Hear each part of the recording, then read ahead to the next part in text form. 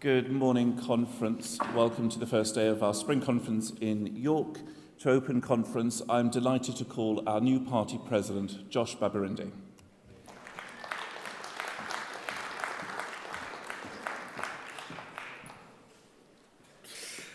Good morning, conference. Thank you so much, Nick and Eleanor, for that introduction. Hello, York. What an honour it is to formally open conference as party president, and what a city to hold our spring conference in. Beyond the extraordinary history, architecture and beauty of this city, York holds a special place in my heart. It was in York that my first spring conference truly showed me the power of our movement when we come together at the turn of the season to passionately debate. And boy, do we love passionately debating. I've seen members spend longer debating the title of a motion than many parties spend on their manifesto. And I say that with enormous affection, because that passion, that refusal to just go along with things, goes to the heart of our liberalism.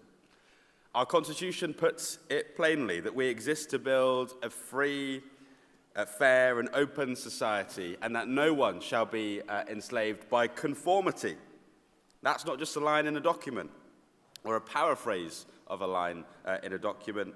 It is the reason that this party gets out of bed. Our determination to fight for that society is what our party runs on. And it runs on our councillors who hold surgeries and show up for people who have nowhere else to turn. It runs on our members who have been at it for years in their communities, making the Liberal Democrats something on the ground long before many people were paying attention. It runs on our parliamentarians, like Yorkshire's very own Tom Gordon, who has secured lots of local wins for Harrogate and Knaresborough, and indeed for Yorkshire in his role. This all proves the difference that electing Liberal Democrats can make, delivering real results for the people we are ambitious to represent, and delivering far more results than what other parties deliver for a place like Clacton, to pick somewhere completely at random. Now, York has a special place in Liberal Democrat history that goes much deeper than what I've described in terms of my own personal link, my first spring conference here.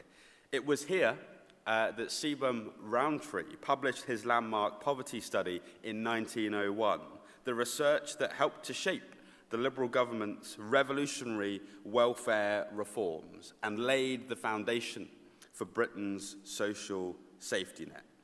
Pensions, national insurance, free school meals, the things that we now take for granted have roots right here in this city, and roots in evidence-based compassion and liberal tradition. And that tradition speaks directly to the values at the heart of our party: liberty, equality, community. The belief that no one, as I said earlier, should be enslaved by poverty, by ignorance, by conformity. Rowntree understood that. The liberal reformers who followed him understood that. And we must carry it forward. That is our inheritance, and it is worth fighting for, because that inheritance is under threat. We are living through a moment where the politics of weaponizing people's fears, turning neighbor against neighbor, and peddling division as a substitute for answers is loud, it's well-funded, and it's coming for the soul of this country. Liberal Democrats must be the first and last line of defence against these populists, and indeed the nationalists in Scotland and Wales too. People who want to tear our country apart. Because what they are offering is the complete opposite of everything that we stand for. The opposite of fair, free, and open. And there is no greater mission, therefore, for our party today. But let's be honest with each other. We can only do that if we're willing to go to the places and to the people who have not always thought of us as their party. We have to earn that trust. We have to reach even further than we might be comfortable reaching. We have to balance, as our Constitution demands, varying different values, not just for some, but for everyone. That is the work. And I genuinely believe, this party, our party, is ready to do it.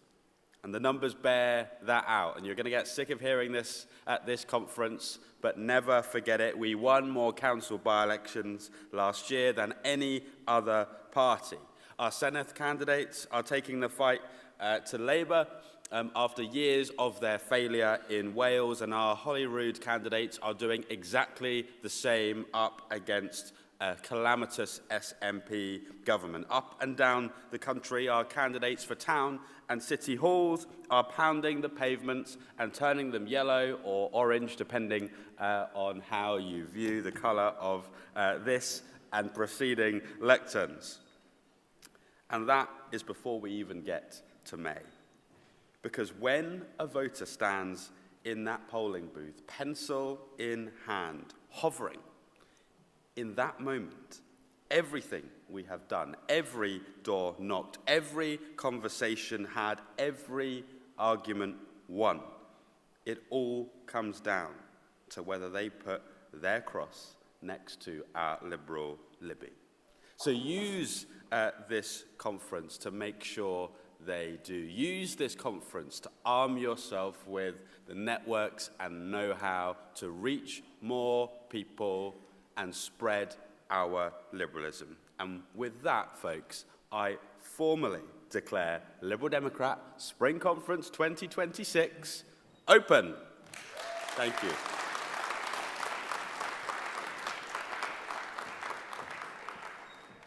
Thank you very much for that, Josh, and I now hand over to Eleanor Kelly for the next session.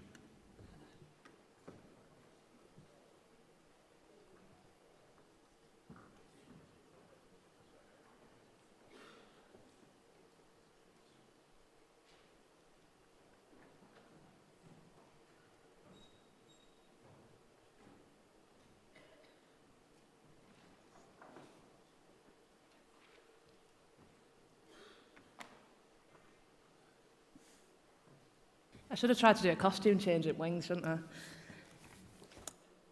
Welcome conference to F2. This is the questions and answers and reports from the Federal Conference Committee and Federal Policy Committee.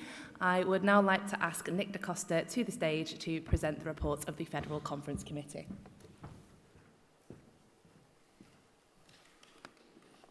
Thank you, that one person. Okay, thank you very much.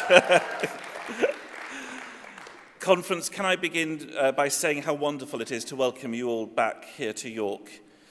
York is a fantastic conference city, and it's a real pleasure for us to be back here again. The team have been tremendously supportive, and we're looking forward to what promises to be a lively, constructive, and engaging conference over the next few days. If this is your first conference, welcome. And if this is your 50th conference, welcome back. Conference only works because of the energy, curiosity, and the goodwill of our members. And it is always inspiring to see so many people come together at the Barbican to debate, discuss, and shape the direction of our party. And for me, being here in York is slightly special. It was in York back in 2001, when I was a student, that I first joined the Liberal Democrats. At the time, under Charles Kennedy's leadership, the party was growing and gaining ground. In that year's general election, we increased our vote and gained seats, showing that Liberal politics had real momentum and a real future in British politics. There was a sense that Liberal values, internationalism, fairness and opportunity had a powerful place in British politics, and it's the same again now. I'm not going to repeat everything in my written report, as I am certain that your conference has read it in full detail and made notes. Since our last conference, we've elected a new committee, and I was also delighted to be re-elected as chair, joined by Eleanor Kelly and Chris Adams as my 2 vice chairs. And all of us look forward to working with the new committee over the next coming years. We're also delighted to have Jodie Frappel as our new Federal Conference Chief Steward, alongside Chris Wiggin and Rian Manan as the Deputy Chief Stewards. We all know the stewards are one of the success stories of conference. They keep things running smoothly, guide members through the programme, and ensure that our debates run well. So if you do bump into one of our stewards, please do take a moment to thank them for everything they do, because we would not be able to run conference without them. And while conference is always full of lively debate, which is exactly as it should be, it is worth remembering something that has been one of the strengths of us as a party, that we need to disagree well. We are a pluralistic party, full of people with strong views, and conference is where those views are debated, but we should do so with respect, good humour, and a shared commitment to our liberal values. So this weekend, by all means, argue passionately for what you believe, but at the same time, please be patient, kind, and help us keep conference the constructive and welcoming place it has always been. A couple of practical reminders. If you want to speak, please submit a speaker's cards. Conference debates are always better when we hear from a wide range of voices from across the party, new members, experienced activists, councillors, campaigners, and policy experts alike. And also remember, the ballot for the emergency motion will close today at 2 p.m, so please make sure you get your votes in. I hope conference forgives me a slight personal reflection here. I'll be very honest, the last few months have been quite challenging for me personally, and I've been dealing with some significant issues which at times have made this role harder than I would have liked. What has made the difference is having the extraordinary support of my colleagues on the committee, particularly my vice chairs and the staff at HQ, who have been incredibly kind and supportive. But that's reminded me of something very important that I think all of us as members should take into consideration. Those of us who run conference, who run the party, are real people. We're volunteers who care deeply about the party, and we're doing our best to make conference work fairly for everyone. So if something doesn't go your way this weekend, a vote you disagree with, a speaker not called, an amendment not selected, please remember that there are human beings behind those decisions, and we're all working hard to make conference best. Finally, I want to thank everyone who makes conference so special. As I mentioned, the stewards, the conference office and policy team, and of course, my amazing colleagues on the Federal Conference Committee. Thank you.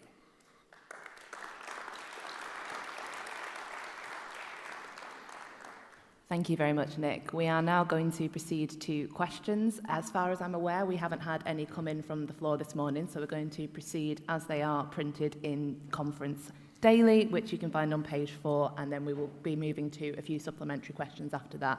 I would like to encourage people to keep them brief. So the first question is from Fraser Graham. He asks, will we ever see the likes of conference in Scotland or Wales again? Thank you for the question. Yes, hopefully. Fraser, if you'd like a supplementary.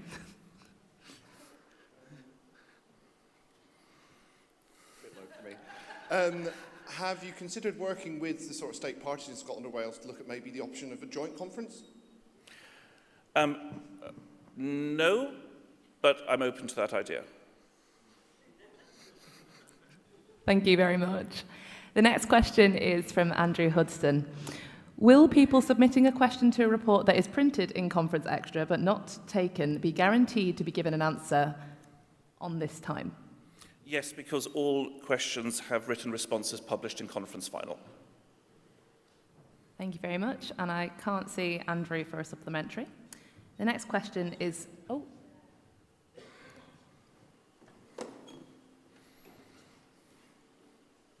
Well, maybe I don't read Conference Final because I have yet to receive an answer to a submitted question. All right, sometimes you sit a bit late, so you know. So I've got one example of one that I didn't, to quote an example I never got not a response to, and that I'm pleased to say is on the board, is on this week's agenda board report, and it's number 1 on the list. It will get a response this time.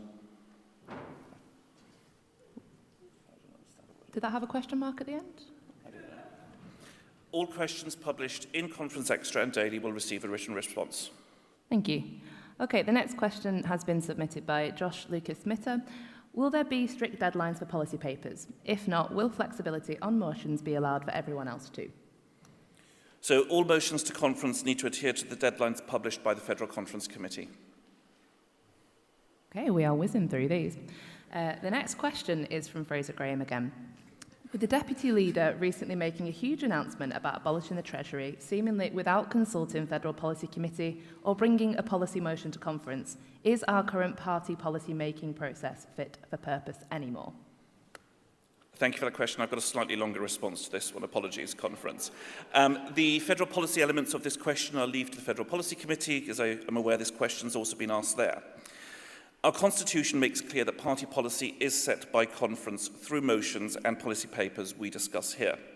Of course, our spokespeople regularly make announcements and calls on the government that may go beyond official party policy. That is their prerogative and a crucial way for the party to cut through with the media and the voters, as well as do the job of holding the government to account. And it's always been that way. Like any members, spokespeople are welcome and encouraged to submit their proposals as policy motions for conference to debate. And that we have a couple of these motions this weekend where the spokespeople are doing that. But of course, there isn't always time for conference to debate every idea from spokespeople. They have to prioritise, and so does FCC, and things happen outside of conference deadlines. However, with regards to the specific policy mentioned, I do note the FPC is planning to bring a policy paper on the economy to our next conference in Brighton, which may likely provide an opportunity for us to debate Daisy's proposal. Thank you very much. Fraser, do you want a supplementary? Okay, we're going to waive that one. So there is one more question, but we're going to respond to that in writing. Thank you very much for your report, Nick. I would now like to ask Councillor Lucy Netzinger to the stage to present the report of the Federal Policy Committee.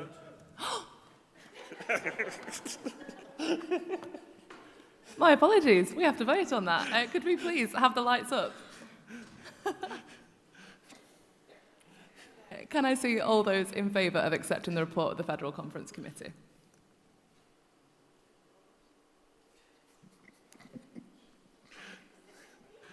Thank you. If you could put your cards down. And all those against. Just going to have a little look at the online vote.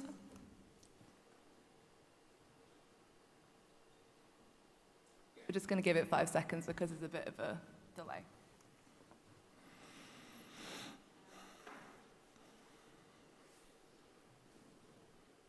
Thank you. That has passed. Thank you. And I would now like to call Councillor Lucy Netzinger to the stage to present the report of the Federal Policy Committee. Good morning, Conference. Like everyone else, I am delighted to be back here in York on this very sunny day, but I will spend a little bit less time talking about it. The Federal Policy Committee report is in the papers, and I, like everyone else, will assume that you have read that. There are a few things to add since it was sent to press. The first is that the Federal Policy Committee had a very well-attended and, from my perspective, very enjoyable away day since the report was published. I'd just like to say we started the away day following in the footsteps of our excellent new president, throwing oranges at each other, which I would like to recommend as a way for Liberal Democrats to start most meetings. It seems highly appropriate. The day included some excellent discussions on the way in which the Parliamentary Party and the Federal Policy Committee can work really effectively together, and a discussion about the different ways in which we make policy in the party and the way in which we can make sure that those are coordinated between the Federal Policy Committee and the Parliamentary Party. We also made decisions on the future work programme, and we will be setting up new working groups on consumers, on victims of crime, on rural issues and on communities shortly. And we will also be starting work on the pre-manifesto. I don't have anything else to add on the report, so I'm happy to move to questions, if you're happy with that. Very happy. So the first question is from Tony Vickers. Noting that Greens are attracting younger voters, when did we last review our policies across the board to deal with the growing generational divide? Thank you, Tony. We have actually had quite a lot of green policy it's one of the things that comes up quite frequently with FPC, and we do make sure that we are keeping up with our green policies.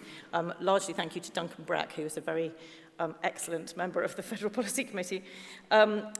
However, we also have other members, parts of the party who are busy reviewing and making sure that we keep up in the green space, the Green Liberal Democrats and the new Liberal Democrats Climate and Nature group.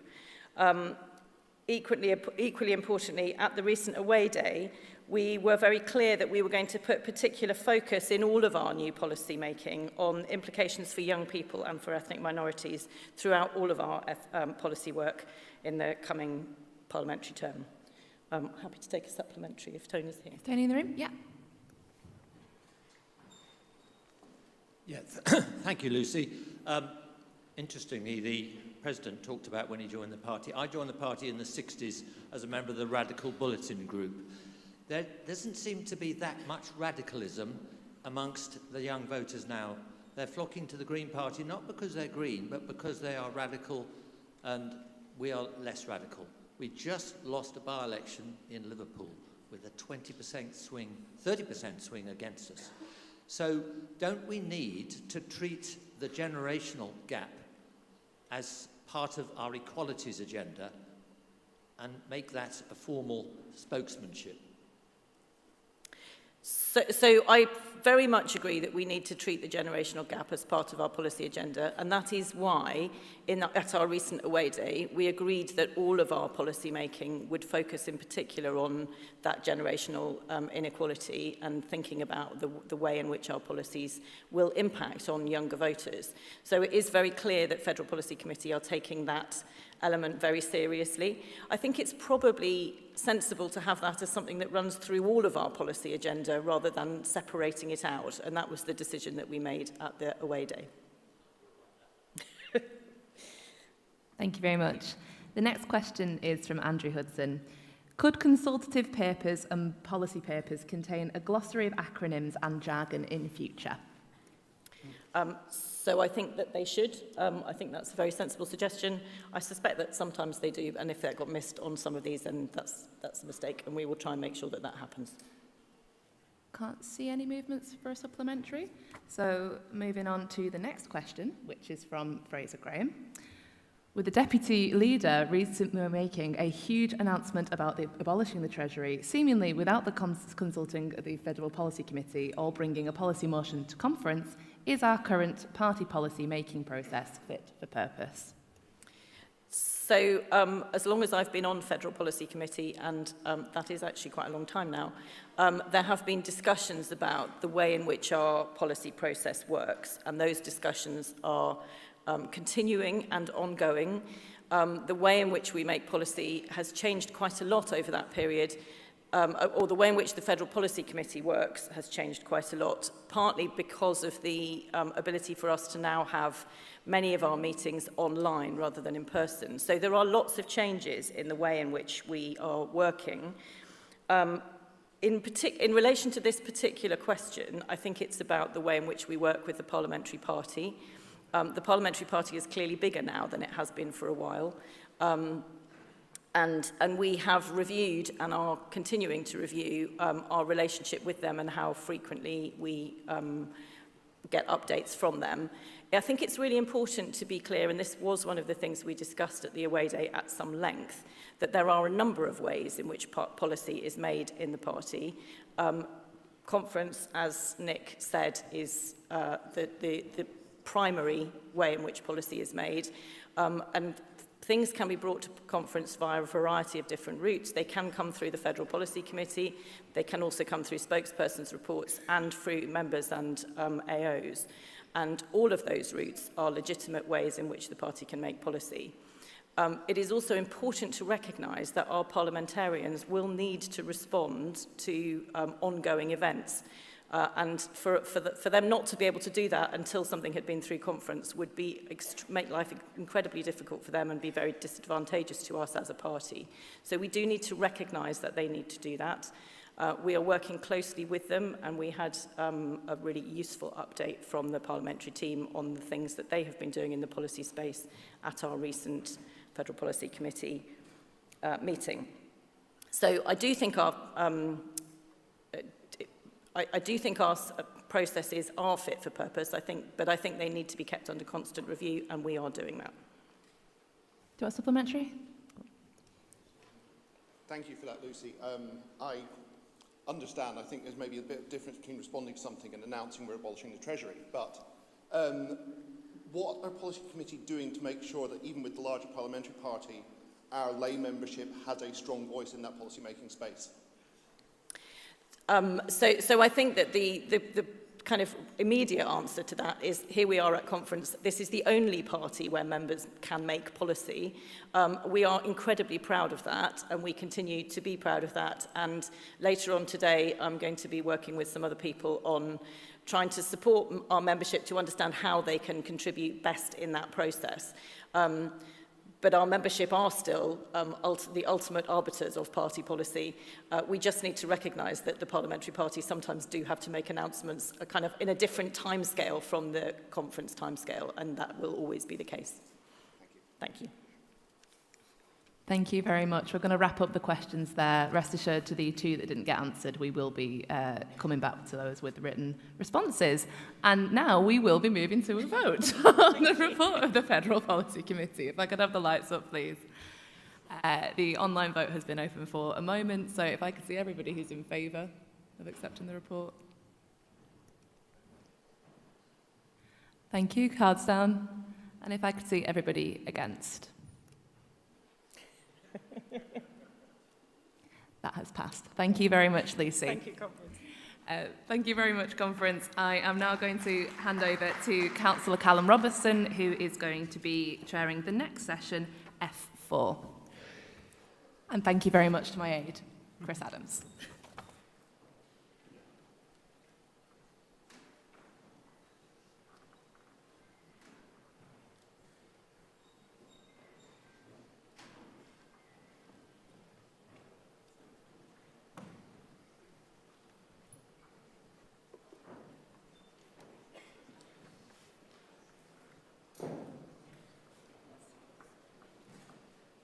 Those lights are incredibly bright.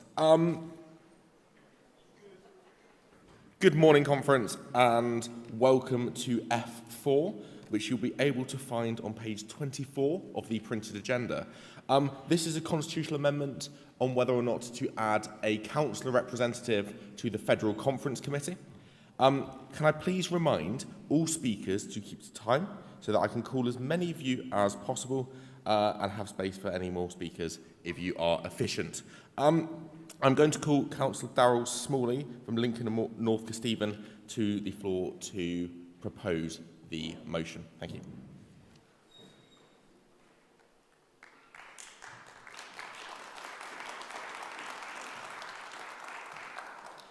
Thank you, Callum, and it's a delight to be here. I'm speaking as chair of ALDC's Policy Committee, and I'd like to start my remarks by thanking Rob Banks at the LGA Group for his support and help in drafting this. We often hear constitutional amendments described as tidying up amendments, when actually they propose sweeping reforms to our party structure. Today, this is hopefully literally a tidying up amendment. It is important we recognise and value the hard work of councillors at all levels of the party, and this includes ensuring that the party's voice in local government is heard when planning federal conferences. At the moment, there is an inconsistency in representation on the Federal Conference Committee. Other sections of the party have places on FCC guaranteed, for example, the Parliamentary Party and the state parties of England, Scotland and Wales. So it is only right that our councillors have the same representation and profile. For example, there is a councillor representative on the Federal Policy Committee, so it is only logical that the Federal Conference Committee should have a similar arrangement. Whilst we currently have people who are councillors elected to FCC, that is very different from a guaranteed place. The role of a councillor representative is also very different. They are speaking on behalf of the Liberal Democrat local government family, and they're liaising with ALDC and the LGA Group before and preparing for meetings. We now have over 3,200 Liberal Democrat councillors, and we lead 75, yes. and we now lead 75 councils across the country, and hopefully in just a few short months that number will increase. As well as being the party's ambassadors on the ground in communities ranging from the Scottish Highlands down to Cornwall, our councillors also contribute approximately £2.5 million in tithes and other contributions every year. We did, as an ALDC's policy committee, we did sort of weigh up whether in drafting this constitutional amendment we should reduce the size of FCC in order to create this place for a council representative. There was a difference of views. However, we decided we'd add this place. So we're not removing other people from FCC, we're adding a council representative. I was very recent, until January, the English Council representative on FCC, and I know as a committee, apart from meetings at conference, meetings are virtual, and often people who are elected to FCC are called upon to chair NA debates and contribute in other ways. So in other words, it's a committee that is never too short of volunteers. So to have another voice hopefully aids FCC's role. I'm not going to use my full 5 minutes. Thank you for your time this morning. Please support this amendment, and I hope you have a wonderful time in our city this weekend. Thank you. Thank you, Darryl. I would like to now call Jenny Rigg and ask Steve Darling to stand by, please.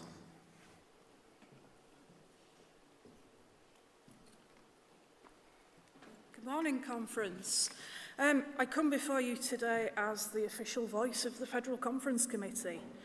I know, how the rebellious have fallen. Anyway, in order for you to make an informed decision on this, we thought it might be instructive for you to know the current composition of FCC. As I speak, we have among our number 8 parliamentarians and 5 councillors. So in terms of the membership that Darryl mentioned, those 3,000 councillors are about 5% of party membership. 20% of FCC is currently councillors. We are by no means short of representatives of the various levels of government, and they're not prevented from gaining powerful positions within the committee. The chair of FCC is a councillor. This is wonderful, as it does give us people with that lived experience, but it can sometimes also cause a problem. Quite understandably, the representatives of government think that running a council, or even the country, is far more important than doing the work involved in FCC. But this means there's a far smaller number of us who are not in those hallowed roles who have the capacity to do the work of FCC, and it is very necessary work. And if someone can't do the FCC work because they've got a council meeting or other duties, that's genuinely nothing to complain about. It's great that we have people in those positions. But the work of FCC still does need doing. It doesn't go away. And that places a burden on the rest of us. Now, FCC is not just a nice 3 letters to have on your CV. I know I'm saying this a lot, but it is work. Conference, you would not be sitting here right now listening to me say this without the many, many, many hours of work that FCC members put in year-round, day in, day out. And of course, councillors are extremely capable of doing that work. They wouldn't have become councillors without the capability. But they are people with inherently less capacity because they're already doing important work for the party. I've got absolutely no objection to places being reserved for underrepresented groups, but councillors aren't an underrepresented group. And Conference is going to be discussing later this weekend with Josh's business motion, which FCC selected for debate, what we do about underrepresented groups. If anything, I would say that members who are not councillors are underrepresented on FCC. Reserving a specific place for a councillor rep would therefore dilute the power of those people who are not councillors. And it would change the balance of power in the committee between those reps and members like myself who are directly elected by you. I ask you all please to vote against this motion.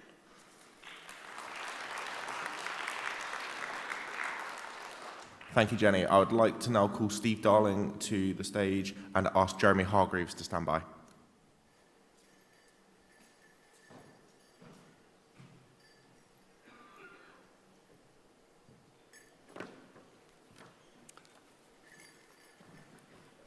Thank you.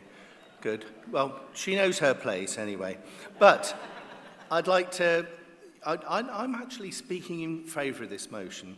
And whilst I've been an MP for 18 months, I've been a councillor for something like 32 years. And in those 32 years, I would say that I've gained massive experience. And as a family of the party, the party is a family, and there are many parts of our family. And we need to be alive to where there is experience. And also, where do we show value to elements of our party? We heard earlier on that there are 3,200 Lib Dem councillors up and down the country. We need to hardwire that experience in. It is only one place here. We've already heard that there's a level of over-representation here. But I'd just like to play back to you that as a parliamentarian, what my experience is that when I go out to a school and they say, what's your proudest thing? It's actually something as a councillor. It's when, as leader of Torbay Council, we went from failing to good within 2 years and supported for our children's services and supported some of the most vulnerable people. And there were some really valuable life learning opportunities as part of that. And that's why I would say that this is an opportunity to hardwire in to what we do as a party, the value of councillors, rather than saying that it's all about parliamentarians. Parliamentarians are important. We've got 72 of them and maybe a 73rd one on my right. But for me, it's actually saying a lot of our councillors do damn hard work. You often feel, and I felt it many times as a councillor, that the balance, it's all about Westminster. And there's an element of truth in that. But we need to value our councillors as well. And let's back this motion and get it through. Thank you, conference.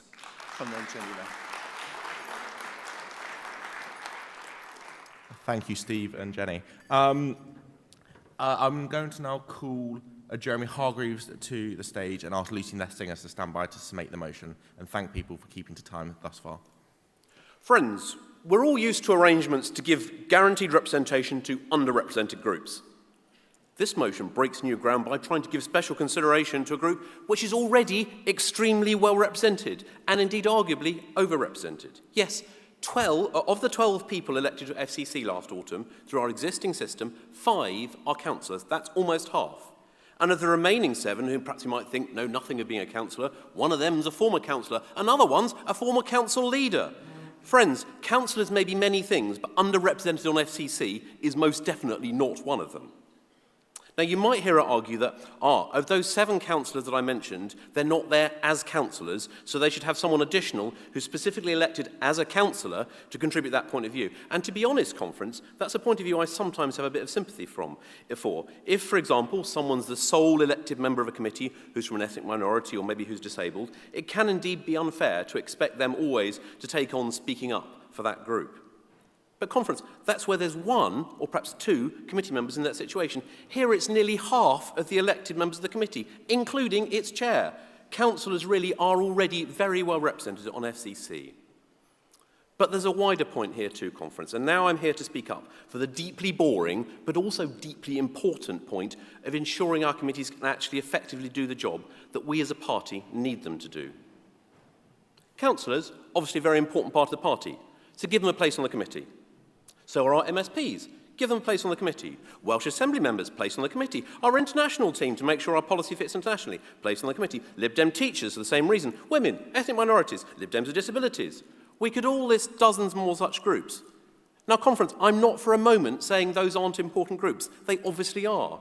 But if we decide every group which is really important should be on a committee, then FCC, already 26 members, quickly becomes 60 or 80 or more. That isn't a committee, it's a conference. Friends, the main members of these committees are elected by all of us as members. If we think it's important to have, say, a councillor on a committee, that's a great reason to vote for it.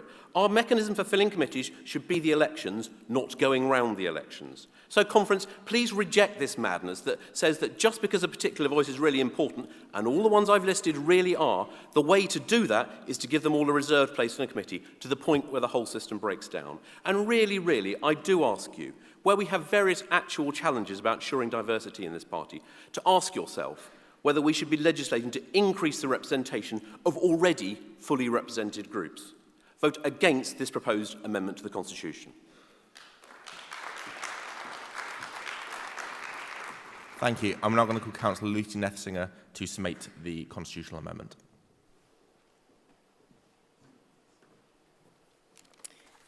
Thank you, Conference.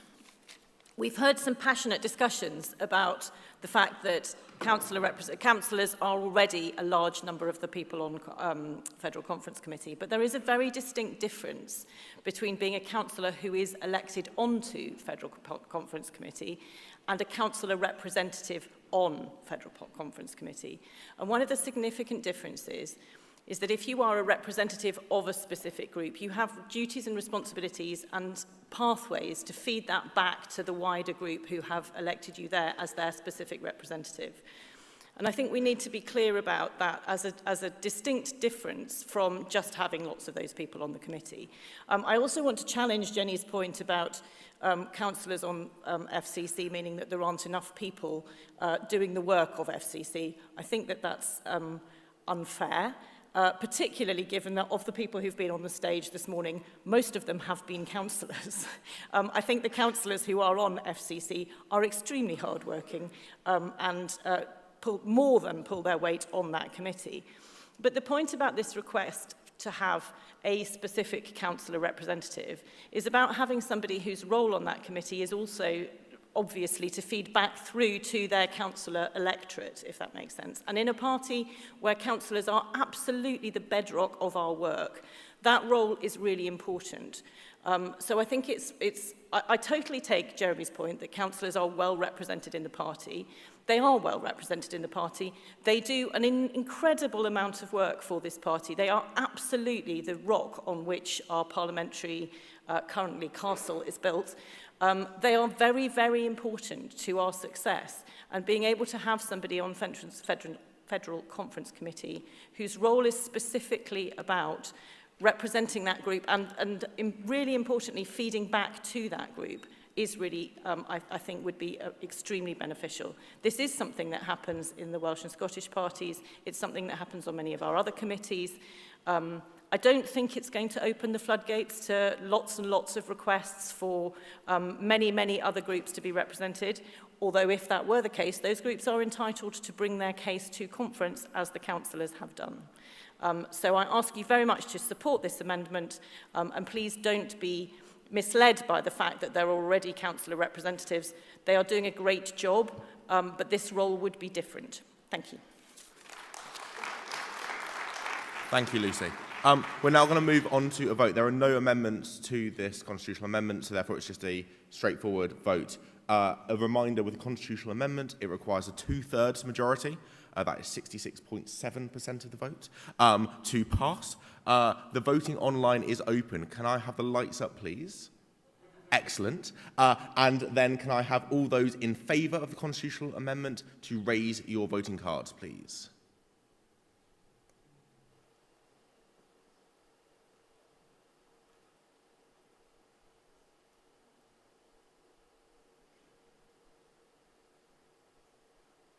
Can I have those against the constitutional amendment raise their cards? Okay.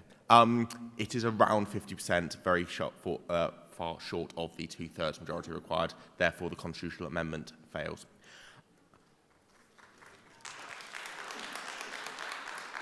I'm going to now thank my aide, Hannah Kitchen, and our hall aide, Duncan Brack, and I'm going to hand over to hopefully soon-to-be councillor, Chris Mains, for F5, driving forward the road to access. Thank you.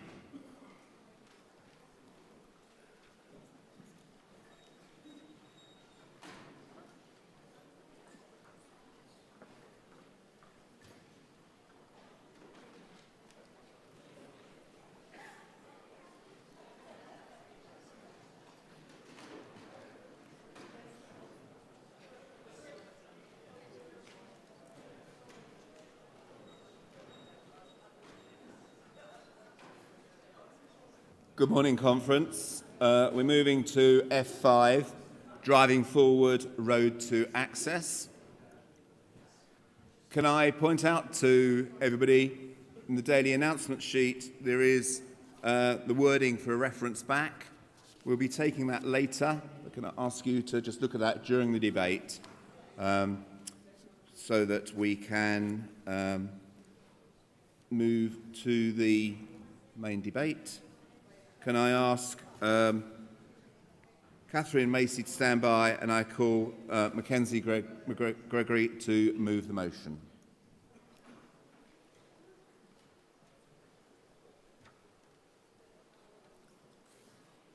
Good morning, Conference.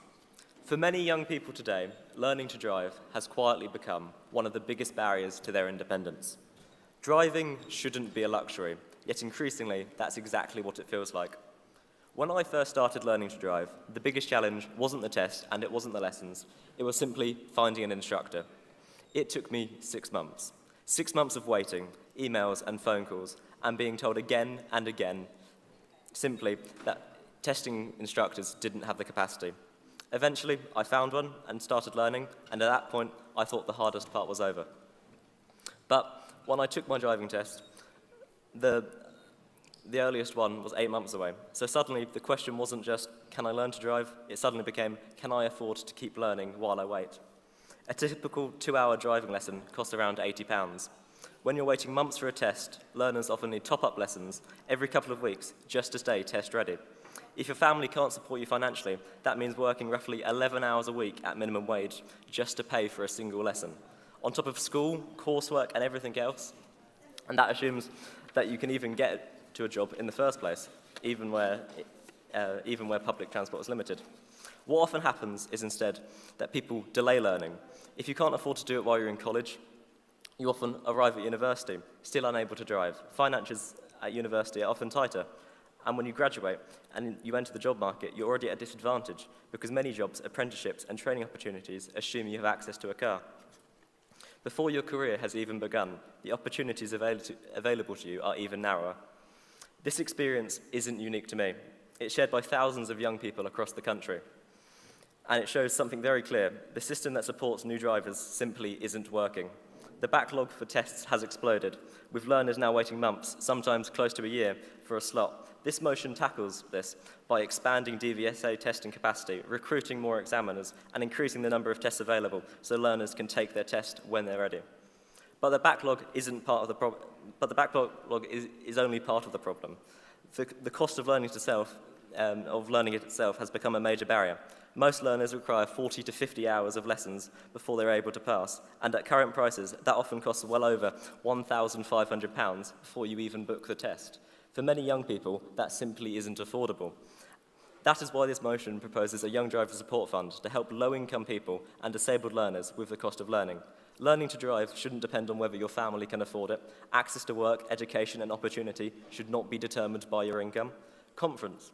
I'd also like to highlight Amendment 1. Amendment 1 reminds us that this debate is not only about young people learning to drive, it is also about accessibility. Fewer than 1% of driving instructors currently have adapted vehicles, despite the fact around a quarter of the population is disabled. A close friend of mine has a driving instructor who developed a disability that limited their movement on one side of their body and had to switch from teaching manual cars to automatic vehicles. Without adapted vehicles, that instructor might have had to give up teaching entirely. Supporting instructors who want to train disabled learners strengthens this motion, and Conference, therefore, you should support Amendment 1. Finally, Conference, we must reject the reference back. The argument behind the reference back is that we want to reduce car dependency in the long term. We should not take action here to make driving more accessible here today. But that argument misses something fundamental. Thousands of young people across the country are telling us that this system is not working. They are waiting months for tests, paying thousands just to learn, and being priced out of their independence. When young people tell us a system is failing them, the responsible should not be to talk over them. It should be to listen and to fix it. Because as Liberal Democrats, we believe something very simple. Public services should be run well. If a public service is broken, we should fix it. If it is failing, then people who rely on it, we should reform it. And services that are used heavily by young people should not be no exception. There is no justification for leaving a public service dysfunctional. There is certainly no justification for leaving it broken and then expecting young people to simply cope because public transport has failed them as well. In many areas, alternatives simply do not exist. You cannot shift journeys to buses that never come. You cannot rely on trains that do not run. Young people in those communities are already paying the price for gaps in public transport. It cannot be right that they are expected to tolerate a dysfunctional driving system as well. That would mean failing them twice, Conference. Thousands of young people are telling us that this system is not working. They are waiting months for tests, paying thousands just to learn, and being held back from their opportunity. Let's show them who the Liberal Democrats are by showing them we listen and responding swiftly and robustly. Conference, reject the reference back, support Amendment 1, and support this motion. Thank you.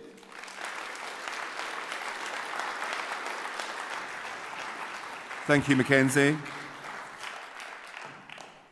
Can I ask Andrew Emerson to stand by, and I call Catherine Macy from Bristol, who's going to move Amendment 1. The amendment is in the daily announcement sheet. Good morning, Conference, and thank you so much to all the young Liberals who've put together this brilliant motion. It's incredibly important that we recognise that the future involves cars. We cannot simply get rid of them, as many of the Green councillors in Bristol think they can. Disabled people deserve the ability to leave their house. My mother didn't leave her house at all in January, even though she's been given a Motability car, because she was given a car that means she can't actually get in and put her wheelchair in at the same time. She still requires me, my brother, or her carer, and the main person who lives around her is my 82-year-old grandmother. On top of this, we need to recognise that 20% of people are born disabled. One of my best friend's younger brothers has lived in Leeds for the last 5 years, and he tried to start learning to drive 5 years ago. There is one disability driving instructor in that area of Yorkshire, famously not rural at all. And the way you find him is to call up on a Monday and hope that enough of his students have passed recently that he'll take you on. There's not even a waiting list for you to sit on patiently. This isn't acceptable. We actually have come from a reasonably rural area. The only reason our bus is semi-reliable is because it's near the airport. And part of the reason I now live 200 miles away from the person I care for is because it was a choice between having a job and supporting her financially and being there physically. If I had been able to afford to learn to drive as a child on benefits, maybe I would have actually been able to choose to have both a job and my family in my life. This amendment acknowledges that disabled people deserve better, and young disabled people especially should not lose their independence. A lot of disabled people are assumed to have someone with them or need a carer. Since my mother became a wheelchair user, she very rarely gets talked to now, and it's always me that gets looked at. That isn't acceptable, and the very basic ability to be able to go somewhere should be a fundamental right. And if you wish to learn to drive, you should be able to, regardless of your age, your income, and your disability once you're 17.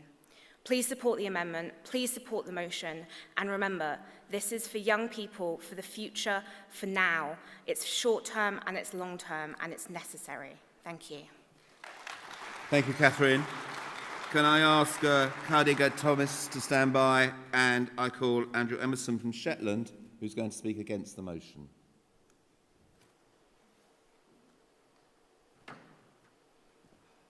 Hi, thank you, Conference. It is my first speech on a stage, so please bear with me.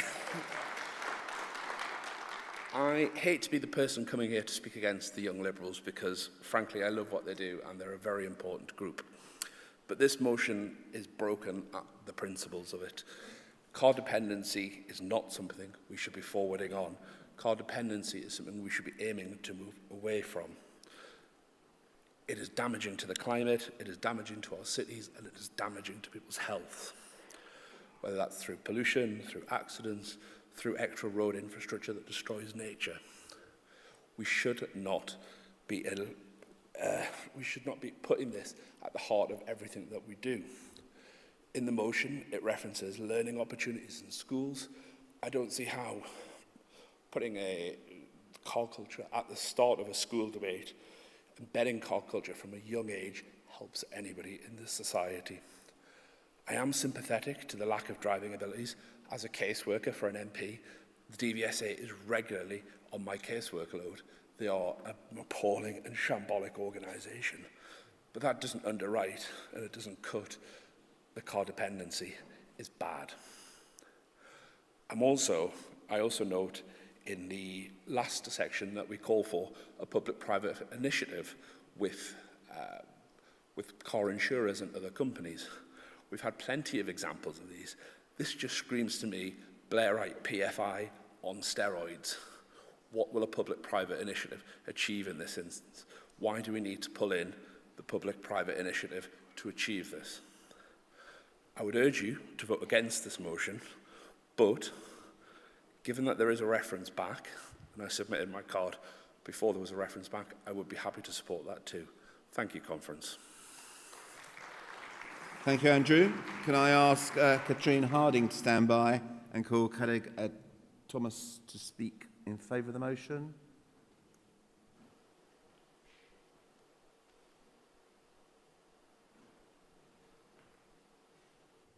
Can I ask Ollie Glover to stand by, and Katrina, can you speak against the motion? Katrina is from Wokingham Borough.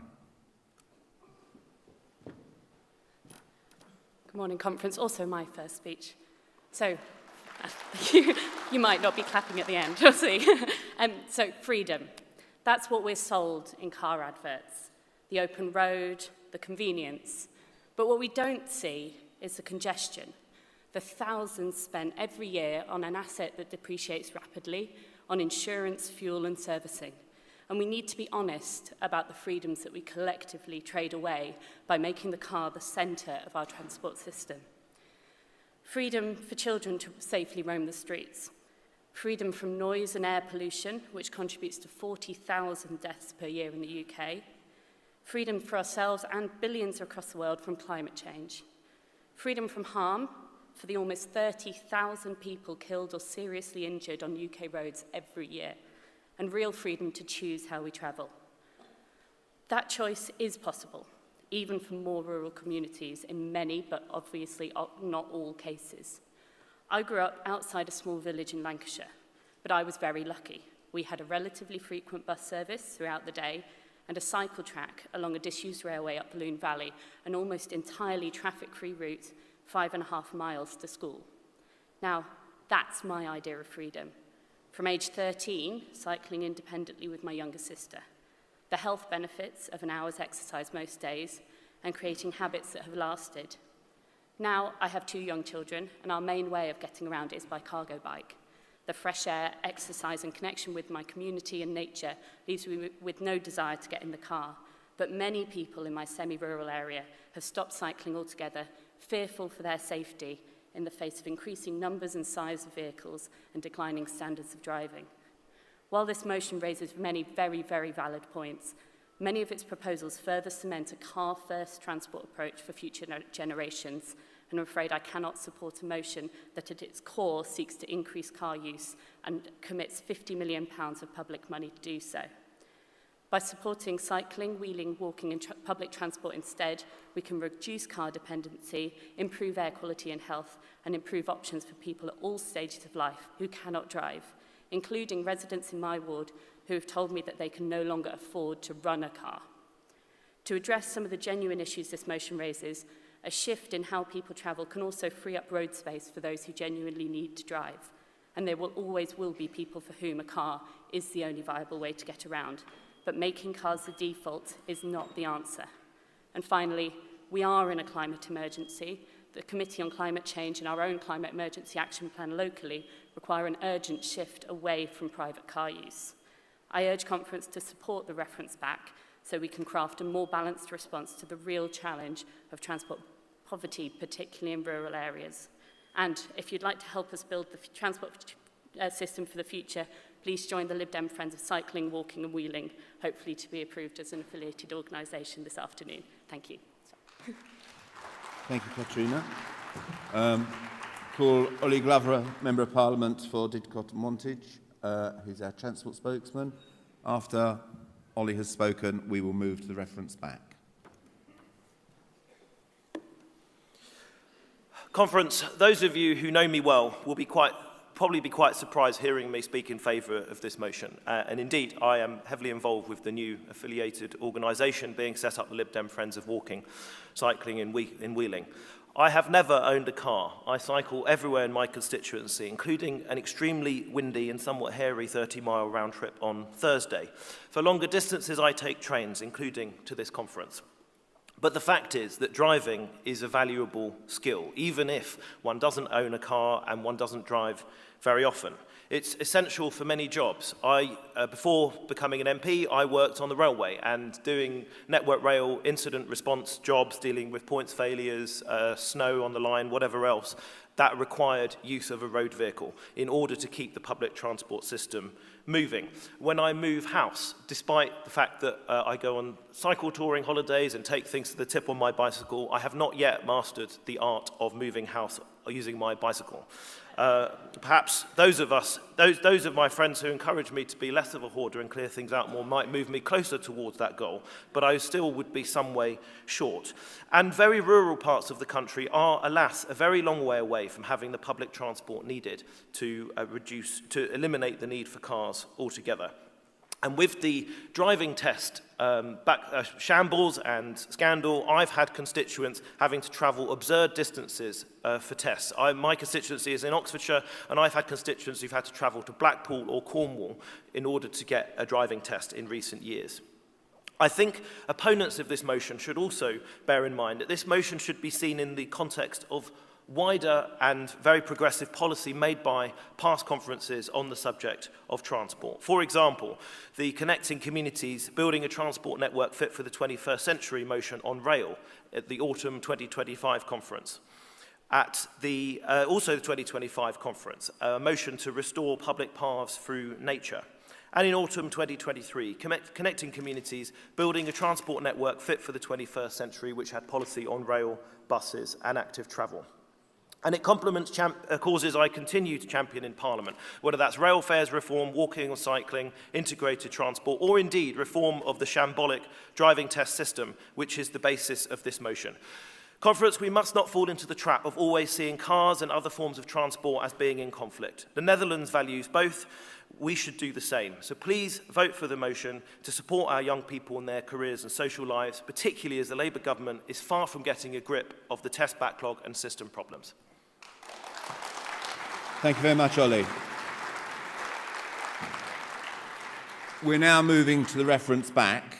If I can just explain, we will have a show of hands to see whether you want to hear the reference back. That is a simple majority. If you decide you do want to hear that debate, Simon Robinson will move the reference back and the movers will speak against it. They get 2 minutes each, and that will require a 2/3 majority for the motion to be referred back to the Federal Policy Committee. If it is not referred back, we will then move to the summations of Amendment 1 and the main motion. The reference back is written in the daily announcement sheet at the bottom of page 5 and 6. Can I see a show of hands, those who wish to hear the reference back?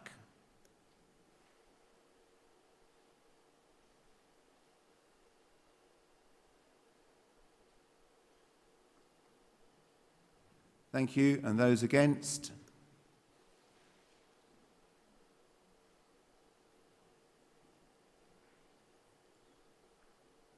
That is lost, so I will ask the summators to stand by. Will Johan Weiss stand by to speak to summate on Amendment 1?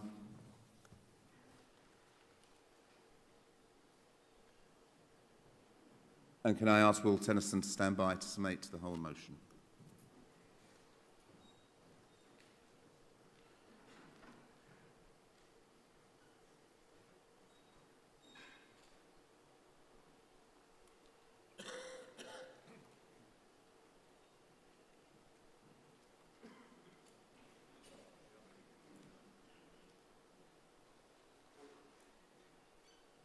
So is the summator of Amendment 1 here?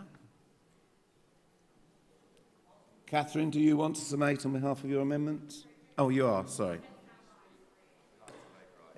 The lights are very bright, I didn't see you, sorry.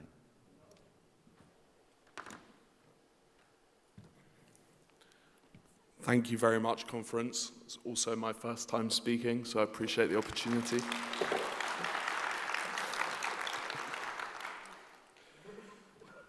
Leaving the house is not a luxury, but for many disabled people in rural communities, it can seem that way. I recently had the privilege of technically being a young person, although no longer. And I know that, and I'm fortunate to live in a city, but I know that if I lived in the countryside, I would desperately, desperately need access to a car. Otherwise, I would not be able to get around. I would not be able to go to the appointments I needed to go to. I wouldn't be able to see friends. I wouldn't be able to live a well-rounded life. So I'm grateful for the opportunity to speak for this motion because, like myself, there'll be many people in rural communities who will need access to driving tests and need access to cars. Thank you very much, Mackenzie. I urge you to vote in favour of the motion. Thank you very much. Can I call on Will Dennison to summate the motion? Good morning, Conference. I am also a first-time speaker today, so 4 in a row. Thank you, everyone, for speaking on the motion today, speaking on support of it. I'd like to give a special thank you to Mackenzie, who's done a brilliant job at bringing this motion together. Young members like Mackenzie are blocked from engaging with society, they're blocked from accessing areas of community, and they're blocked from accessing the same educational and employment opportunities that other members out there can.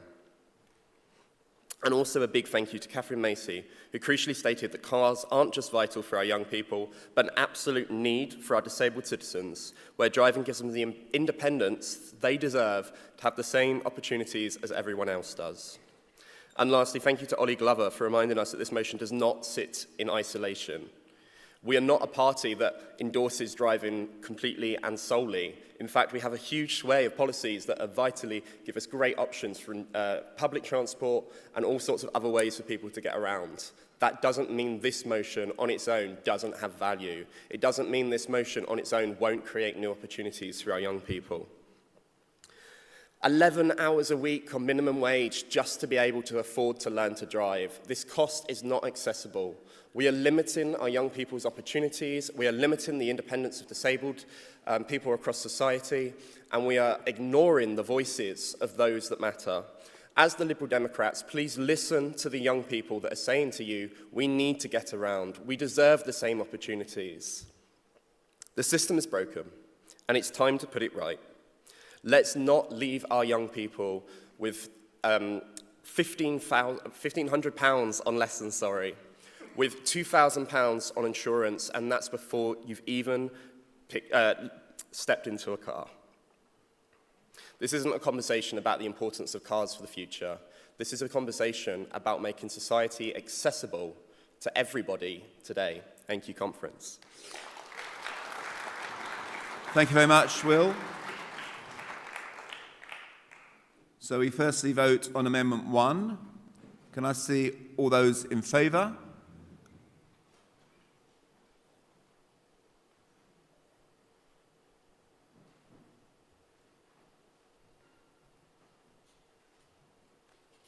Thank you.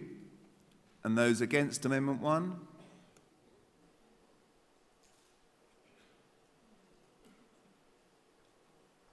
That is very clearly carried. And then can we move to a motion, vote on the motion as amended? All those in favour?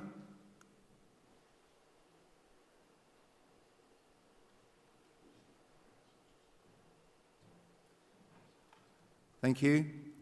And those against the motion?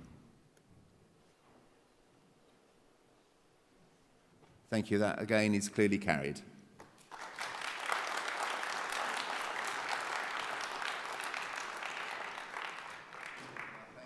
Can I thank my aide, Dion Daniel, and we move on to F6. If Gareth Epps is available.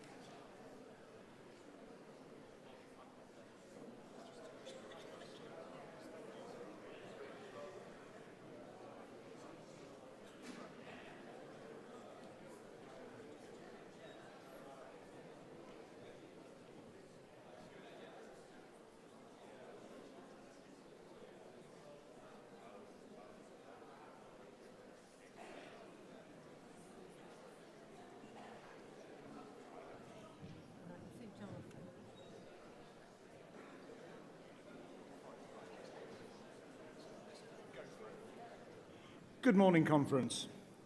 We now move to policy debate F6, preserving trial by jury, and you will find the motion on page 28 of your conference agenda, and you will see in your conference daily that from page 6 the Federal Conference Committee has accepted some drafting amendments, and we've chosen 2 amendments to be debated. Please could I ask Jonathan Marks, KC, to stand by, and it now gives me the great pleasure to call Jess Brown-Fuller, MP for Chichester, to move the motion.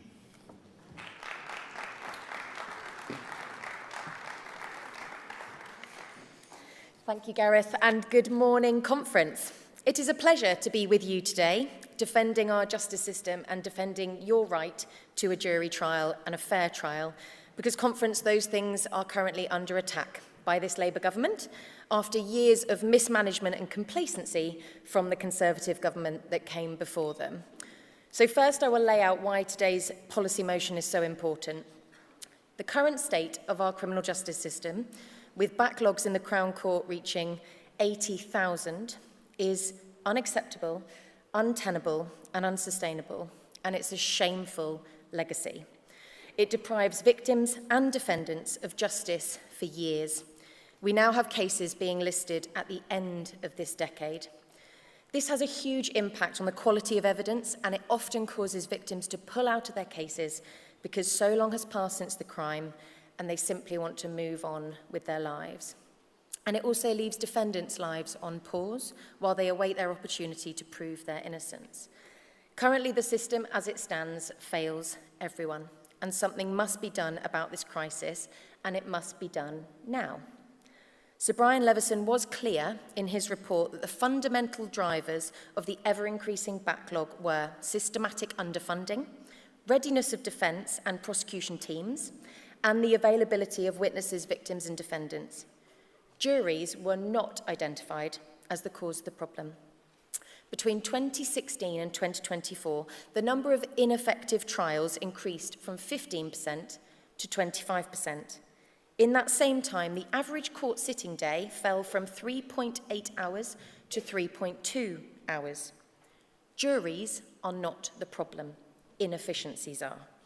In my Crown Court in Chichester, which has recently become a permanent Crown Court after being closed under the Conservative government, all cases were suspended for a fortnight in January because the heating system failed and it was too cold in the building. And across the country, there are stories of courts closing due to crumbling roofs, water pouring into courtrooms, gas leaks and general poor maintenance over many years. Juries are not the problem. Crumbling infrastructure is. Barristers across England and Wales are reporting delays to their cases because of the failed prisoner, escort and custody service contracts. These regularly cause cases to run late because the defendant has not been delivered on time from prison or there's nobody on site to bring them up from the holding cells. Conference juries are not the problem. Government contracts are the problem. Trial by jury is deeply enshrined in our conscience and constitution, and it's respected all over the world, and it is one of the only parts of our justice system that is still trusted by the public. The possibility of being tried by one's peers is fundamental to a fair trial in this country. That point was recognised by David Lammy himself in the Lammy Review in 2017, and then again during the pandemic when curtailing the right to a jury trial was proposed to deal with the increasing backlog. And it is frankly reckless of him and of this government to take a sledgehammer to jury trials without clear evidence and careful scrutiny. Yet that is exactly what this government is doing in the Courts and Tribunals Bill. The government, at the same time, is making real-term cuts to the Ministry of Justice's capital budget until the end of this Parliament, and then claiming that their reforms will improve the situation for victims and make no real difference to the way that defendants experience the justice system. Now, I think most of the public would agree that a sentence of 3 years imprisonment is a life-changing sentence. And if I was to be tried for a crime that I was arguing I did not commit, I would like that to be in front of a jury of my peers. I will be fighting for your rights in Parliament, and this policy motion today lays out a clear commitment as a party to uphold a criminal justice system in this country that is based on fairness and trust. So, Conference, I urge you to support the motion today and the important amendment by my friend Lord Marks that seeks to find an alternative to the government's approach to erode the right to a jury trial and instead supercharges the Crown Court sitting day to holding AM and PM trials in select courtrooms across the country to be used as a tool by listing officers to bring forward cases that are stuck in the backlog faster. In original pilots of this method, the approach cleared 3.5 cases per courtroom each week, compared to fewer than one in courts operating standard hours. I would also urge you to support the amendment tabled by Lib Dem Women that recognises that the restriction of jury trials would have a particularly detrimental impact on victims of rape and serious sexual offences, with 4,000 adult cases in the backlog as of September 2025, and it calls for a much more ambitious strategy to reduce delays in rape and serious sexual offence cases. Thank you, Conference.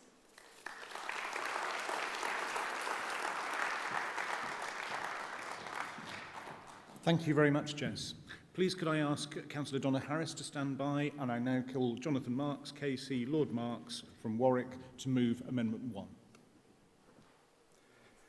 Conference, Jess has got this entirely right.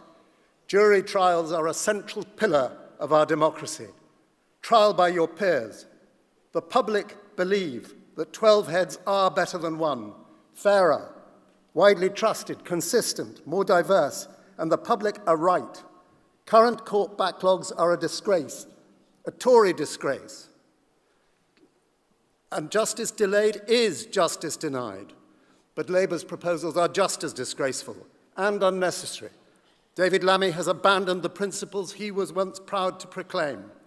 His proposals would end jury trials for nearly all dishonesty cases, regardless of past character, or the likely consequences of conviction for employment, health, and reputation, all based on a mere guess at the probable sentence. And there is next to no evidence that judge-alone trials would save time anyway. Amendment 1 gives us a practical plan, a plan to cut the backlogs and preserve jury trials, and at little cost, because trials that are delayed still have to be heard and paid for eventually, unless, of course, they're abandoned, which shouldn't ever have to happen.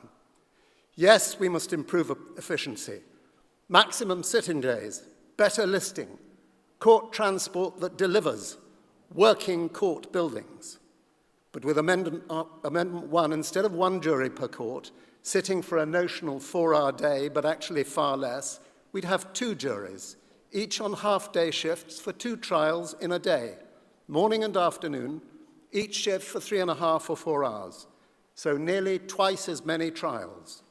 Yes, we'd need more judges, and we'd need to pay advocates enough to retain them, but that's a must anyway. Then we'd need to ask court staff to work an extra hour a day. Jurors would prefer half days to full ones.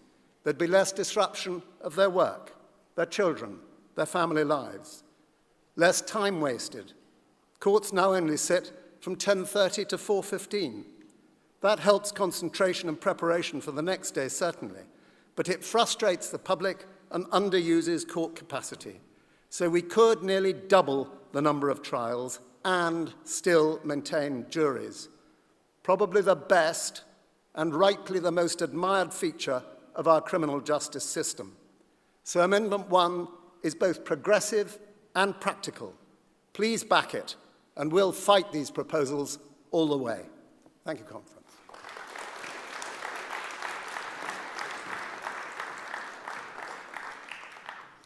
Thank you very much, Jonathan. Would Dr. Mohsin Khan please stand by? And could I also ask Dr. Renu Raj from Hounslow Borough to stand by to speak after Mohsin? I now call Donna Harris, Councillor in London Borough of Lambeth and Chair of Lib Dem Women, to move Amendment 2. Thank you, Conference.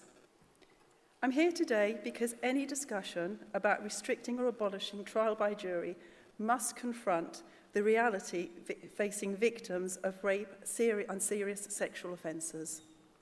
As of September 2025, as Jess said, there were over 4,000 adult rape cases waiting to go to trial in the Crown Court, a 70% increase in just 2 years.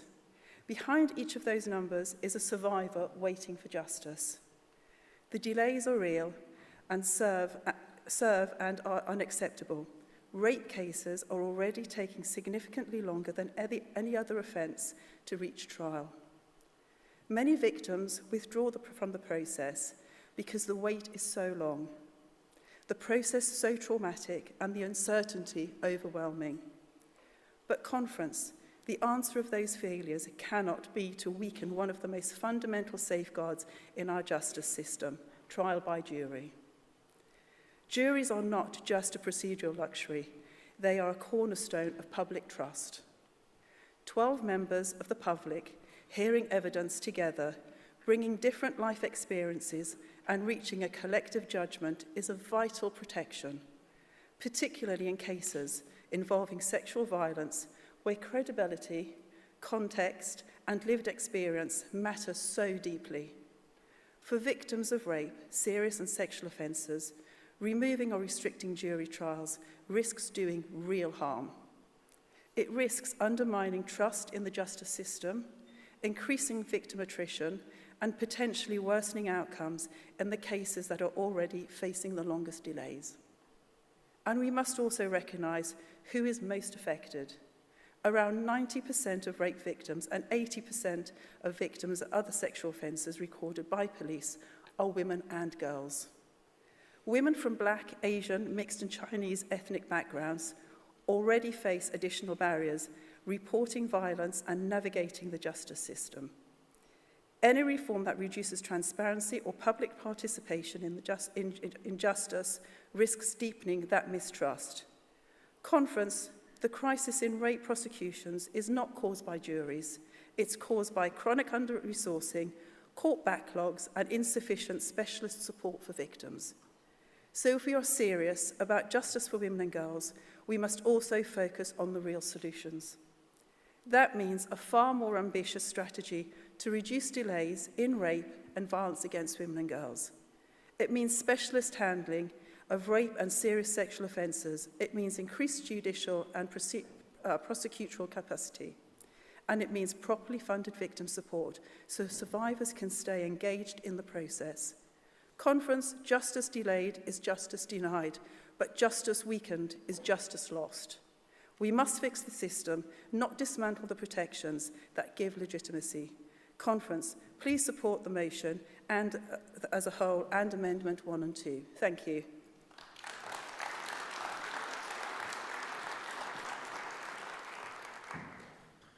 Thank you very much, Donna.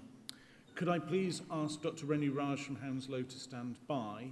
And I now call Dr. Mohsin Khan from Twickenham and Richmond. Mohsin is Vice Chair of the Lib Dem Campaign for Racial Equality. Conference. Thank you to the movers, Jess and Max, and Maddie and the staff team behind this motion who worked with Lib Dem Campaign for Race Equality for accepting our drafting amendment from LDCRE on ethnic diversity difficulties in justice. Conference. Judges and magistrates, as a body, have an ethnic diversity problem. It is clear there is a crisis of faith among ethnic minority defendants. We see that they elect for jury trials more. This is not surprising. We have evidence from other countries where you can do research with juries that more diverse juries are fairer to ethnic minority defendants. Even just having one ethnic minority person on a jury can have a significant positive impact overall. Diversity matters in justice. Magistrates have made more strides, positive strides in ethnic diversity, but it is still not ideal. Ethnic minorities are 22% of the population, but only 11% of the judiciary. They're less diverse than typical juries when you look at the body of judges and magistrates. Black judges and magistrates as a whole make up only 1% of the current population of professionals. Ethnic minority applicants to become a judge are half as likely, to become a magistrate, are half as likely to be selected as magistrates overall. Black applicants make up 8% of magistrate applicants in the pool, but only 1% of the final magistrates who become appointed. So there's quite significant differences between ethnic minority groups as well. Outside of London, there's even more difficulties with ethnic diversity. Some of this is allied with age. 55% of magistrates are over 60, only 5% are under 40. Yet, when you look at the ethnic minority population of Britain, you see various age differences that aren't really accounted for there. There's clear room for improvements, for targets, for reporting back, and for holding to account. And I'm pleased that the movers have accepted various drafting changes around this. So, Conference, please remind the Justice Secretary of his views in opposition before he got his red ministerial box and suddenly changed his mind. Remind him that judges are sometimes less representative of the population that they are judging on, that juries are less biased racially. Please back this crucial motion and the other amendments as well. Thank you very much.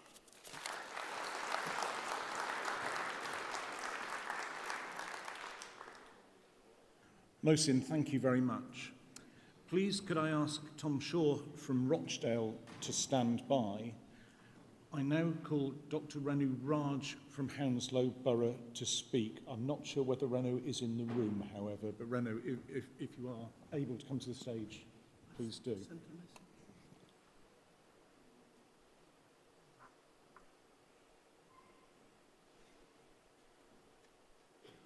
In that case, please could I ask Luke Taylor MP to stand by, and I now call Tom Shaw from Rochdale.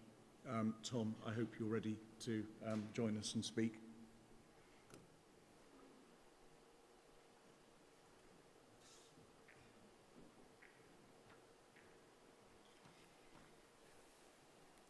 Good morning, Conference. It's my first time speaking at Conference. Thank you.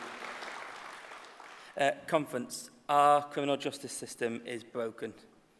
Our courts are broken, our police services are overstretched and overworked and underfunded, and our prison services are unsustainable.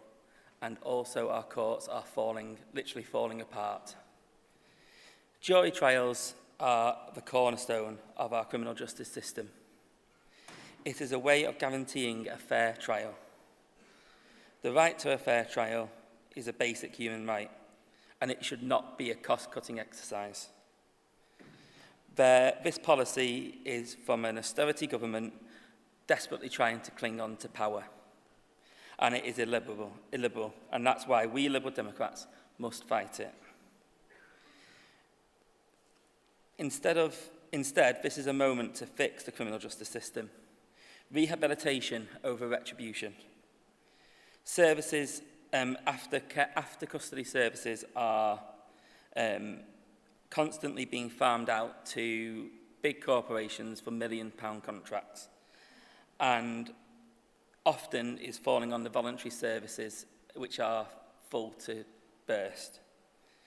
That is a good place to start when cost-cutting exercises are needed. I urge you to back this motion. Thank you.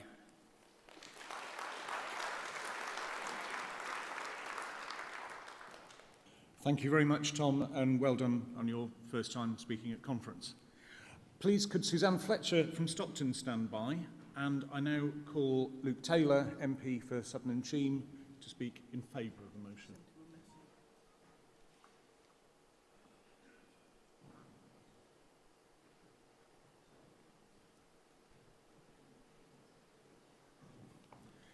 I'm not being very lucky this morning, am I? In that case, please could I ask James Sandbach to stand by, and it now gives me great pleasure to call Suzanne Fletcher from Stockton, who wishes to speak in favour of the motion.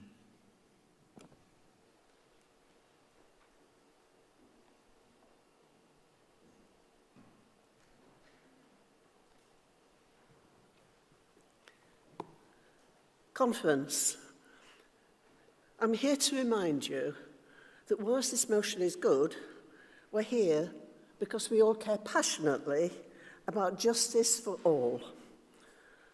But there are people who do not appear before any judicial process, people who are put into immigration detention with no time limit, just on the say of a civil servant, going nowhere near any judicial process. 51% at least, and 57% in the women's immigration detention centre in the northeast, are actually released back into the community. It is wrong and bad decision making. They shouldn't have been detained in the first place. People who are vulnerable should never be detained like this. All are ethnic minority. Many have mental health issues, have suffered sexual abuse, PTSD, and some are pregnant. There are alternatives in the community to immigration detention. Please remember this when campaigning as Lib Dems for justice for all. Thank you.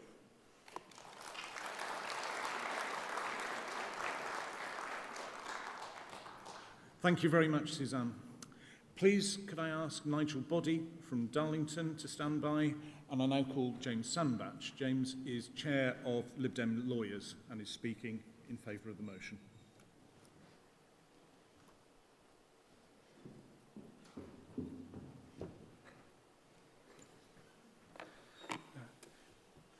Conference, good morning. Well, it's actually fantastic having this debate about trial by jury because it's such a fundamental liberal principle of our constitution and our justice system. And I actually wasn't originally proposing to speak because I thought there'd be lots of people wanting to come in on this. But then I said, well, what's the Lib Dem lawyer's perspective on this? And I think our Lib Dem lawyer's perspective is really pretty obvious. And it's pretty extraordinary that the government have gone down this route. And it's, I'm not a criminal law practitioner, but all the evidence, but what I am interested in is evidence-based policy around justice.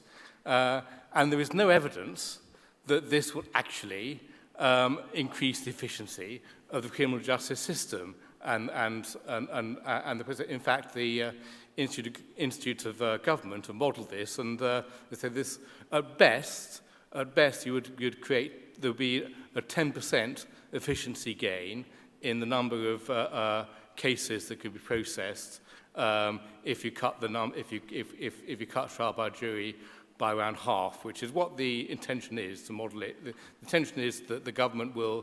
The intention is that only around half of those cases that are currently tried by but will be tried by jury, and it's a 3-year.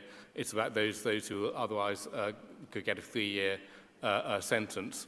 But say, as Jess has said, 3-year sentence is a life-changing. And are we asking the right question here? Because actually, does 3-year sentences, what is that contribution to effective rehabilitation in society and in the community? So actually, the question we should be asking is not about how we process defendants into the justice system and send people to jail faster, but actually how we redesign the justice system to have a fairer system that actually keeps people out of the prison system, because prison system does not, as we know from all the evidence, provide the kind of justice outcomes that a liberal society needs. So please support this motion. Please support Jonathan's amendment. And I think there's every chance this bill could be defeated. We've had some really strong interventions from Labour backbench, from Carl Turner and others. We've had some really strong interventions, and I think certainly it will be defeated in the Lords. But this is a really obnoxious piece of legislation from Labour, and we've got to send it packing. So thank you.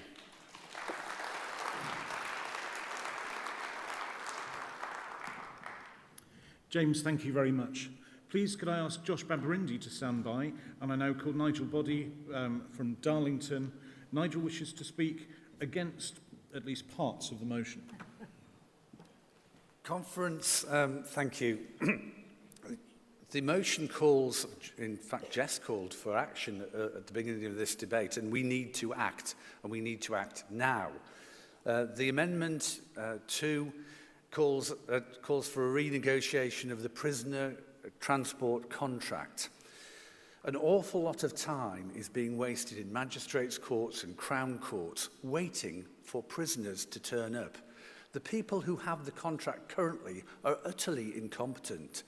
I was here in York Magistrates Court for a trial due to start at 10 o'clock in the morning because I'm a criminal defence lawyer. And my client didn't turn up till 25 past 12 in the morning for a trial that was due to start at 10 o'clock in the morning. These people are utterly incompetent. We have the means to replace them. They should have their contract made null and void by Act of Parliament. Their property should be purchased by the state, and the job of carrying out this task should be given back to the police who used to deliver prisoners to magistrates' courts. We've gone from a situation where we had a police station and a magistrates' court next door, and because of the dilapidation in the criminal justice system estate, lots of police stations and lots of magistrates' courts have been closed down. And so instead of walking people from the police station next door into court, we're finding that this private company has to transport them several miles, sometimes only half a mile, to court. And they're doing a very, very bad job.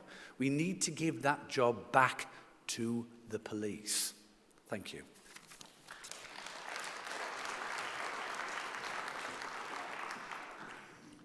Thank you, Nigel. Could I ask Gabriel Barton Singer from Wandsworth to stand by?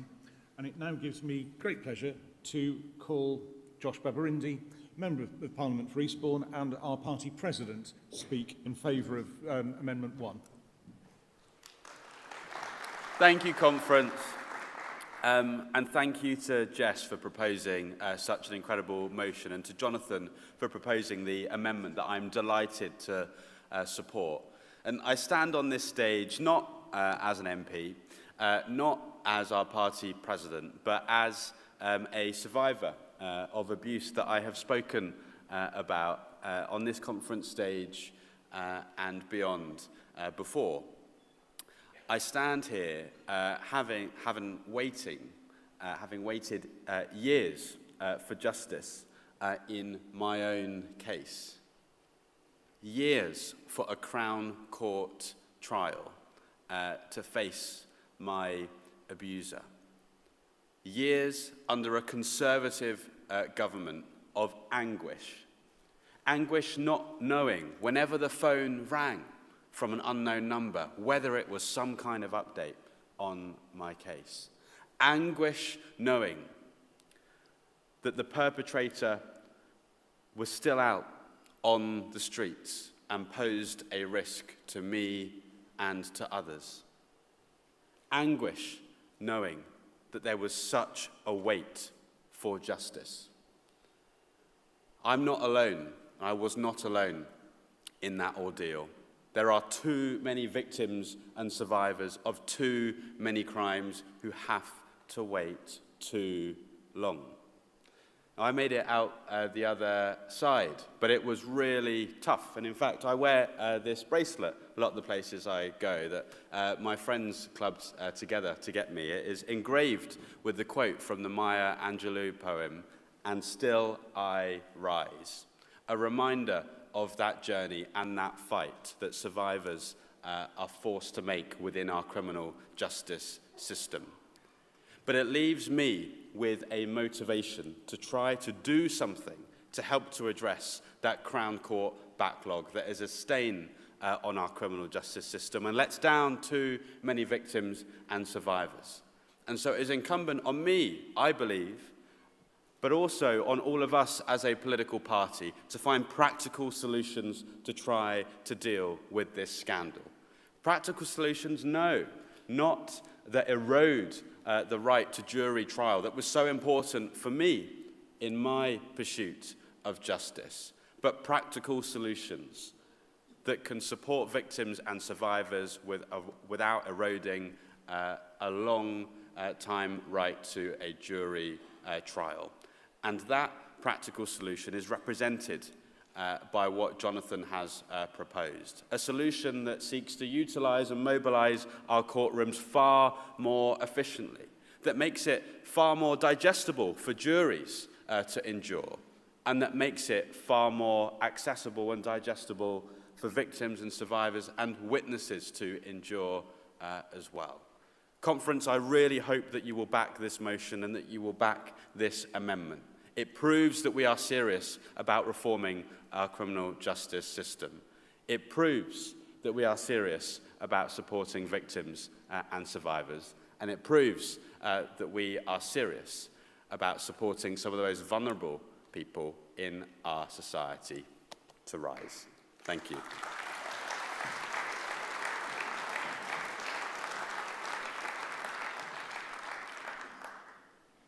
Thank you very much, Josh. Would Roger Cook from York Outer please stand by? And I now call Gabriel Barton-Singer from Wandsworth Borough, who's speaking in support of Amendment 1.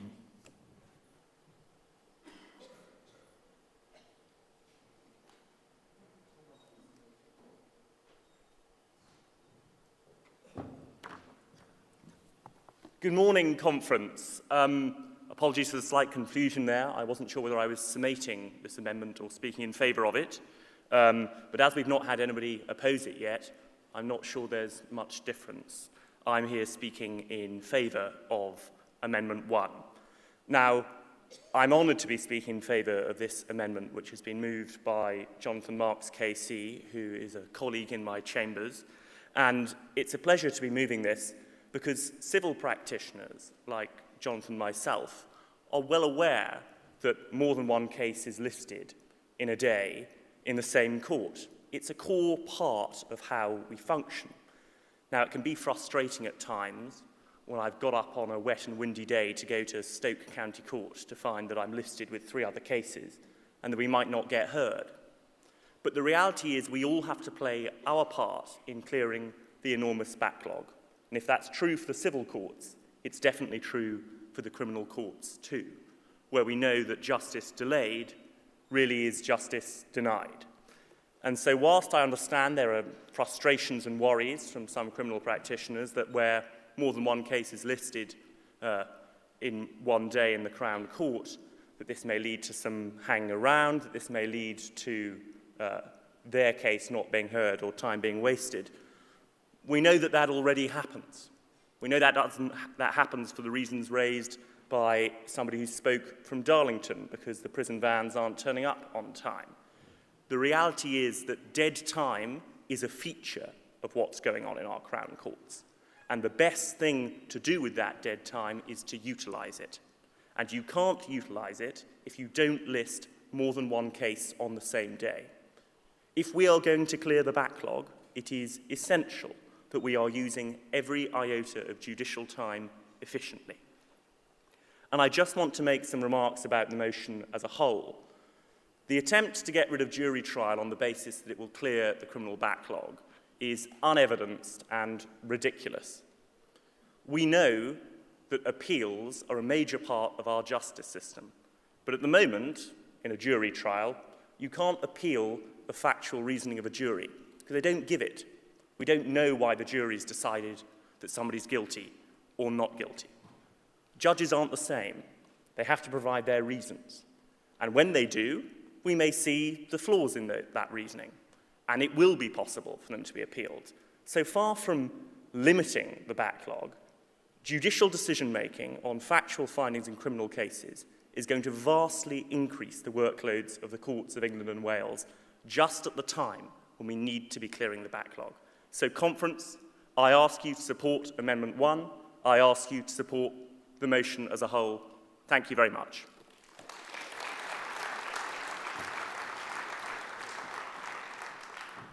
Thank you very much, Gabriel. And indeed, there hasn't been any speakers against either of the amendments, and therefore we won't stand on process.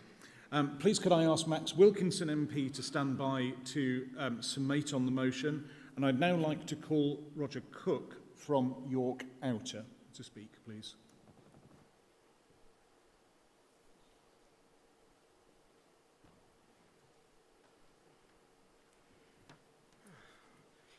Right, conference, another first-timer. No, don't applaud. Old Yorkshire expression. Don't applaud, just throw money. Jess Fuller-Brown got a very comprehensive letter of reasons why we should support this. But I'm sorry, Jess, you missed something. It's quite important. Juries in this country have a right, if they so wish, to declare someone not guilty by way of conscience. I honestly believed in doing this I was stopping war. I honestly believed if I was doing this I was stopping global warming, for whatever reason. The last Conservative and the current Labour government have done their level best to restrict that right. If you take away a jury, you take away that fundamental right that's been there for centuries. Yes, you can be not guilty by way of conscience. Take away a jury, you take away that right. Please support the motion. Thank you.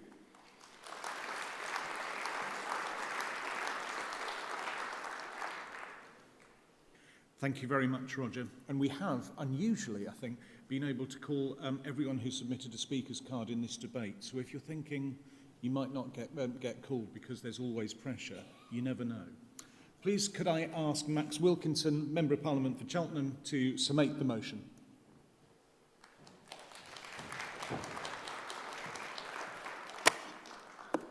Thank you, Gareth. As usual, Spring Conference, I'm delighted to be here on my birthday weekend. I can't think of any group of people I'd rather spend time with, apart from my wife, who's down there in the front row and happens to be a barrister. Politics is often about winning the hearts and minds of people in the pub. And because it's my birthday weekend, I can tell you that I spent some time in the bar last night, and everybody in the bar is on our side with this. The bar, come on, conference. Even a laugh at a terrible joke is worthy on my birthday weekend. Last night it took only half a pint for Judith to remind me that I must turn up today and speak against it, and I reminded her that as the summator of the motion and as the Home Affairs spokesperson for the party, I'd probably end up in front of a jury of Liberal Democrats if I didn't, or if I was going to speak against. The Justice spokesperson says here, here. I would be up in front of her and possibly Josh as well. This is one of those things that goes to the very heart of our values as Liberal Democrats, doesn't it? The right to a trial by jury, 12 men and women and those in between, and those who do not identify as either of those things. And to do so to make sure that we have a fair trial, a fair hearing, because 12 heads are better than one. We have heard in this debate about the problems with diversity in our judiciary. And therefore, as Liberals, clearly, we need to fight really hard against this. And I'm so proud of the work that Jess and the team and Jonathan have been doing on this. So I'd like to start by thanking the work of Jess and Jonathan for their work, because this is a real threat to our liberal democracy. I welcome the amendment by Lord Marks, and I urge you to vote for it. That won't come as a surprise either. I thought he spoke very powerfully in favour of his motion. The Bar Council Conference says it supports efforts to reduce waiting times for trials and future-proofing of our justice system. Of course, we all support that. The government says it wants that. We want that. The Conservative Party wants that too. This is not controversial stuff, but I now quote the Bar Council's response to Labour's ham-fisted proposal to do away with hundreds of years of liberal democratic tradition in our justice system. The Bar Council says, "We have seen no evidence that restricting jury trials will solve either problem." So why does Labour want to put this key pillar of our justice system and of British liberal democracy at risk just for short-term gain? It's a question worth asking, because for a government that is achieving so little and getting so little through Parliament, it is confusing that this is one of the things that they've picked as a hill to die on. And I'm pleased that we're able to gather here today as Liberal Democrats to show our disgust for what they're doing. Now, Jonathan talked about inefficiency in court operations and the need to increase court capacity. Of course, that is true. He also mentioned resource for advocates. That is something that has been going on for too many years. Why is it that there is a shortage of criminal barristers willing to take up cases? Well, perhaps it's because they have to train for an extremely long time. It costs them a lot of money, and the wages are far too low. And in some cases, disgracefully, they don't get paid at all. Donna spoke very powerfully about the victims of rape and sexual offences, and particularly the problems that are presented to women from minority backgrounds. For that reason alone, Conference, we should vote for this motion and we should oppose these dreadful reforms by Labour. Mohsin also touched on the points about minority communities. Tom spoke well. I believe he was one of the first-time speakers. He spoke well about the problems with private contractors and the way that they let us down in our court system. Suzanne reminded us of the importance of justice for asylum seekers. As Liberal Democrats, we will never forget those who are weakest in our society.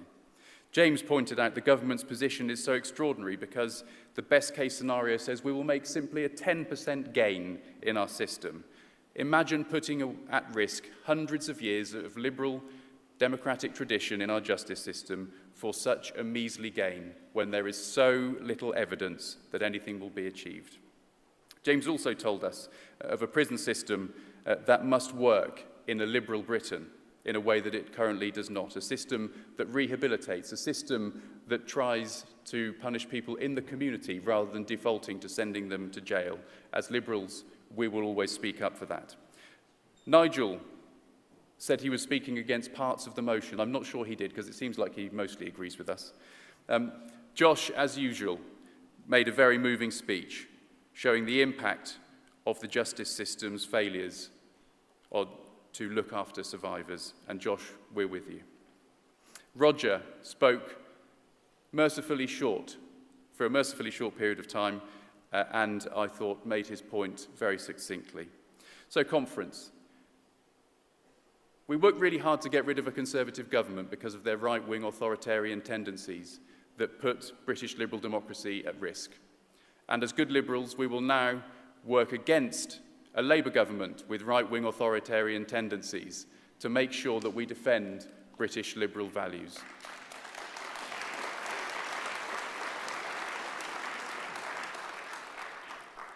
Thank you for taking the time to come here this morning. I know you're all going to vote the right way, even Nigel, and let us redouble efforts as this bill goes through Parliament, and I know our colleagues in the Lords, led by Jonathan, will do our very best working across the aisle to make sure that these awful reforms that Labour has brought forward will be consigned to the dustbin of history. Thank you.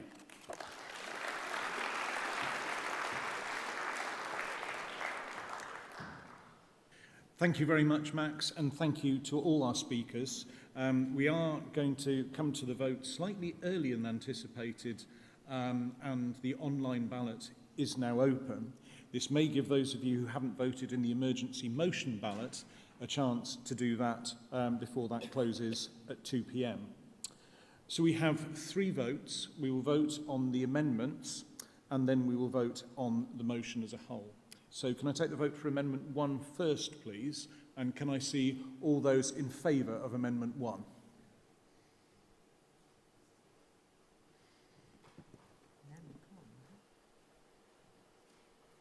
Thank you very much. And all those against? I do believe that is carried nem con. Thank you, Conference. We now move to Amendment 2. Please can I see all those in favour of Amendment 2?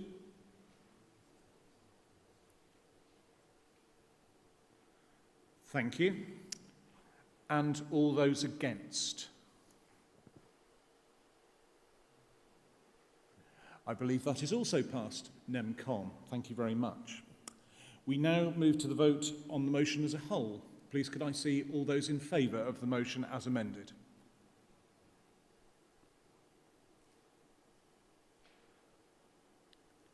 Thank you very much.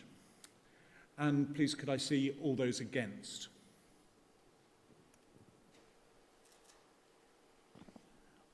Thank you. I think that's 1. So that is very clearly carried. Thank you very, very much, Conference. I'd like to thank my aide, Kath Pinnock, and my hall aides, Callan and Hannah, and I'll now hand over to Jess Brown-Fuller.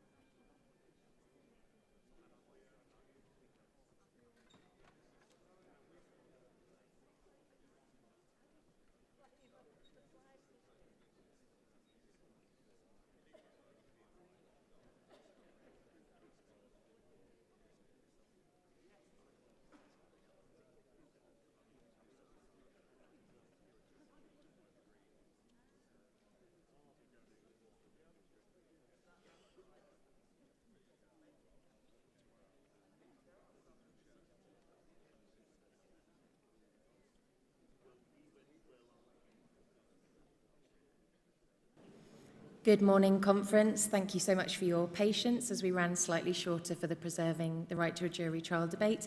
I'm Jess Bramfuller, I'm chairing this next session, and I will just check how she would like to be described. Can I please welcome to the stage the wonderful, talented, articulate and funny spokesperson for culture, media and sport and the MP for Frome and East Somerset, Anna Sabine.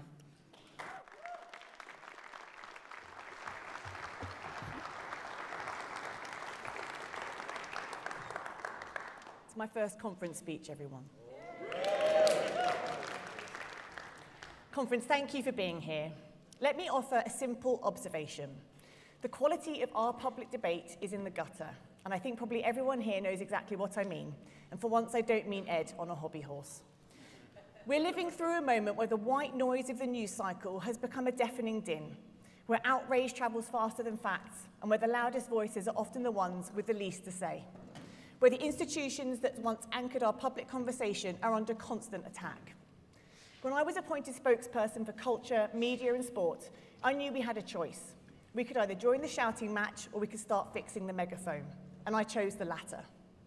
I chose the latter because telling a positive story about Britain is impossible if the narrator is constantly lying to you. So when we see it, we challenge it. When GB News presented racist data on the number of foreign-sounding names attending court, Liberal Democrats forced an Ofcom investigation. When GB News just this week aired a series of statements about immigration saying there's a genocide against white people happening in this country, we demanded even stronger action. When GB News sat there as Donald Trump spouted bile about no-go areas in our great capital city, the Liberal Democrats were the only party brave enough to take on his poisonous rhetoric. But sometimes, conference, it feels like a game of whack-a-mole. We have certain channels, and yes, I'm looking again at GBBs, that are so detached from reality that you wonder if they're broadcasting from a different dimension. And what has the response been from Ofcom, the people meant to guard the gates of our public realm? To do nothing, absolutely zilch. And politicians on the fringes know that Ofcom won't do anything. The far right has turned outrage into a business model, and their figureheads are growing filthy rich from it. Take Nigel Farage, a man who's built a career on standing up for the forgotten while earning more than £750,000 from media gigs, trading on the very fears he's manufactured. Or his fellow Reform MP, Lee Anderson, who's made £100,000 from the same right-wing news channel. But there is an antidote to all this poison. It's a three-letter acronym that stands as a fortress against a tide of disinformation, the BBC. Cheer for the BBC. I know sometimes we Liberal Democrats can get a bit dewy-eyed about the BBC and its achievements. If, like me, you've been raised on Play School with Floella Benjamin, it's pretty hard not to be. But the BBC is our national town square. It's the one place where, regardless of where we live or how we vote, we can still find a shared set of values in its news, reporting and entertainment. This is what keeps us from sliding into the hyper-partisan, broken reality of the United States. People in America are living in different universes from their neighbours, where you pick your truth based on your TV channel. In Britain, we have a gold standard that demands better. And it's worth reminding ourselves that the BBC is way more than just news. It plays host to some of our proudest national moments: the Olympics, the Queen's Jubilee, National Treasure Celia Imrie farting on the traitors. It is the only organisation making programmes for children. It underpins so much of our arts and culture, funding orchestras, choirs and young musicians. If we lose the BBC, we lose far more than our occasional slot on Question Time, a very, very occasional slot. We lose an institution which, when the world feels like it's fragmenting, is the glue that holds us together, which reminds us of what we have in common rather than what keeps us apart. Because unity doesn't mean everyone agrees with each other. Unity means inhabiting the same public space, sharing the same reality, even when we disagree with what to do about it. And that, conference, is exactly why Nigel Farage, GB News and their billionaire backers have one goal: to destroy public broadcasting.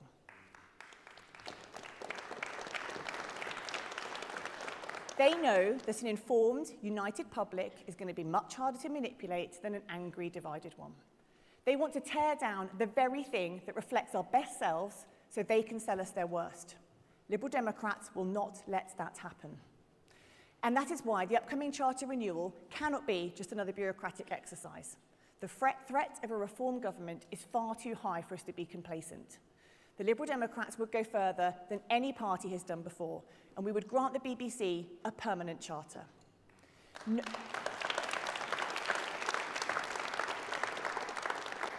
No more existential threats to our great institutions every 10 years. No more risking our greatest cultural assets to the whims of a single minister, hard right or otherwise. We would create a constitutional guarantee. Any attempt to gut the BBC's public service mandate, its mission, or those foundational Reithian principles to inform, educate and entertain would require a supermajority in Parliament. And we wouldn't stop in Westminster. Because the BBC belongs to all of us in every part of the UK, we would require any major changes to be ratified by every one of our devolved nations. We're thinking of it as a sort of BBC Magna Charta. Guys, you're the Lib Dems, a BBC Magna Charta. Just as the Magna Carta established enduring principles that shape the development of our democracy, we would introduce a permanent charter to define the role of our national broadcaster for the decades ahead. It would set out clearly what the BBC exists to do: to inform, to educate, to entertain, and to serve the public interest, not the interest of politicians, not the interest of billionaires, the public interest. If we believe in our institutions, we must demand the best from them. Now, defending the BBC doesn't mean pretending it's perfect. I've been vocal in my criticism of them when it's called for. I was deeply disappointed when the BBC decided to edit Rutger Bregman's Reith lecture last year, citing cutting a critique of Donald Trump because they were afraid of his bogus lawsuits. And we need to see higher editorial standards too in some divisions of the BBC World Service.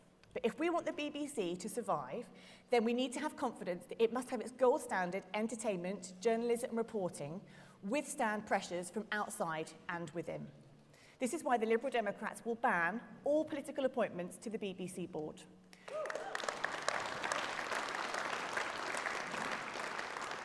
We will end the era of political interference. We will ensure the BBC board is made up of experts, journalists and civic leaders, not party apparatchiks and spin doctors. We want a BBC that can scrutinise power without fear or favour, and a board that protects the corporation's reputation rather than undermining it from within. Conference, it's time to urgently take the politics out of the BBC so we can put the public back into public service broadcasting. And we must recognise the political moment that we are in, because there are forces in British politics today who are determined to reshape our institutions in the image of the most aggressive forms of American populism. The project of Reform UK is about transforming the nature of our public life. We've heard Nigel Farage attack the BBC repeatedly. We've heard the accusations, the attempts to delegitimise it, and the endless campaign to portray it as an enemy rather than as a friend. But the answer to that pressure is not to surrender. It is strength. If the foundations are under attack, we must strengthen the foundations. Because for all the criticism it receives, the BBC remains one of the most remarkable institutions this country has ever created. From investigative journalism that holds power to account, to educational programming that informs millions, to the cultural output that reflects the richness and diversity of modern Britain. Without the BBC, we wouldn't have the Proms, the Archers, Craig Charles on Six Music. Without the BBC, women's sport would not be as popular as it is today. Without the BBC Liberal Democrats, we would never have seen Anton du Beke dragging Anne Widdecombe across the Strictly dance floor like a sack of glittering potatoes. But while we've been cheering on the bobsleighs at the Winter Olympics and arguing amongst ourselves about the licence fee, authoritarian regimes have been turning on the spending taps. Conference, we aren't just facing a crisis of debate at home. We're on the front lines of a global information war. Russia and China are pumping hundreds of millions into state-backed broadcasting, flooding our airwaves with propaganda designed to destabilise and deceive. In this climate, the World Service isn't a nice-to-have cultural export that makes people want to have a picture of themselves next to Big Ben. The BBC is the world's most trusted source of news. It is the front line of defence against misinformation and disinformation. As I speak here today, 25% of people in Iran are accessing BBC News, despite the fact it's banned there. For a protester in Tehran or a student in Moscow, the World Service is a lifeline to the outside world. And for the United Kingdom, it is a strategic asset in a disinformation war.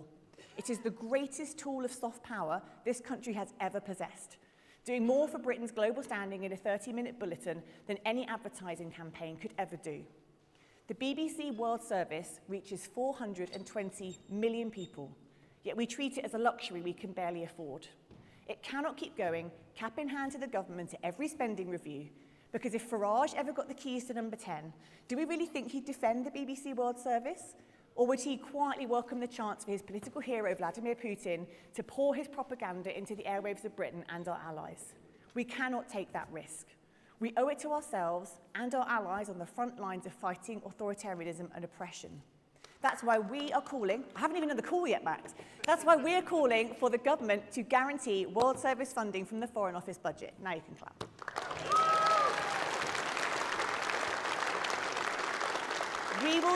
We will give our international journalists the stability they need to do their jobs. We will give them the funding to dig deeper and shout louder.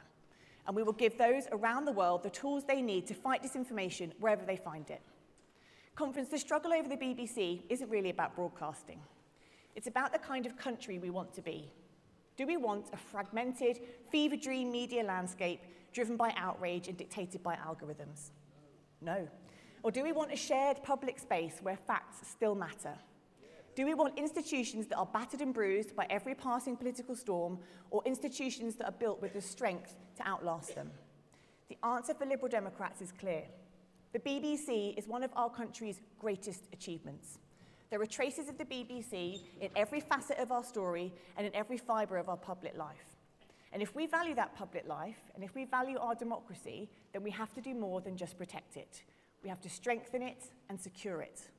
Because this is not just about the BBC today. It is for the generations after us who will depend on a trusted voice long after we're gone. Let's give them a Britain that still knows the value of truth, a public realm where everyone has a stake, and a kingdom that knows the meaning of being truly united. Thank you.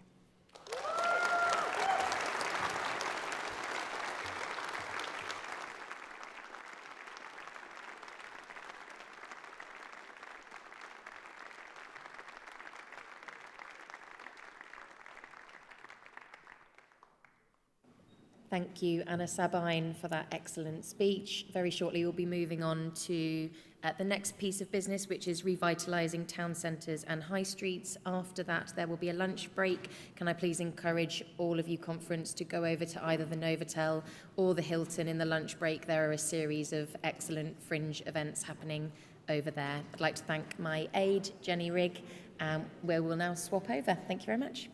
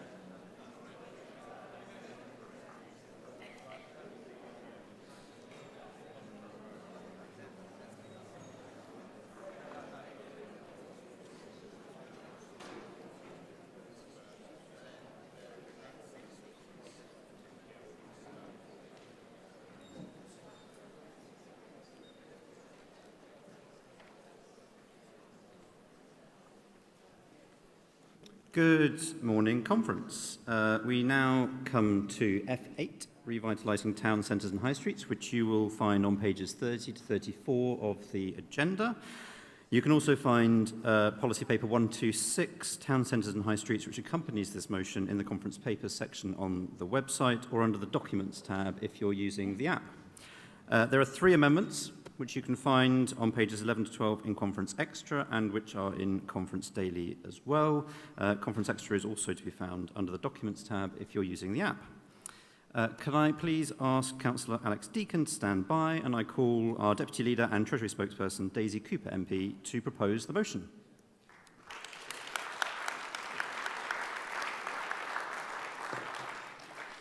Good morning, conference. You're sleepy, aren't you? Conference, I want you to picture a place that you know well. A real high street, a place where lives meet. Maybe the high street where you bought your child's first school shoes. A place where you bump into friends and neighbours by surprise. A favourite shop to buy presents, the pub where you went on that first date, and the bus stop where you shared a joke with a stranger. We can all picture this place because we Liberal Democrats understand that our high streets are not just units of commerce, they are units of community. They are the glue that holds our villages, towns and cities together. And right now, that glue is cracking. Shops are shuttered, windows boarded up, signs of life replaced by signs saying "for lease." And we're told again and again, that's just the market, that's the internet, that's progress. Well, conference, that is not good enough. Because decline is not destiny, and failure is not inevitable. High streets did not collapse by accident. They were weakened by neglect, by bad policy, by a system that rewards extraction over belonging. We have seen what happens when power is pulled upwards, when decisions are made far away, when rent rises but footfall falls, when business rates punish the very people who are trying to keep the lights on. We've watched local traders compete with global giants who just don't play by the same rules. We've watched community businesses priced out by speculation, watched councils forced to firefight instead of reimagine. And through all of that, people have just been expected to accept it. But our Liberal Democrat movement was never built to accept decline. Our movement was built to challenge it. Because high streets matter. They matter to older residents who rely on services within walking distance. They matter to young people looking for work close to home. They matter to parents, to carers, to renters, to creators, to entrepreneurs. They matter to mental health. They matter to local pride. They matter to whether a town feels alive or forgotten. This motion understands that because it starts from a simple truth. Strong communities need strong centres, but strong centres don't build themselves. They come from taking power out of Westminster and giving it to communities. The power for local councils to shape their public places, the power for communities to own their own assets, the power for small businesses to compete fairly. When power is local, solutions are smarter. When decisions are close, accountability is sharper. And when ownership is shared, wealth stays put. That is how you revive a high street. Not with gimmicks, not with ribbon cutting, but by giving communities the powers that they need to bring our high streets back to life. This motion and the policy paper behind it sets out exactly how we will do it. It tackles the scandal of empty shops head-on. We're calling for a temporary emergency VAT cut for hospitality, accommodation and attractions, recognising the urgent pressures facing high street businesses right now. We're calling for a serious review of the cumulative tax burden on physical shops following Labour's jobs tax and its hike in business rates bills. We're calling for fundamental reform of the business rates system so it rewards investment in community value, not penalises it. We're calling for an urgent investigation into access to competitive energy deals, because no high street business should fail simply because some energy suppliers are greedy, so the lights cost too much to keep on. We're calling for tougher transparency rules for high street landlords, including overseas owners, so communities know who owns their high streets and they know who to contact about that empty shop. We're calling for a strong town centre first principle, including an out-of-town levy, because hollowing out our centres while subsidising sprawl is not progress. This motion understands that people don't just want shops, they want spaces. That's why we're calling for it to be easier to convert vacant units into community hubs, without forcing groups through the full change of use planning barriers. It's why we're encouraging homes above shops, bringing life back to our streets at all hours. That's why we're proposing independent shop zones, locally defined, locally protected areas that champion small, locally owned businesses and give them the room to breathe. And we want to go further still. We want to close loopholes which right now incentivise landlords to lease property to shell companies with no credible trading activity. And we want to give powers to local councils to impose penalties on those landlords who repeatedly lease to non-compliant or criminal operators. Because vacant buildings and dodgy operators are not neutral. They have an effect. They drain confidence, they drain footfall, and they drain hope. And design matters too. This motion recognises that how a place feels determines whether people stay or simply pass through. It means backing public transport and active travel. It means real investment in pedestrianisation, not token gestures. It's why we want to establish a national centre for design and placemaking, so every area, not just the wealthiest, has access to design expertise that prioritises accessibility and sustainability. And yes, it means celebrating excellence, because good design inspires pride. And that is why we want an annual Amazing High Streets competition. Conference Thriving High Streets need footfall, and footfall comes from life. This motion gets that. A High Streets Culture and Community Fund would support community-led cultural initiatives, backing local events, festivals, and creative startups that bring people together. Because culture is not decoration. Culture is economic infrastructure. Culture fills cafes, it fills buses, it fills streets with joy. But inspiration must be matched with investment. And that's why this motion proposes high street improvement districts, locally led, locally accountable bodies with a long-term vision, a roadmap, and the power to coordinate action between businesses, public sector, and community groups.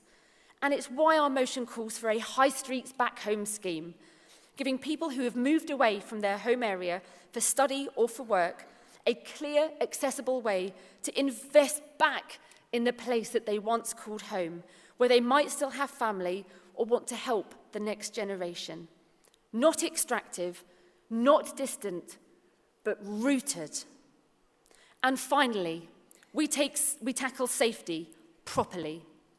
We want to design out antisocial behaviour through lighting and layout. We want to support small businesses to invest in CCTV. We want to provide shared digital tools that help businesses, wardens and councils respond in real time. And we are calling for a national coordination to tackle organised shop theft, because small businesses should not be left to fend for themselves against big criminal networks. And reviving our high streets is also about dignity, because too many towns have been told that they don't matter anymore, that their best days are behind them, that investment should move on. Well, we Liberal Democrats and this motion say the opposite, because we believe that every town deserves a future, every community deserves a heart, and let's be honest, the cost of inaction is higher than the cost of change, because when high streets fail, the bill doesn't disappear. It turns up in crisis services. It turns up in isolation, in boarded up hope. Reviving high streets is not nostalgia, it is resilience. Conference, imagine. Imagine a high street where councils can buy back empty buildings, where social enterprises move in, where culture leads regeneration, not speculation, places where the nighttime economy works for residents, not against them, where accessibility is designed in, not bolted on, where local voices shape local futures. This is what this motion unlocks. Conference, this motion and the policy paper behind it are practical and ambitious. They don't romanticise the past. They build for the future. They say that high streets are not a problem to be managed, but an asset to be unlocked. Conference, if we believe in community, if we believe in fairness, if we believe that places matter, then we must vote for this motion and the amendments. Let's revive our high streets to get Britain growing again, and let's bring our beating hearts back to life.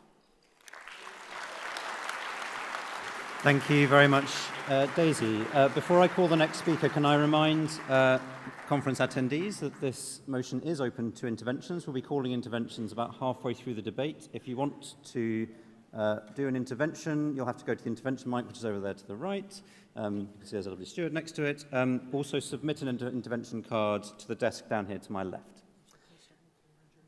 And if you could also just make sure when you're coming into the hall or leaving the hall that you're not going across the front, that would be great.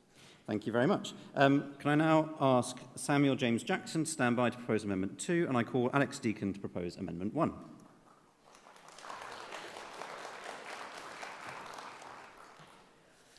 Hello, I'm speaking in favour of Amendment 1. Hello, Conference. I'm a newly elected town councillor in beautiful Penrith in Westmoreland, Furness and Eden. And this is my first time speaking at Federal Conference. In my ward, England was founded 1100 years ago, and if you stood on the spot Athelstan did then and looked out on the beautiful countryside, you would see a load of empty houses, unloved houses in need of repair and in need of occupiers.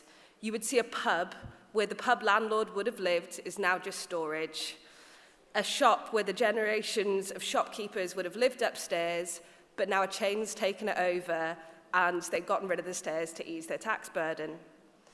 After 280 years, Penrith's oldest business, Arniston, closed last year, and with it went a lot of footfall, jobs, and a sense of community that everyone back to Wordsworth's grandparents remember. We felt this loss in our town. But I do a lot of door knocking in a lot of towns, and what I see, this pattern repeated across all of them. Empty flats with empty shops below them. The shops are empty because people don't walk past them to work. They drive from one end of town to the other, and they don't stop in between. After 4 o'clock, it's ghost town after ghost town. I come from a generation that can not only not afford to buy a home, but can't afford to leave their home and rent anywhere, get a sense of independence, learn about themselves, or figure life out. We can't build homes cheap enough or fast enough without looking at what's there already to solve the housing crisis, the thousands of flats that are waiting to become homes, waiting to be loved again. People would love to be able to walk to work and not have to sit in an hour of traffic or run a dodgy car. They would love to stop for a matcha on the way. They would love to be able to stumble home from the pub instead of having to leave early for the last bus, if there's a bus at all. Here's a secret. Businesses want to make money. They want to rent out the top floor of their shops or have the manager live there so they can retain their staff. They want happy staff who enjoy coming to work, not grumbling about the traffic. They want to give their staff more hours and stable jobs outside of tourist season, but they can't afford it. If we don't support our town centres in every way we can, we won't have them. So a simple question: when did we get so attached to looking at our phones and stopping to point at potholes for focus pictures that we didn't look up and see what is right in front of us and above our heads? Conference, I want life back in our towns. I want to see people in the streets after 5 p.m. I want to feel safe walking around and smile at people and stop for a chat and make friends offline. In the 70s and 80s, so I've been told, there were independent shops before the market changed in favour of the supermarket giants, transforming our high streets forever. Now again, there's a change today in the market. Between online shopping, self-scanners and AI, you can do everything in life without ever getting the opportunity to look someone in the eye and have a chat. If we don't do something to bring back life into our towns, turn houses into homes, then we will only live in a world of permanently closed curtains, and all sense of community will be a memory. Let's be on the right side of this change. Thank you, Conference. Thank you very much. Can I now ask Catherine Macy to please stand by to propose Amendment 3, and I call Samuel James Jackson to propose Amendment 2. Also just say Alex is the first-time speaker at conference, so well done.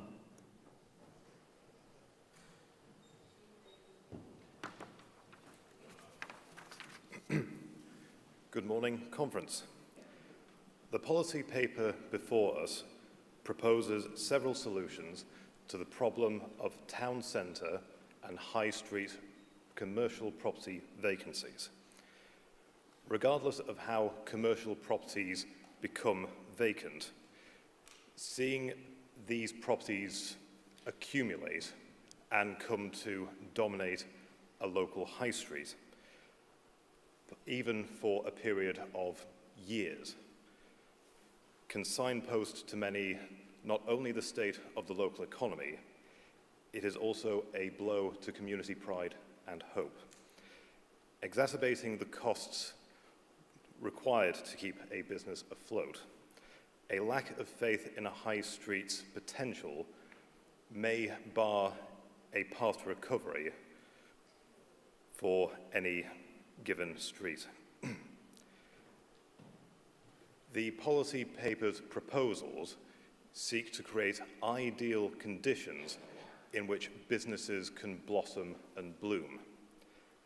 Speaking as Policy Committee Chair, the Yorkshire Liberal Democrats amendment seeks to actively encourage occupancy in order to demonstrate that these units are viable spaces for any purpose, including businesses, and to restore confidence in local communities.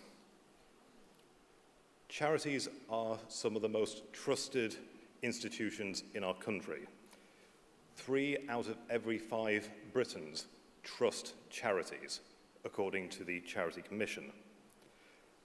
In the financial year 2023 to 2024 alone, 2.68 million people sought out one-to-one advice from the Assistant Advice Bureau alone.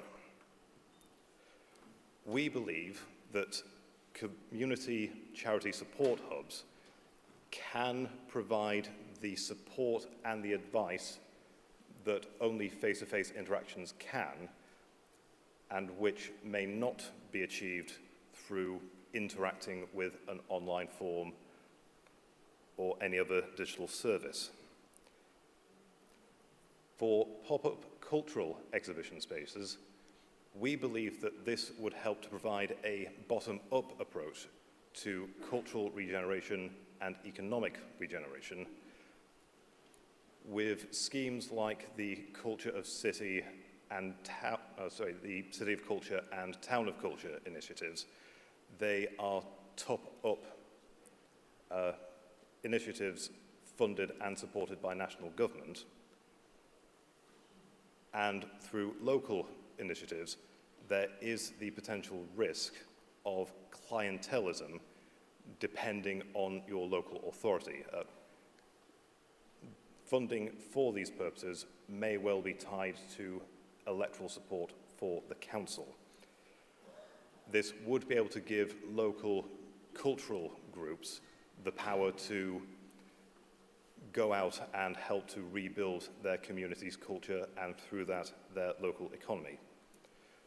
Members, that is why we urge you to support this amendment. Thank you. Thank you very much, Samuel. Can I please ask Councillor Sam Cumber to stand by, and I now call Catherine Macy to propose Amendment 3.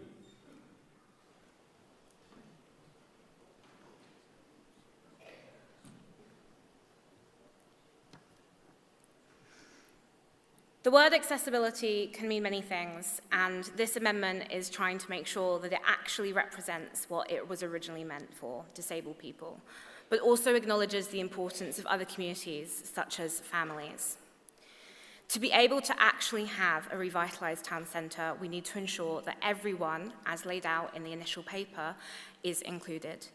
And there's so many ways we could do this. We could write an entire motion just on this, but instead we've settled with just a few examples. We've already talked a lot about cars and how important public transport is, but unfortunately there will always be people who need cars, and this is why we need to mandate that blue badge spaces are always included. Whether or not they provide free parking, which can always be a bonus, they at least need to be there. There's multiple reasons for this. In terms of the fact that a lot of car spaces simply are not big enough for people to get wheelchairs out of the vehicles. It's also about the closeness.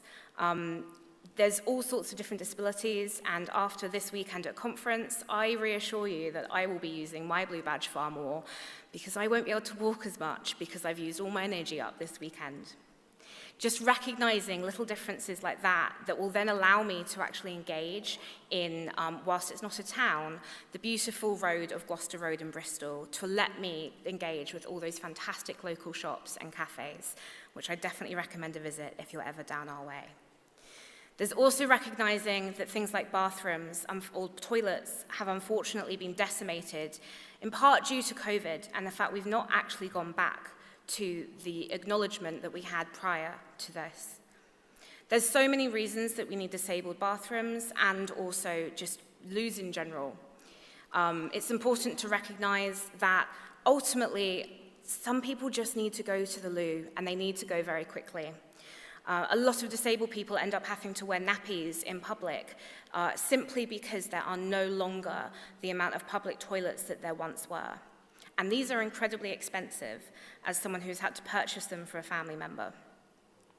So please support this motion and the amendment, and I'd also ask you all to consider, when you're actually doing the amazing things that Liberal Democrats do in your local areas, in your constituencies, in your wards, there will always be just a small thing that you could do to make sure that disabled people have it just that much easier. Have you made sure there's dropped curbs? Have you thought about if your clerical workers can get into the actual location? Have you thought about what happens if someone has an allergy or if someone needs access to a loo really quickly? All of these things can make one person's life just that bit better, and that all adds up to the world that we know we want to create. Thank you. Thank you very much, Catherine. And I now please ask Councillor Donna Harris to stand by, and I call Councillor Sam Cumber to speak in favour of line 87. Thank you very much. Conference.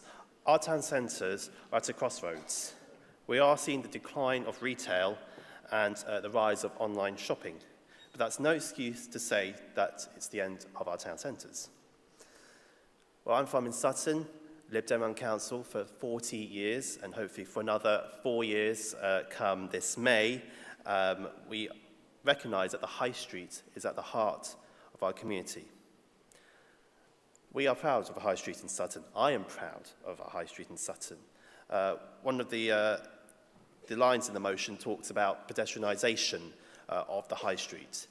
Sutton High Street has been pedestrianised ever since I've been alive.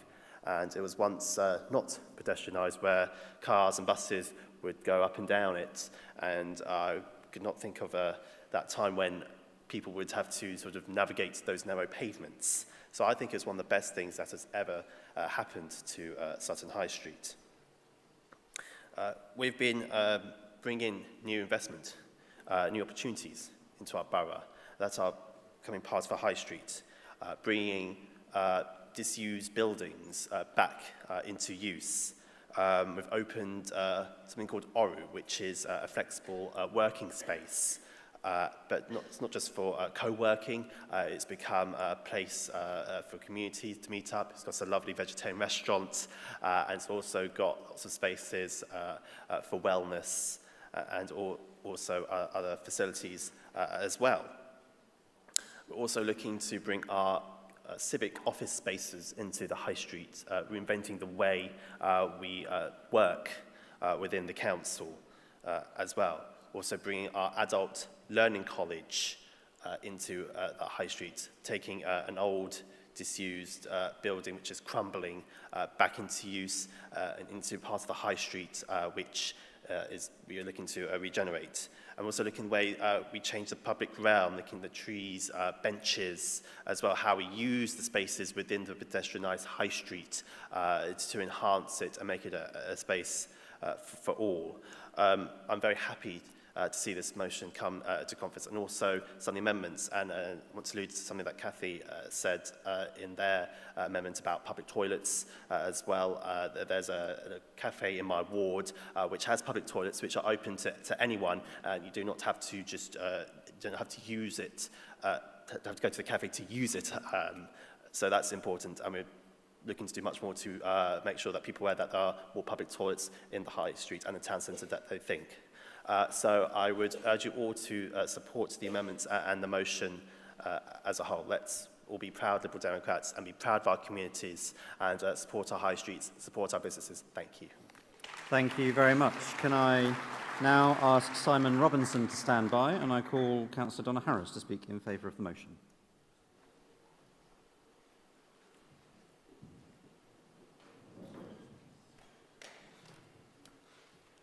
Thank you, Conference. I want to begin by saying how disappointed we were that the amendment from Liberal Democrat women was not accepted. It highlighted something fundamental, the importance of street lighting to women's safety. Its absence from the debate on our high streets is a missed opportunity. Because for many women and girls, the experience of the high streets comes down to one simple question: do I feel safe here after dark? Conference, women and girls disproportionately fear harassment and violence in public spaces, particularly at night. We also know the evidence is clear that lighting, visibility, and street design are fundamental to safety. Yet across the country, local authorities have reduced or dimmed street lighting, raising serious public safety concerns. Earlier this year, the government proposals to overhaul England's planning system failed to mention women and girls at all, ignoring recommendations made after the murder of Sarah Everard in my ward about how urban design can help keep women safe. Those draft reforms were published just 2 days before the government's own strategy to tackle violence against women and girls, recognising that design and planning are critical tools in keeping women safe. When women's safety is ignored at the planning stage, we build those risks into our streets right from the start. This is not abstract. For us, as Council Group Leader in Lambeth, we made this a major campaign after Lambeth Labour proposed reducing street lighting as part of its budget last year. We pushed back hard, and residents backed us. The response was overwhelming. People instinctively understand that cutting lighting is not a neutral financial decision. It affects how safe people feel walking home at night. And it has led to a real backlash against Labour locally. If we want thriving high streets, we must start with safety. A high street cannot thrive if half the population is thinking about how quickly can I leave it. That is why we are calling for women's safety to be embedded at the heart of town centre design, with well-maintained, adequately bright street lighting, clear sight lines, and a rejection of street lighting cuts as budget tools. Conference, if we want vibrant high streets and successful town centres, we must design them for the people who use them, including women and girls who deserve to feel safe walking through them at any time of the day. So I urge activists, councillors, parliamentarians across the country, go back to your local areas and make sure the lights stay on Ensuring women's safety is embedded in planning, and our high streets are safe places for everyone to feel safe after dark. Please vote for the motion. Thank you, Conference. Thank you very much, Donna. Can I please ask Jill Hope to stand by? And I now call Simon Robinson, who is speaking against lines 62 to 65 of the motion. Hello, this is my first time speaking, so I hope this goes all right. They said speaking against lines. Actually, I'm very happy with the motion overall. It focuses on practical, innovative ideas to bring life back to our high streets, which is essential. It emphasises not just retail, but community spaces and events that bring people together, which I think is great. And to me, this is liberalism at its best. It's working out new and innovative ways to do things differently in a way that enhances communities. So having said that, I do have some concerns. And the first is the motion talks about reviewing car parking charges. We do need to be careful where that leads. If reviewing charges becomes a race to lower them so we attract more people in cars, we're going to risk undermining the very goal we're trying to achieve. Traffic and parked cars do not create pleasant spaces to spend time, and they do not create vibrant town centres. Related to that, I think there are a couple of omissions. And the first big thing is it doesn't say much about the impact of out-of-town retail parks, which are destroying our town centres. And as we know, the model of that is free car parking in a place where people have to drive, often covering an area far too big for just one locality. If we are to save town centres, we really, I think, need to consider compelling out-of-town retail parks to charge for car parking so they're not undercutting town centres in that way, possibly with proceeds going to sustainable travel. And the other thing I'm a bit concerned about is the motion doesn't really mention the smallest shopping centres of all, which are not town centres, but local parades in estates and local neighbourhoods. These face pretty much all the same pressures as local high streets, and many of them have disappeared altogether. I know where I live in London, our local shopping parade is under threat of largely being converted into flats. These ultra-local shops matter enormously. They allow people to walk just a few minutes for everyday needs, and they create community at the most local level. And I think most of the proposals in F8 should apply to local neighbourhood shops as well. But having said that, I want to say overall, I think this is an excellent motion, and I certainly urge everyone to vote for it. Thank you. Thank you very much, Simon. Can I now ask Clive Jones MP to stand by, and I call Jill Hope, who is speaking in favour of the motion.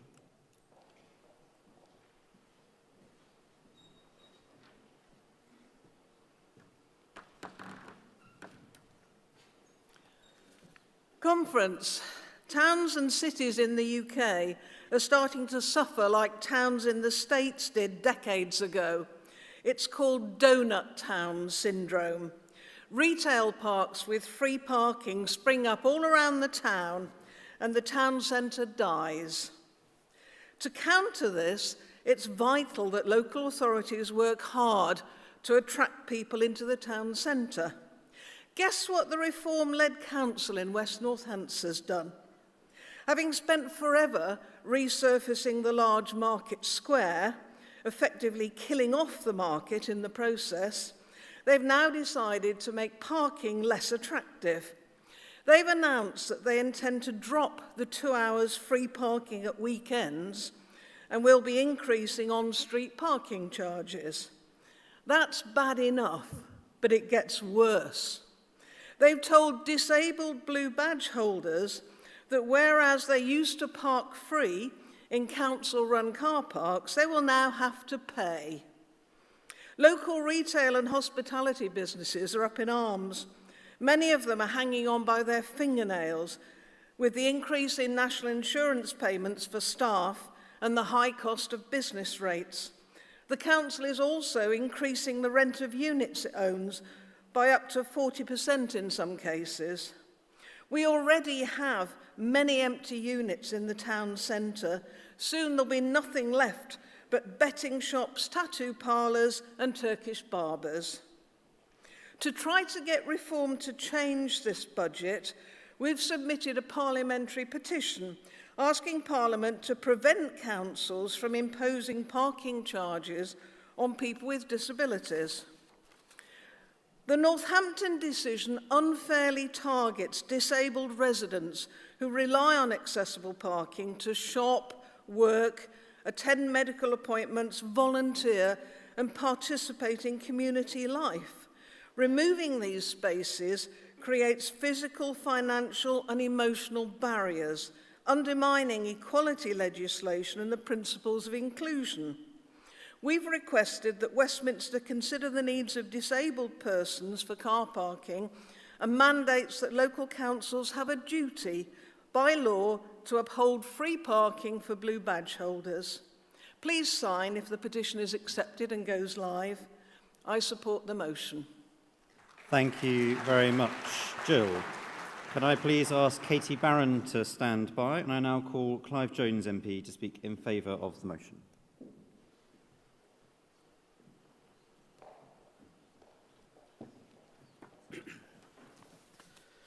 Thank you very much, Conference. High streets are at the heart of our communities. They're where people meet, shop, eat and support local businesses where their friends and neighbours work. We are proud of our high street in Wokingham, a vibrant place with independent shops, cafes, restaurants, local businesses and market stall holders that give our town its character. As council leader and now as MP, I've met many of these local businesses. Our Liberal Democrat Council invests in the town centre and is making it easier for people to get into Wokingham by all modes of transport, whether it's walking, cycling, public transport or by car. A thriving high street depends on people being able to access it easily. Our hospitality business are facing real challenges.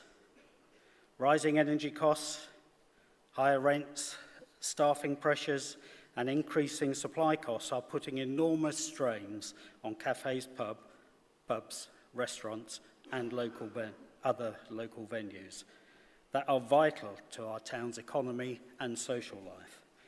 These businesses didn't get the support that they needed from the Conservatives, who were once considered to be the party of business.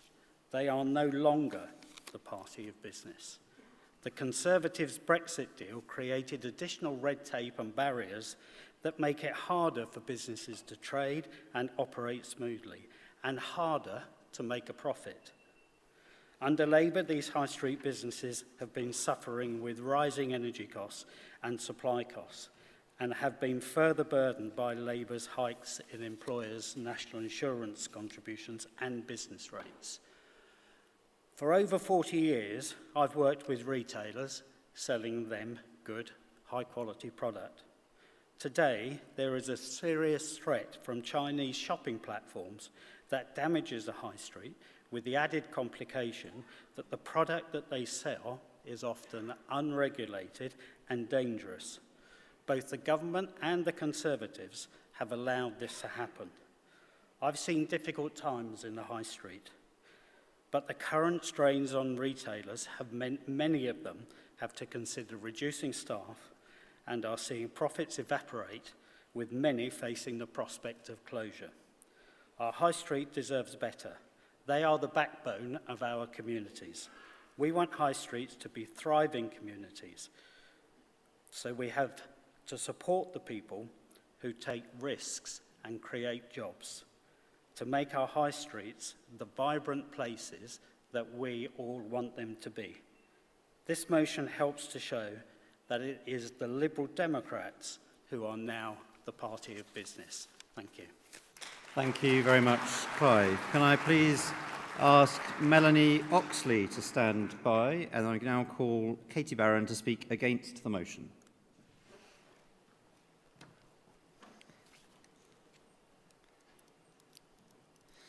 It is absolutely right that we are concerned about our dying town centres. I'm opposing this motion for two reasons. This motion is not a Liberal Democrat approach. Offering temporary tax breaks and subsidies for specific schemes has a hint of nanny state and risks perpetuating the stop-start business environment that we criticise. Local decisions are best left to local people and local government. Secondly, and more importantly, these policies do not address the underlying problem. I am lucky to live in Cambridge, which has a throbbing city centre, despite expensive parking, narrow pavements, toilets being closed, retail parks on the periphery. When I visit other parts of the country, when I revisit towns that were bustling when I was a child, I am shocked. And I hope I don't offend if I mention some formerly thriving towns I know. Penzance in West Cornwall, Tiverton in North Devon, Stoke-on-Trent Town Centre, Crieff in Scotland, and closer to my home, Wisbech and Peterborough. All have been important towns. Why have they declined in my lifetime? What has happened in the last half a century? Inequality. Money is being drained from the regions to the centre, from labour to capital to assets, and from poorer people to richer people. It's poorer people who tend to spend money in their local communities. We're living in an economy that heavily taxes small businesses and low earners and rewards assets and ownership. This is not an incurable disease. This can be sorted out through the existing tax system. The government is currently paying 30 billion a year into private pension schemes, not the state pension, private pensions. The more you can afford to pay in, the more the government pays as well. This money goes to swell the prices of shares and property and house prices. This should stop. 30 billion distributed among the lowest earning households equates to about £2,000 a year per household, which would be spread around the country and spent locally. Our towns don't need crutches, they need a cure. When local councils have more power to tax and spend as they judge best, when small farmers are supported, when punitive taxes are lifted off small businesses, and when low earners have some money in their pockets, then our town centres will flourish again. To misquote Shakespeare, from this nettle, inequality, we pluck this flower, restoration. Thank you very much. Can I now ask Councillor Paul de Court to please stand by, and I now call Melanie Oxley to speak in favour of the motion.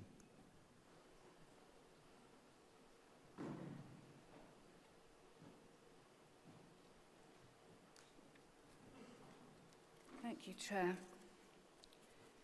I very much welcome today's debate on this extremely important subject, and there's a lot in the policy paper that I do support. But I want to focus on just one aspect of revitalising our townscapes that does not really get a mention: trees. Trees are essential for health and well-being, they are essential for nature, and they are essential for climate resilience. Green infrastructure must be incorporated at an early stage of planning for our revitalised town centres. It must not be an add-on or a nice-to-have. We need many, many more trees. Forest research has shown that tree canopy cover in England is pitifully low, and half our neighbourhoods have less than 10% tree canopy. They recommend that town centres should achieve a canopy cover of 20% in order to help protect citizens from the extreme effects of climate change through their cooling and flood management capabilities. On this basis, my hometown of Petersfield, nestling in the South Downs National Park, has only a canopy cover of 15% and therefore needs nearly 20,000 more trees in order to provide this resilience. Town centre trees reduce ambient temperatures by between 2 and 8 degrees through a combination of shade and evapotranspiration. Shaded areas under trees can reduce temperatures by between 11 and 15 degrees compared to open paved areas. Local authorities, I believe, must be left in no doubt as to their responsibility to help protect citizens by providing local resilience to the reality of climate change in our towns and cities. Green infrastructure must be incorporated at an early stage of planning for our revitalised town centres. I would like to see tree canopy targets embedded in this policy and in our manifesto. Thank you. Thank you very much. After the next speaker, we'll be moving to a series of interventions. So can I please ask the following people to move towards the intervention mic? In this order, please. Martha Vickers, John Harris, Hilary Jones, and Kian Tinan to the intervention mic after the next speaker. Thank you very much. And I now call Paul de Court, who is speaking against lines 34 to 35 of the motion.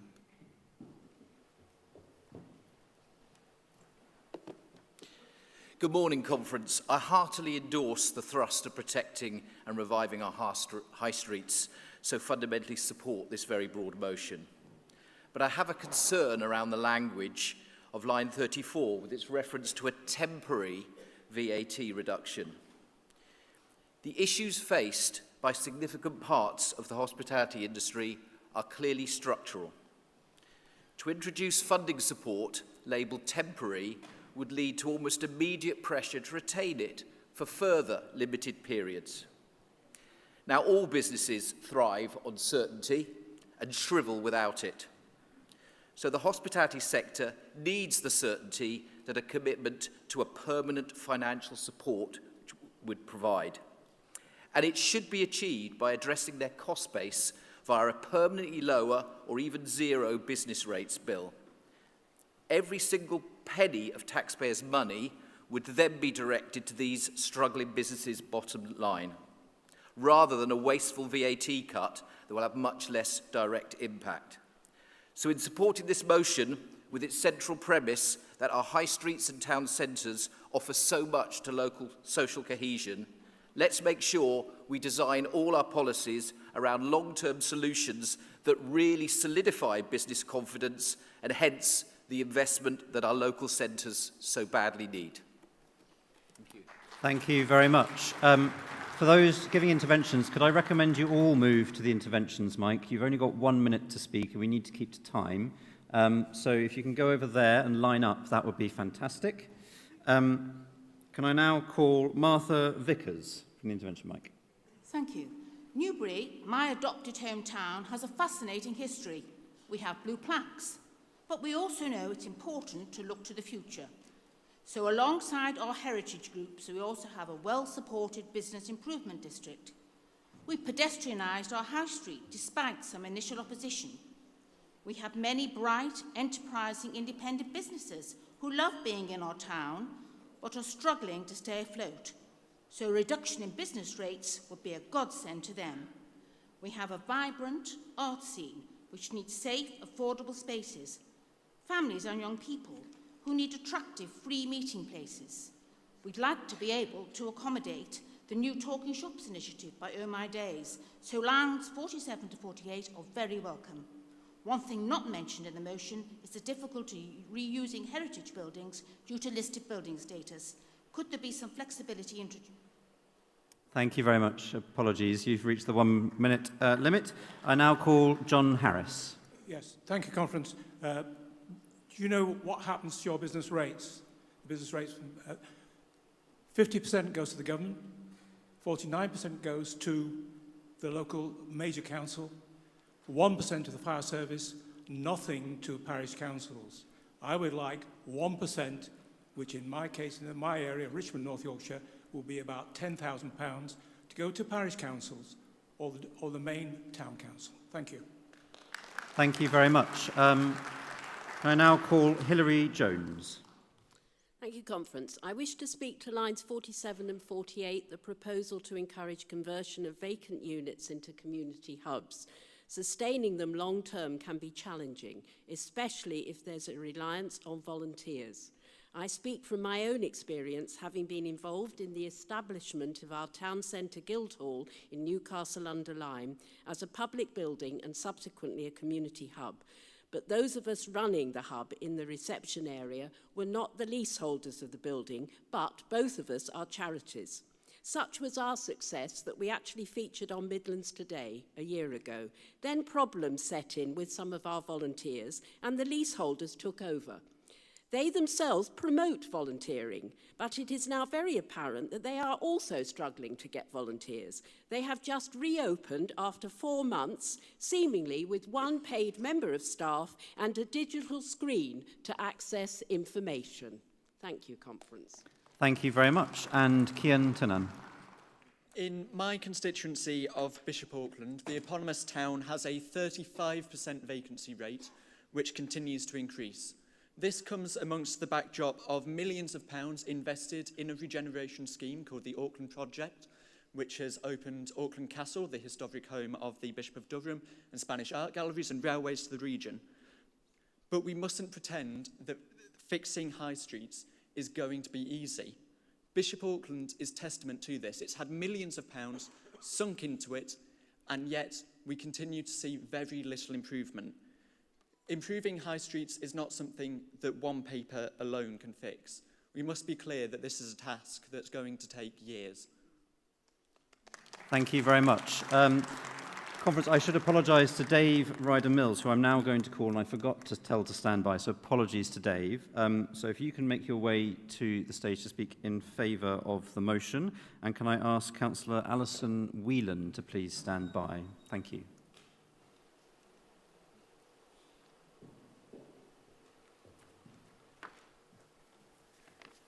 Thank you, Chair, and good morning, Conference.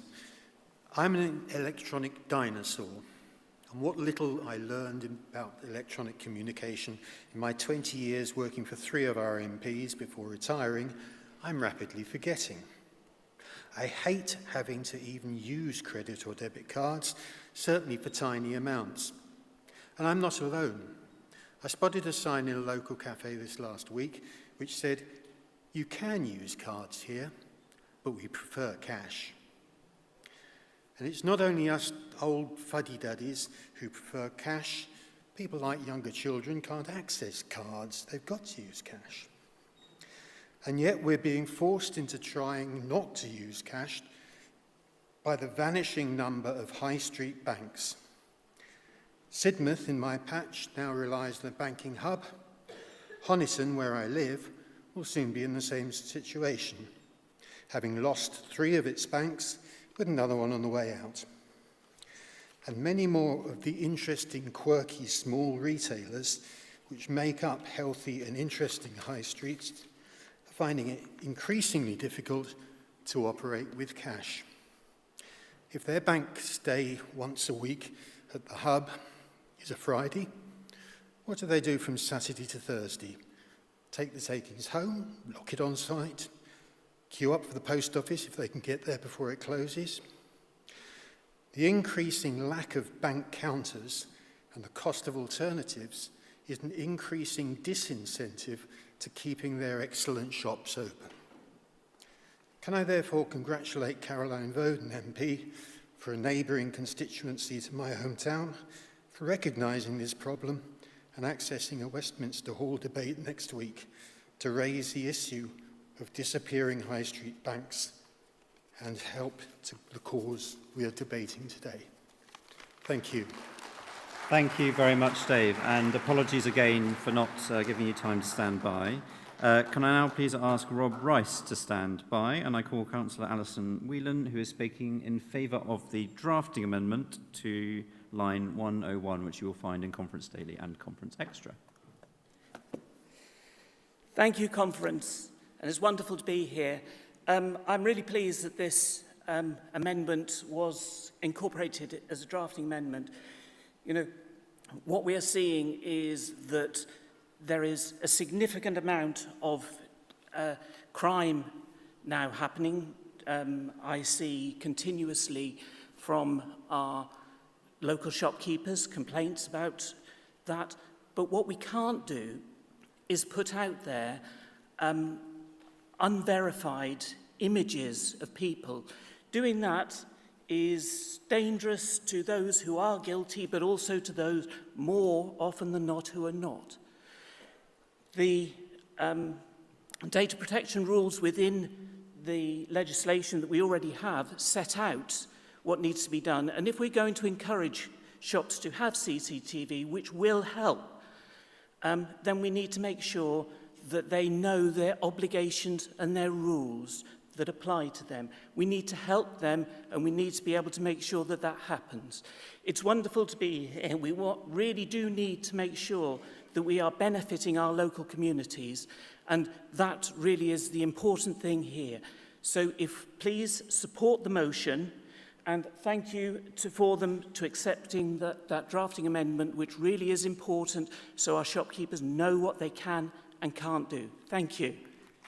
Thank you very much, Alison. Can I now ask Ollie Glover MP to stand by, and I call Rob Rice, who is speaking against lines 39 to 40 of the motion. Good afternoon, conference. I realise that we're getting into a bit of a niche discussion on tax policy, so if you want to cross that one off on your bingo cards, you have it on us. I'm speaking against lines 39 and 40 because those lines assume that business rates can be made fair with the right reforms, and I think we need to really challenge that assumption as a party. Business rates are based on the use and value of the property as it stands, and to many businesses that disincentivises the investment and improvement of premises because it will raise your tax bill. So for smaller businesses who might be putting all of their capital into making somewhere nice, they are really quite badly screwed over. I've got an example in my own ward. Fraser's Coffee is a small independent coffee shop and drive-through coffee location.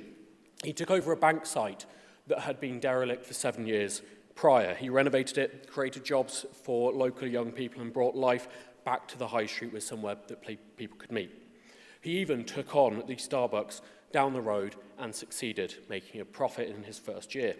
His reward, he was landed with a 384% increase in his business rates.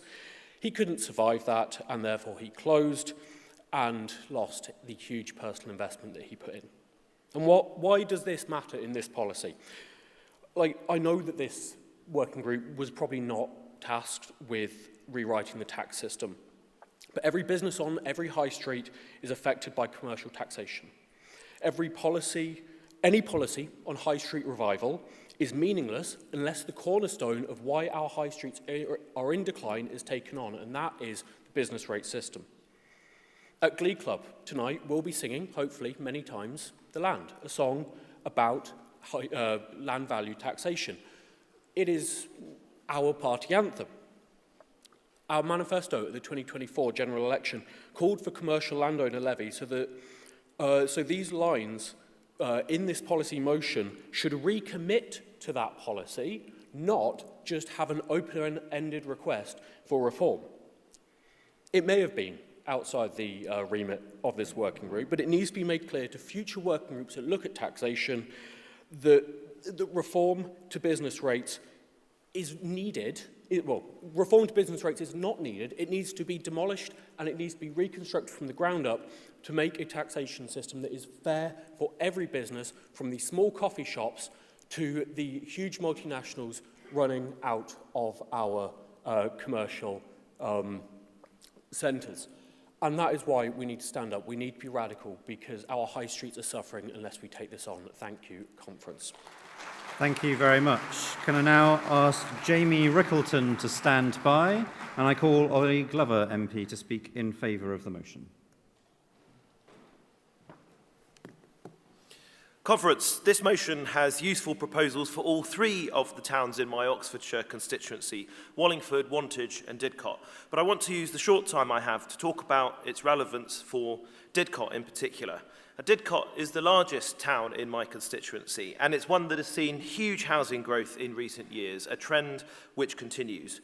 The town centre does not have a single focus in the sense of older towns do, such as a traditional market square. Instead, it has two key areas with their own characters, an older high street called the Broadway, and a new retail park, also in the town centre, called the Orchard Centre. Now, both areas face different but overlapping challenges.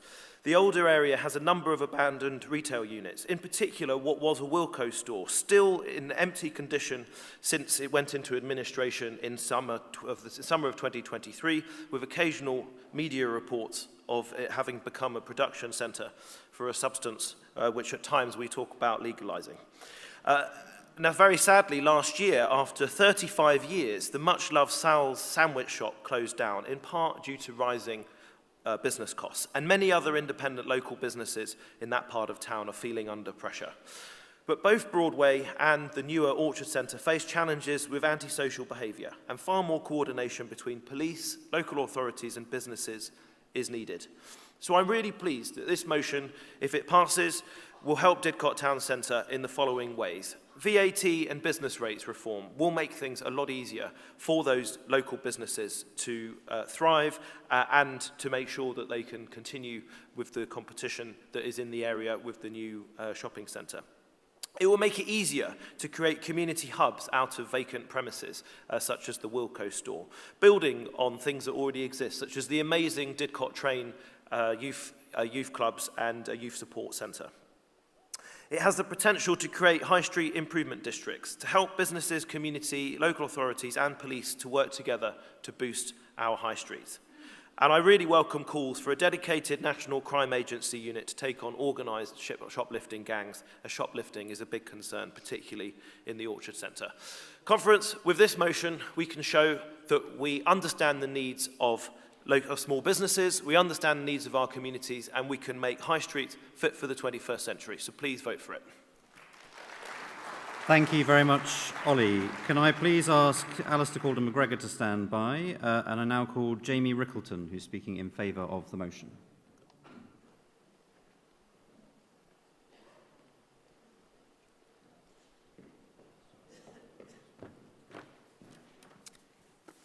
Hello, conference. This is my 4th in-person conference and first time speaking. I'll be brief. I would like to draw attention to Gateshead High Street, which for too long has been neglected by the Labour-run local authority. The powers that be could learn a great deal, as could the powers that be in Westminster. This motion details lowering overheads for businesses, bringing customers closer to retail and hospitality, increasing the level of activity in these areas and improving investment and opportunities for all. What underpins all of this and what Liberal Democrats do best is to empower people and give people the tools they need to succeed. Come visit the brilliant bars, cafes, restaurants and shops.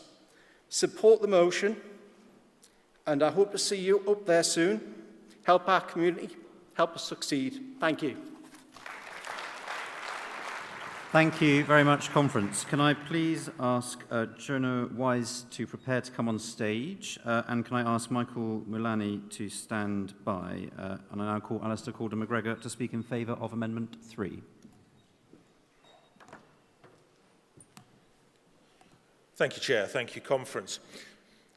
Conference, disability is a factor which everybody should be considering.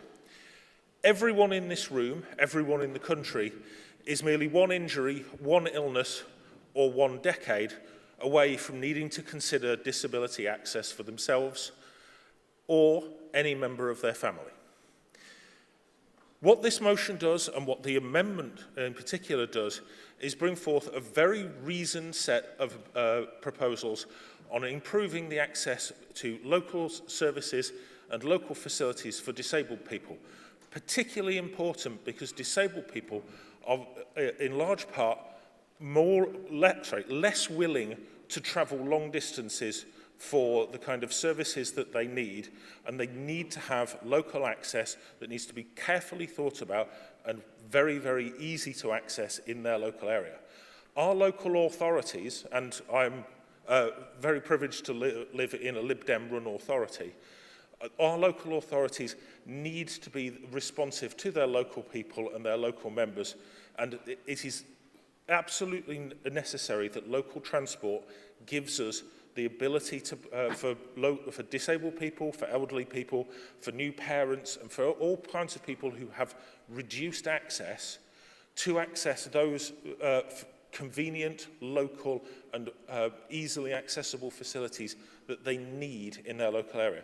So I strongly urge everyone to think in their local area about what services and what facilities they're going to need and what transport they're going to need should they get ill, injured or simply old, because this will affect everyone. I strongly urge everyone to back Amendment 3 and the motion as a whole. Thank you.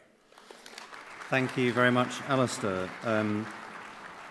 After the next speaker, we'll be moving to the summations. There has been no speaker against any of the amendments, but I will be calling the summator for Amendment 3, Jonah. And now can I call Michael Mulleney to speak in favour of the motion? I live in Hinckley and represent it on Hinckley and Bosworth Borough Council, and one of the issues many people raise with me is the town centre. Having a successful town centre thriving that people want to shop in with a mix of independent shops is a key priority for many people. And it's a key priority for Liberal Democrat-run Hinckley and Bosworth Borough Council as well. As well as being a member of the executive of the council, I'm also very fortunate to sit on the Hinckley Town Centre Partnership, which brings together representatives of the council and the Hinckley bid and local businesses. Council and businesses working together to improve the town centre through local initiatives, amongst which include the many around 50 events a year that the council and the bid put on around Hinckley. The Proms in the Park, the Soapbox Derby, the classic car shows and the many other events, which all together bring in an extra 100,000 visitors to the town a year, getting more people into the town, spending more money, helping local businesses survive and thrive. Now, we're going through tough times economically, and we're going through times when people change how they spend their money, with increasing amounts of purchases of goods online, making it difficult for shops to survive.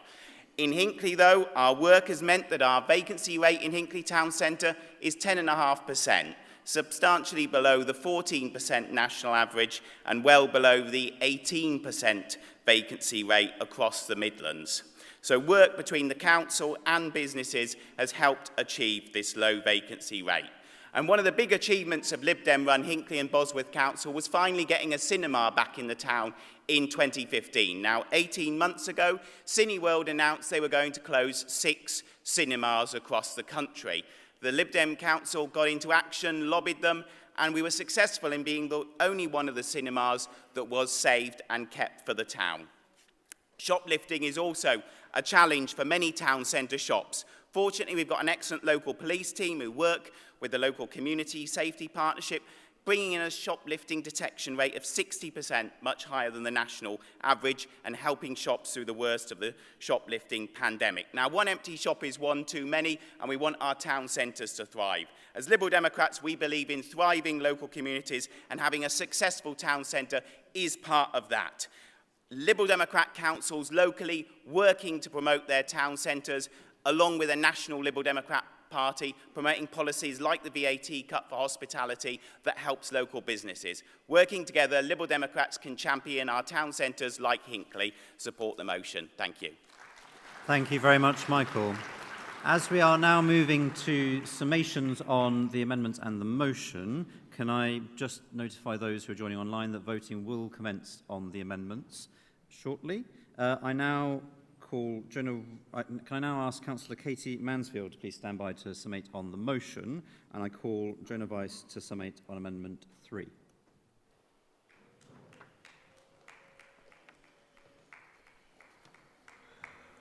Hello, Conference. Isn't it fantastic when spaces are available to all? It doesn't take rocket science to note that a thriving high street is one that represents every aspect of the community, a high street for all.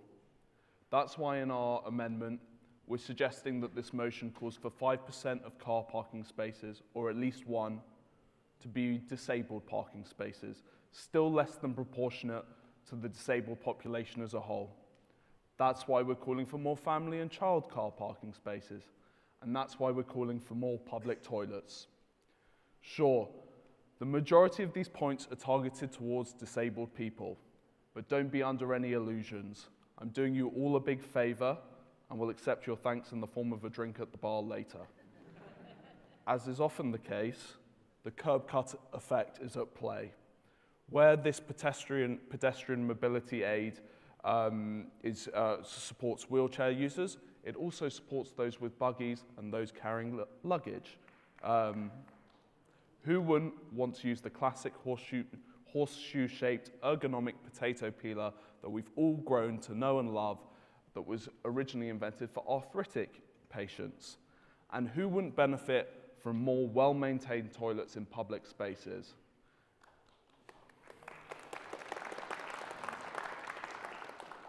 I urge you all to vote in favour of the motion and the amendment. Thank you very much. Thank you very much, Jonah. Can I now ask Katie Mansfield to come and summate on the motion? Thank you. Katie was the Policy Working Group Chair for this policy paper. Thank you, Conference, and thank you to Daisy for introducing this motion so powerfully, for setting out our ambitious plans to transform our high streets, grounded plans that can be delivered to get the high streets that we want. And thank you to everyone who's participated. It's absolutely great to hear just how well Liberal Democrat councils in Wokingham, Sutton and Hinckley can deliver successes for local high streets. And I particularly want to welcome the members of the working group and staff who helped with this paper and motion, putting it together. We listened carefully to the challenges faced by people and businesses on the high street across the country, to experts, councils, retailers, entrepreneurs and community groups. And we have brought to conference today a set of practical Liberal Democrat solutions shaped by those conversations.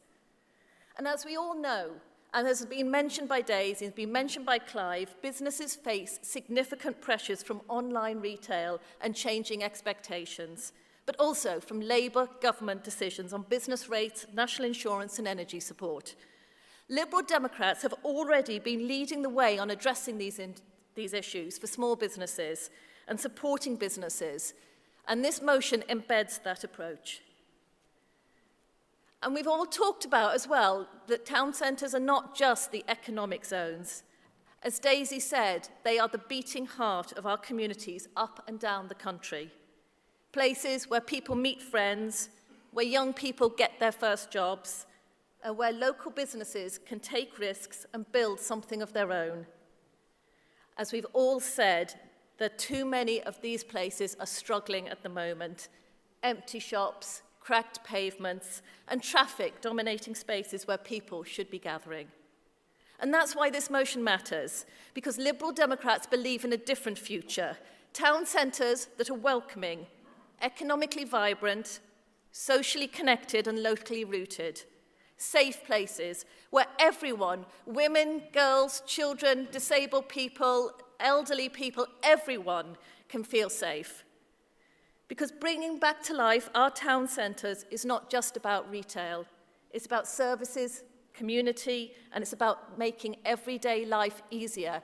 We heard about how people can't get into the banks and the ATMs. And across the country, people are losing those services. Post offices, libraries, advice centres, and meeting spaces.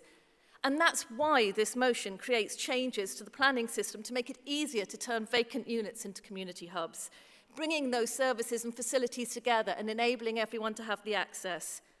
I understand from the speakers that it is difficult to do, but it is possible. We've seen inspiring examples from places like the Sheriff's Centre in West Hampstead, a working church that has become a vibrant community hub with a post office, soft play, a wine bar, and space for community events. It shows what can happen when communities are given the freedom to do this. And again, bricks and mortar are not the only thing that bring high streets to life. People do, and culture does. Events, creativity, and shared experiences transform a place from somewhere you pass through to somewhere you want to be. It's amazing to hear what Sutton have been doing in this area. But that's why this motion has created a High Street Culture and Community Fund alongside an incubator fund for locally designed festivals. Because sometimes what brings a high street back to life, as we have all said, is not just the chain store. It can be a street festival, a night market, a community performance that reminds people why they love their town. And those moments can create the footfall to support the centres. The recent Centre Stage Festival in Richmond-upon-Thames increased footfall by 1/3 and earnings on the day by 40%. And we've also talked about how it is difficult for local government to get these things sorted. I think it was Bishop Auckland was saying it's really difficult if you put in the measures but you don't actually follow up on them, because local government cannot deliver from one short-term plan to another short-term funding pot. If councils are going to support local businesses and lead the revival of the town centres, they need that certainty. They need stable funding and they need the freedom to invest in the long run. And when councils do have that freedom, like Hull, Liberal Democrat-run Hull, they bring in ambitious programmes to bring businesses, community and heart back to the heart of the city. I completely agree with Bishop Auckland that that isn't everything. A competitive bidding system that chooses winners and losers does not help everybody if we don't have sustained support or the ability to invest in ongoing vitality. We will not bring about the revival needed. And that's why the proposals in this motion, from high street improvement districts to community investment schemes, give local areas the tools and the confidence to invest in their futures. Because the best solutions for high streets will always come from the people who know them best. Thank you for the amendments that I think have absolutely strengthened this motion. We welcome the amendment by Alex to support the conversion of vacant space above shops into homes, and also the one from the Yorkshire Liberal Democrats, because that absolutely, bringing those charitable arts and culture groups together and giving them facilities is exactly what we need for communities. And I particularly welcome the amendment from Catherine Macy about making sure that we have continued accessibility and fairness through the proposal she's put forward. So I do want to address a couple of the things that haven't been covered already. So in terms of women's safety and VORG, I absolutely think lighting and design in that area is absolutely critical. In my own area in Twickenham, we've just brought in lighting to make it safer to cross Twickenham Green following 20 years after the murder of Amélie de Lagrange. But we fought for that and we've managed to get that in. It makes an lighting, design and things like that make such a difference for women's safety. We've heard different arguments on active travel, and what we've tried to do in this motion is balance. Because yes, there are times when you can say everybody should be getting public transport, and there are times when you can say people need accessibility, and it's very difficult in rural areas for certain groups of people.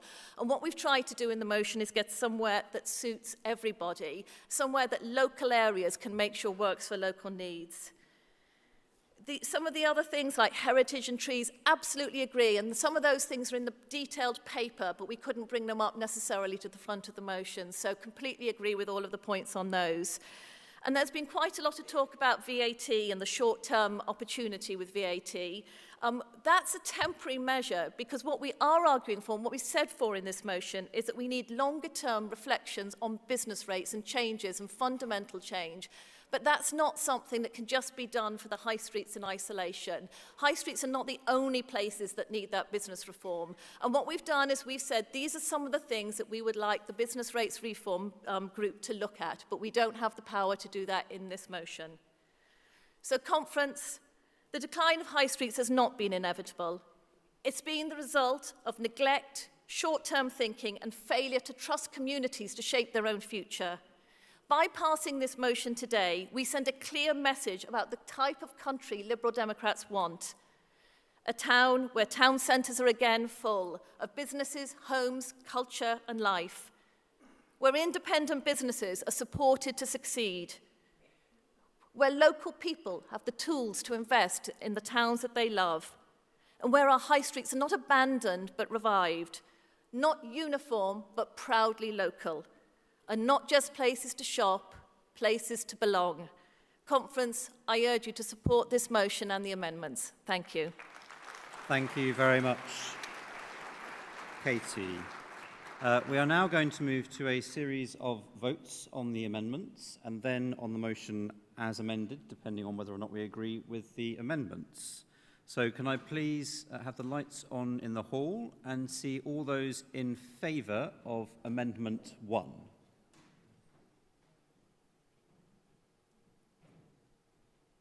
Thank you very much. And those against? Thank you very much. Obviously, the online votes were already open. That is the same online as it is in the hall, so that that amendment is carried. Can I now see all of those in favour of Amendment 2? Thank you very much. And those against Amendment 2? Thank you very much. And similarly online, that is also in favour, so that amendment is passed. Now can I see all those in favour of Amendment 3? Thank you very much. And those against Amendment 3? Thank you very much. That amendment is clearly carried. So now can we open the online vote, please, for the motion as a whole as amended by Amendments 1, 2 and 3. There's a little bit of a delay, so I'm just filling a little bit here. And can I now also see in the hall all those in favour of the motion as amended? Thank you very much. And those against the motion as amended? I can see a couple of cards. Let me just check the online vote quickly.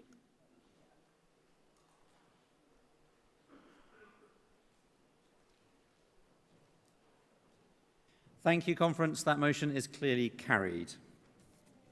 I'd like to thank everyone who put cards in for the debate. I didn't manage to call quite everyone, but almost. I'd like to also thank my aides, Charlie Husted and Dion Daniel, for supporting me during this. We are now going to move to the lunch fringe break. There's plenty of fringes happening. I'd also like to recommend taking a look at the exhibition, if you can, or the spokesperson's Q&A on international affairs, which is happening in the Lendl room at 1. And there's a consultation session on primary healthcare over in the Hilton, if you're interested in that. Thank you very much, Conference.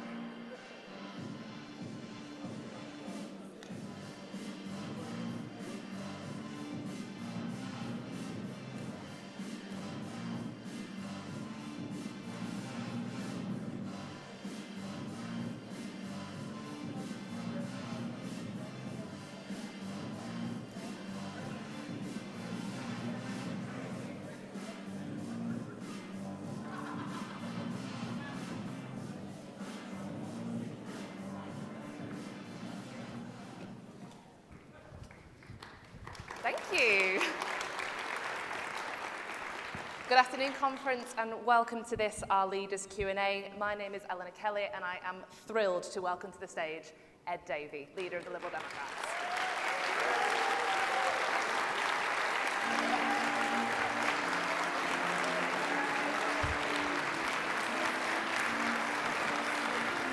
Good to see you. So, I just want to say thank you for everybody who submitted questions in advance. I'm afraid we have far more than we can get through in this session. So in the interests of time, I will be allowing supplementaries, but I do expect you to be ready at this intervention stand by the time that Ed has finished his remarks. And I will also take the opportunity to remind you that a question is a single sentence with a question mark at the end of it. Thank you. So let's get straight into it. Our first question is from Nicholas Wicks from Chelmsford, Mandan and Braintree. What are the Lib Dems going to do to stop Reform UK? Well, thank you, Nick, and thank you, Eleanor. And, hello, conference. It's great to be here, York. And it's a critical question from Nick, isn't it? We really have to. I'm actually using a phrase which I don't think I've ever used before. I think we have a moral responsibility to win and beat reform. A moral responsibility.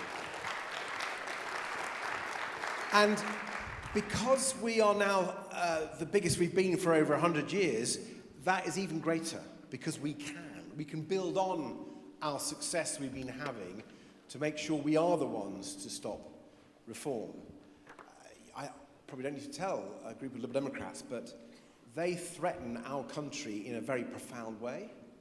They threaten our democracy, they threaten British values, they threaten things like the NHS, and they have to be stopped. And the seats that we can win, and actually, by the way, we need to stop the Tories at the same time, because they could do a Reform Conservative deal, couldn't they? The seats that we can win, there are a load of them, where we can stop Conservatives and Reform winning. And if we do, we stop them getting into government. So it could not be more important. However, there's an interesting thing that you probably felt this yourself. There's a number of areas that currently have a Labour MP where that Labour MP is effectively lost already because Reform is doing well in those areas. And it will fall to us to win in those areas because Labour can't. Look at the North East, for example, in places like Durham and Newcastle and Sunderland. I think while we don't have any MPs there at the moment, and people would see it as a Labour reform battle, I think it's going to be a Liberal Democrat reform battle in those Labour seats as well. So, I think there is, wherever you are in the party, wherever you are in the country, we have that moral responsibility to win. And just, if I may, just one final bit to this question. I think we have a historic opportunity to win as well. So the one thing that Reform has done, which gives us that extra chance, is they split the right-wing vote between Reform and the Conservatives. And while that may be obvious to us all, let's remember how unique that is. There's been no time in 250 years of British electoral history where that's happened. Yes, there was a Reform vote at the last election, but that happened really late. Farage decided to stand quite late, and the impact, we didn't see it coming. We can see it coming this time, can't we?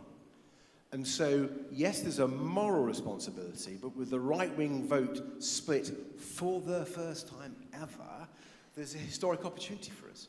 So I'm really excited about that, both doing the right thing to stop Reform and also making sure we have a lot more Liberal Democrat MPs elected at the next election. Yeah.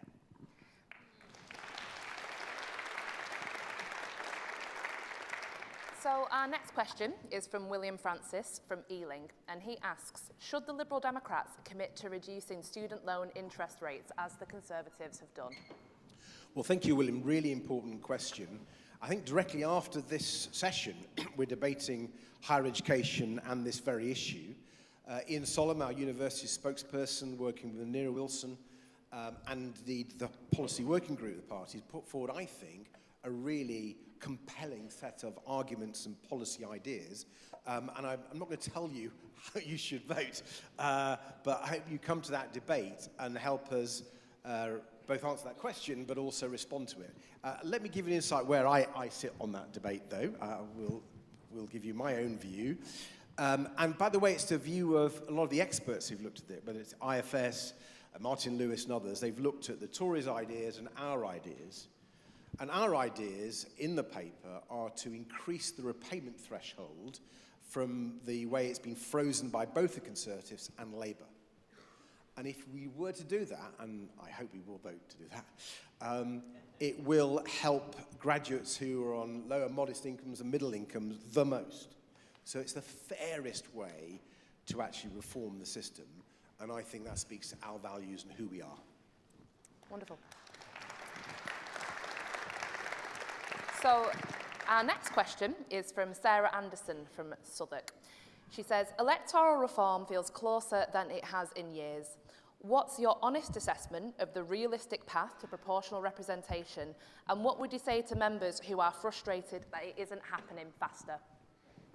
Well, we've been campaigning it for 100 years, so I get the frustration, but it's central to who we are. It's about reforming our politics, which is broken. And sometimes we forget this about ourselves.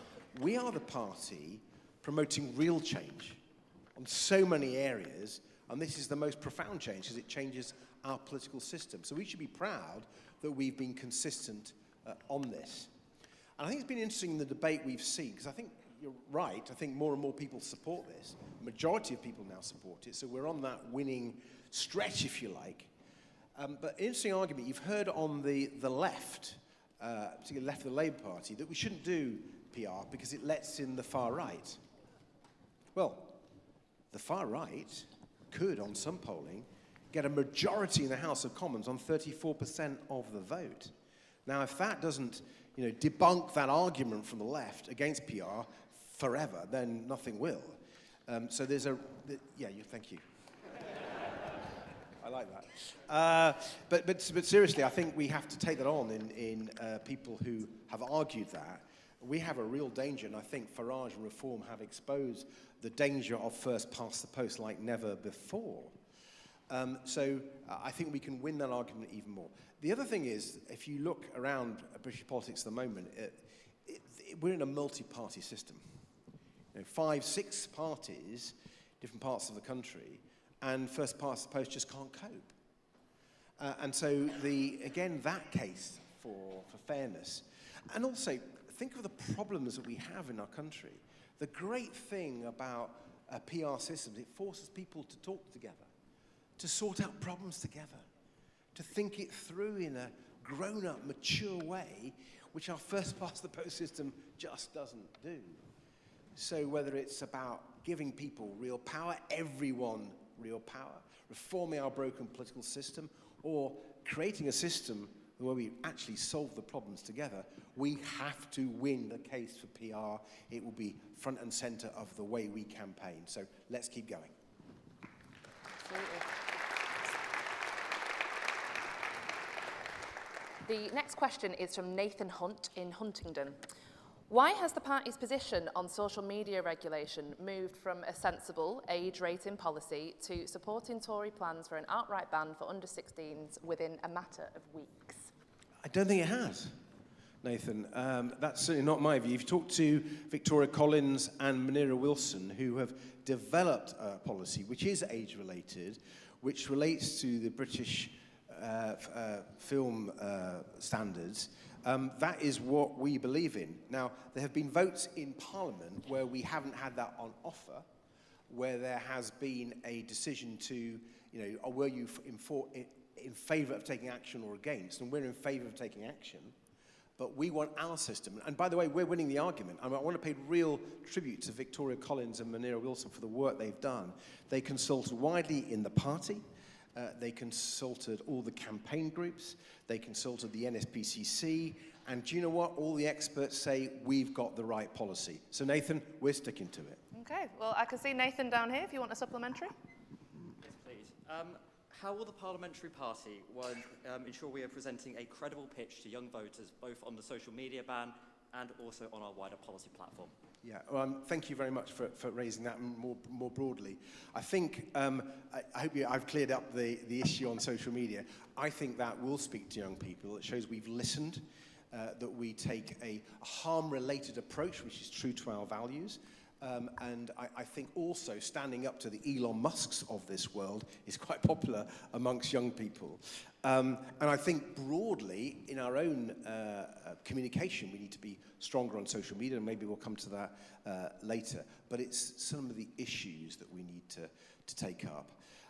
But when I talk to young people, actually, at the moment, a lot of things that they're suffering from finding difficult to get a job, low wages, difficult to get on the housing ladder, all those sorts of things. What they ultimately relate to is the state of our economy.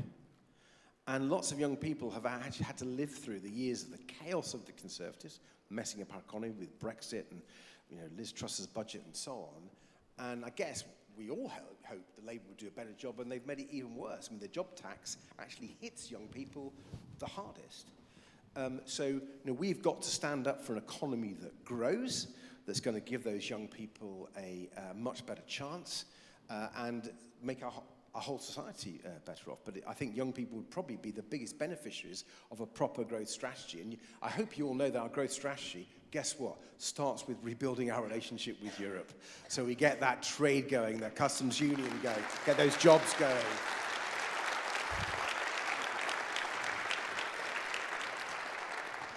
And I hope that's popular with young people too. You just beat me to my next question, actually. Right. So I'm just going to skip that one. Okay. The next one comes from Fraser Graham, who's from South Edinburgh. In hindsight, should you have removed the whip from Chris Rannard much sooner? Well, listen, I hope you understand that there's an independent investigation process ongoing that's been set up. And like me, I hope you will respect due process. We have to make sure that those investigations are fair to everybody, and therefore it's not right for me to comment on that individual case. What I will say is this: it was raised to me by a member who had been watching what was happening over the Epstein files, how we had been raising it in Parliament, being really tough on the government, rightly, obviously the Peter Mandelson scandal, the Andrew Mountbatten-Windsor scandal. And it made me reflect on how we as a party needed to take it as serious as possible. So you may have seen I sent out an email to all members to say that if you've been a victim of abuse by any other party member, please come forward. And I'll reiterate today, come forward.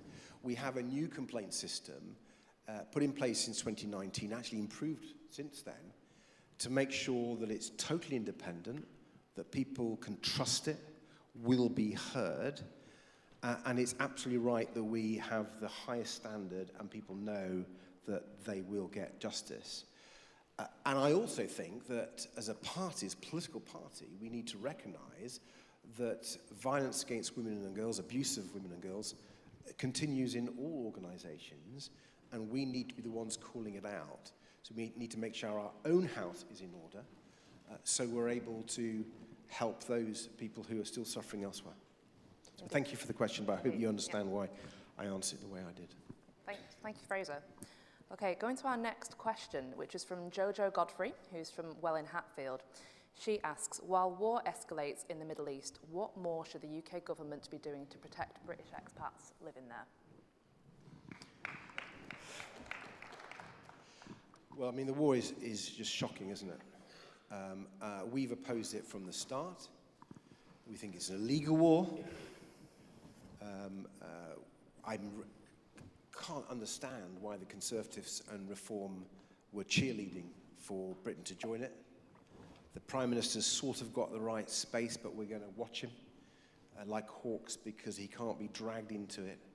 This is a war we should keep out of, and we should criticise, and we should stand up to those forces. We need to see more diplomacy to bring it to an end as quickly as possible for the people in the Middle East and for the economy here and people's experience of petrol prices, energy prices, mortgages and so on. But the question mentioned expats. I'm going to come to that.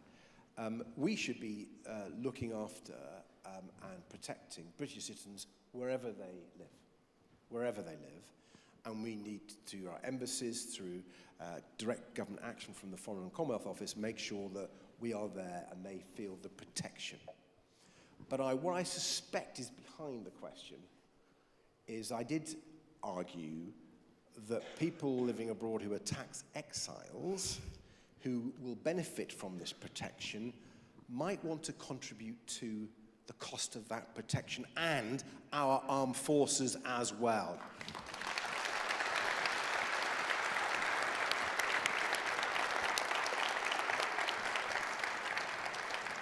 When we come to these issues, there's an issue of fairness, isn't there? It's fairness. And fine, we should protect all British citizens everywhere. I've made that really clear. But I think it is reasonable. Other countries do it, by the way, making sure it's a fair process. People aren't double taxed and all the rest of it. But we ask them to make a contribution. And I think that is a reasonable position. And the fact that I did call out people like Isabel Oakeshott,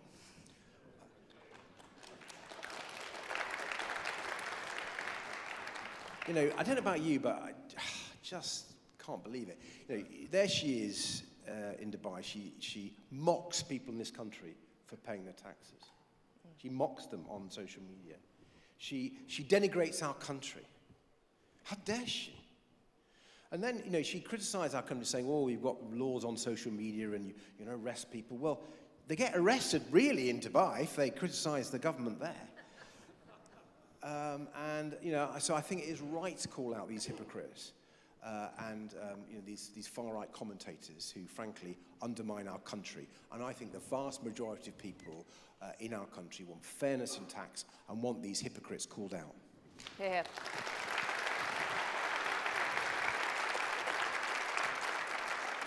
Can't see Jojo in the room. So moving on to our next question from Sam Barrett in Lewisham. What's Ed got against badgers, and why? Is it worth opposing their appearing on a fiver? I love badgers. I adore badgers.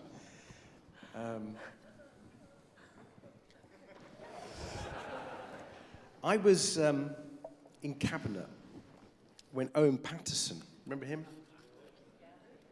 Those who remember, he was a Tory Secretary for DEFRA. I had to resign, and when we won the North Shropshire by-election with Helen Morgan, wasn't that great? But the reason I mention Owen was he was talking about the badger cull in Cabinet, giving his report on it.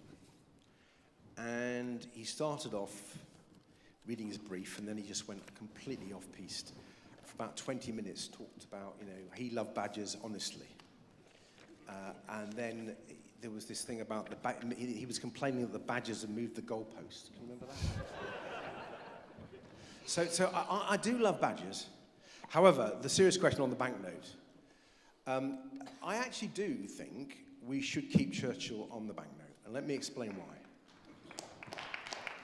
why. Not only was he a liberal, at times, but he did lead our country in a fight against fascism. He's part of our national patriotic story. And if we don't talk about that and champion that he should own banknotes, who are we leaving that space to? We're leaving it to Nigel Farage. And I am not prepared, conference, to allow the far right to take our national story for themselves. We own that more than they do. So, I know, sorry if I've offended anyone in the party. I love nature, right? I joined the party because of our strong environmental policies back in the day. But I do think we have this moral responsibility I talked about earlier, and that means making sure that we stand up for our country, what we stand for, and major figures in our country. And, in what I said about the banknotes, I talked also about Jane Austen, James W. Turner, and Alan Turing, right? And one of the proudest moments that I recall in our party was when we won the campaign. John Leach, when he was Member of Parliament, John Leach, who's an amazing councillor now in Manchester, he campaigned to get Alan Turing on the banknotes. And I thought that was an amazing success that he did, and we've campaigned for Alan Turing's memory to be properly recognised and the amazing contribution he made to our country. So, you know, Alan Turing, as well as Winston Churchill, should be on those banknotes. Okay. The next question comes from Tanya Cadlets in Sheffield. And she says, is our party too nice to be newsworthy? Should we be more controversial to gain more presence in the mainstream media / news? Well, we are the only party taking on Donald Trump. Now, maybe that's not controversial, but no one else is doing it. And I'm determined we do. I mean, this man is corrupt. This man is dangerous. And, you know, the Tories and Reform cheerleader for Donald Trump, the government seems, you know, can't quite make his mind up and has been trying to cozy up to him for most of the time he's been in his second term. We've been the only ones calling him out. I think that has got some cut through, really do. And certainly we get great feedback on it. And the fact we then give our alternative, which is a very pro-European position, working with our European allies, our Commonwealth allies, I think that is serious politics, which has got noticed. Now, sometimes we do need to talk about issues that won't necessarily get immediately noticed, but we must talk about them. Let me give you one really key example, and that's the NHS and care. I think the mainstream media don't cover the NHS and care anywhere near enough. When I talk to people, when colleagues come back from campaigning, they say that people raise the fact that they've had problems getting a GP appointment. They raise problems about what's happening with corridor care in our A&E wards across the country. Massive issue. And you look at the polling, it says this is what people are worried about. Can they get care for their loved ones? And yet the mainstream media don't talk about it. Well, I still want us to talk about it, even if it's not in the mainstream media, because it's what voters care about, and we are representing them. And you know what? Here's a little bit of research we've done, just to reassure you all. The NHS is one of those issues that it really goes up in the polls and up in people's thinking in the run-up to an election and at an election campaign. And actually, in between elections, it's not so high in the polls. Now, maybe partly to do with media coverage, but I also think it's to do with people, you know, not thinking about how they're going to vote in that period. But when they do, it's a massive issue for them. And at the moment, what's happening in British politics? Well, no one else is talking about NHS and care. And maybe that's because all they're bothered about is, you know, getting into the news. But I think we have an obligation to talk about it. And I think we will reap rewards. I think Labour is not doing what it said it was going to do. It's not tackling the social care crisis. It's not investing in primary care, which we know is a solution to saving care, whether it's GPs or NHS dentists or community pharmacists. And I want us to be able to be proud that we're the ones who've held Labour to account on the NHS and the only ones who care about the NHS and care. So sometimes we have to pick those issues that people aren't talking about. But final answer to the question, because I do think about how we cut through. I think Trump and those sort of arguments help us do that. But one thing I've been concerned about is our visibility on social media. Now, I've tried, as you know, many ways to make sure that I'm visible on social media. But one of the challenges is our social media team, great though it is, isn't big enough. So we've been taking some internal organizational measures, some reallocation of resources, and our intention is, in a month or two's time, you will see our social media team will have trebled in size. A massive investment we are making in the party's social media team. Great people. You'll be delighted to know they're a lot younger than me, so they actually really understand how social media is consumed by people. And it's lovely listening to these people who really understand how it works, all the different platforms. And so I think armed with a huge increase in those experts, we will cut through far more on social media in particular. Okay. I can see Tanya at the intervention mic. Thank you. What a lovely gentle Liberal Democrat answer to the question. If there is a big issue, Laura Kuenssberg has first got somebody from Labour. Fair enough, they're in government. The week after, she'll have somebody from the Tories, leader of the opposition, fair enough. And then she gets Farage in, not you, Ed. I think we should be the next port of call, just looking at the membership and at the in Parliament. We need to be more gritty, to be more newsworthy, to draw more, to draw more people attention to the media. We need to pull people to want to listen to Laura Kuenssberg and whatever it is. Thank you, Tanya. Can you just finish up with a question for me? Yeah. Well, good news. I'm on Laura Kuenssberg tomorrow morning. Hey! What time?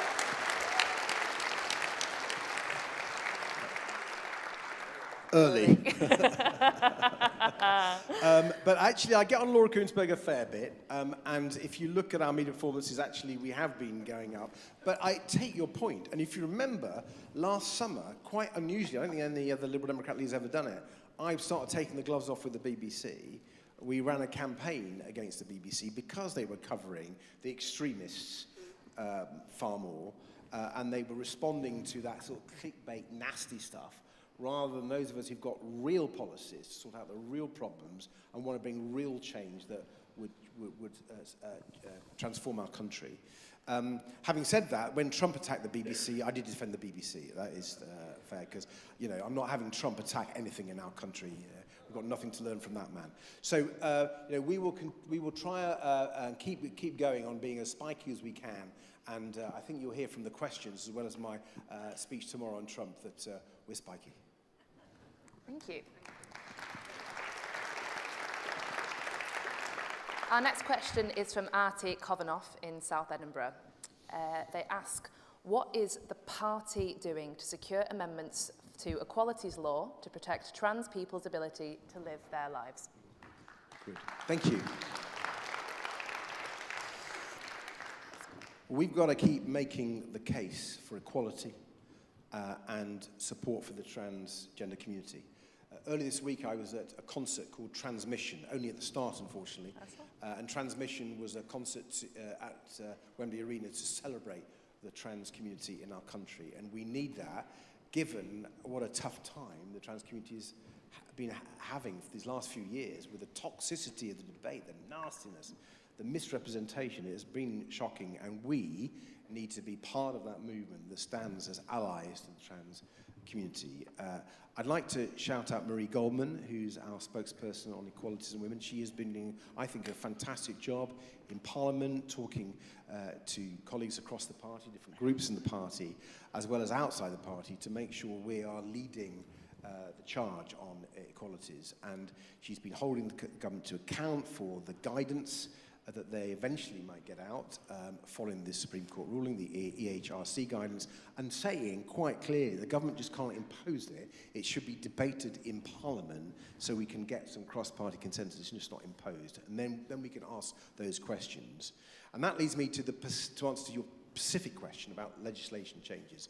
We've called for cross-party post-legislative scrutiny. Now, that might sound a bit of a mouthful, I know, but it's the process by which you look at laws that are passed 15, 20 years ago and say, how are they doing, how can they be changed, what amendments are needed. And we've said that whether it's the Gender Recognition Act or the Equalities Act of 2010, it's time for that cross-party post-legislative scrutiny of those pieces of legislation. And then we can talk to the trans community, talk to all communities about how we can improve that legislation given the various things we've seen. Thank you.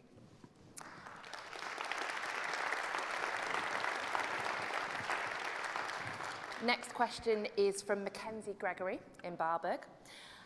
If a young person came to you today and said they wanted to get into politics, what's the one piece of advice you'd give that nobody gave to you? When did you first get involved in politics? How old were you? Well, I first joined the party in 1989, but I've been sort of an activist in different things, particularly the environmental movement beforehand. and I was involved in an anti-apartheid campaign and a number of different things. Anyway, to the question. Well, do you know what? I think one of the first things you do is, with your local party is go and knock on some doors.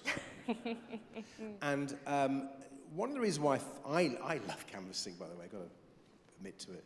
I love minivan as well. You know. Love minivan. And talking to people, it's so good.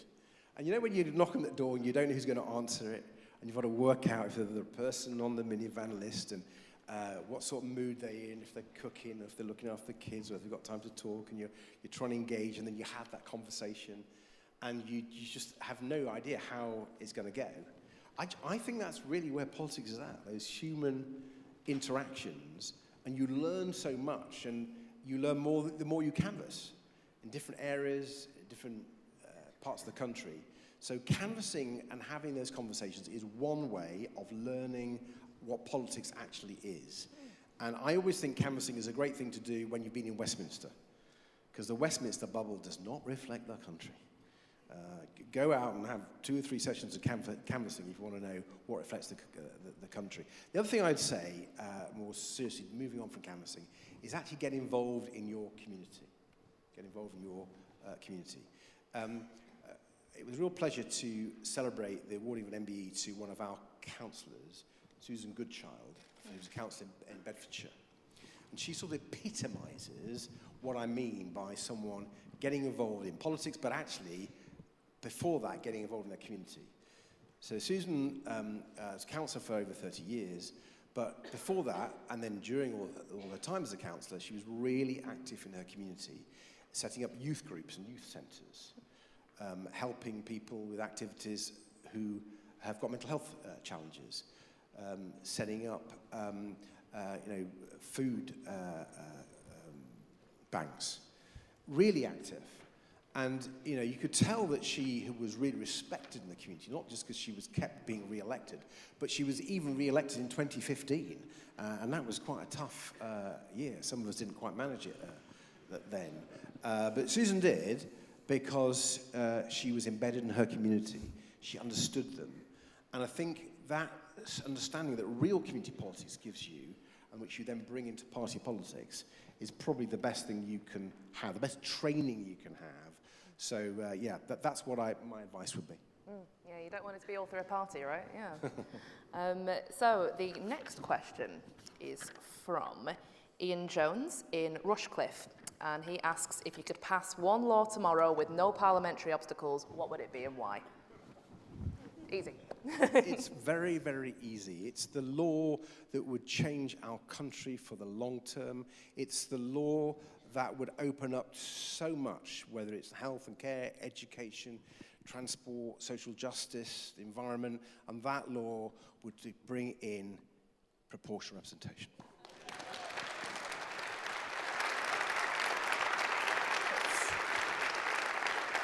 One for your Lib Dem bingo card.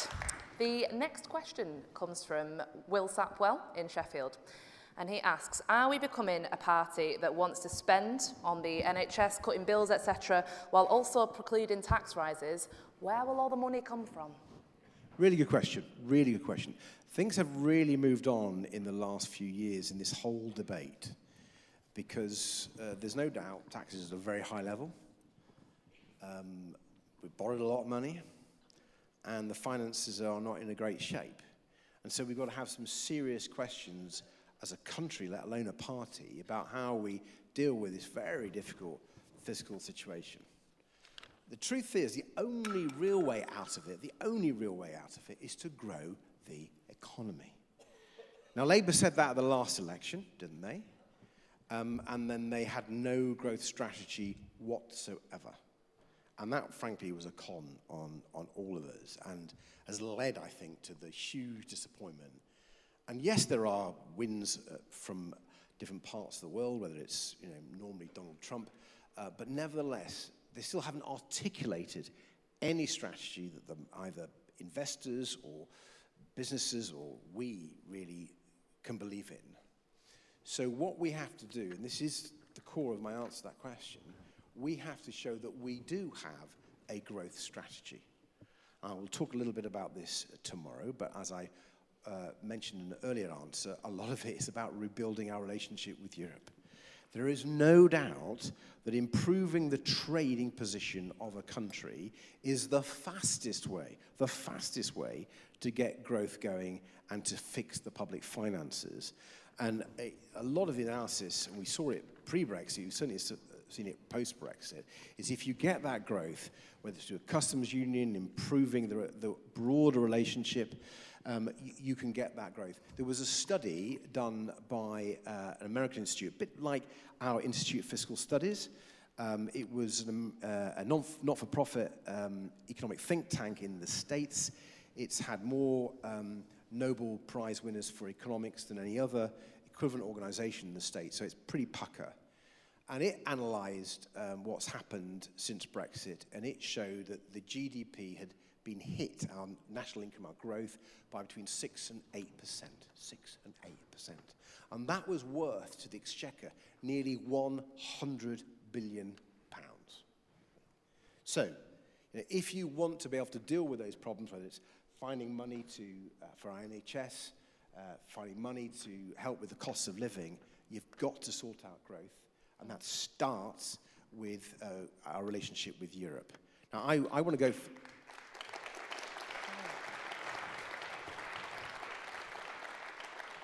I want to go further than that. I want to find ways to make sure technology is used more in our country. And some of our colleagues, Chris Coughlin, has been doing some work in this, working with some academics. He's shown that one of the real problems of the uptake of technology is very slow.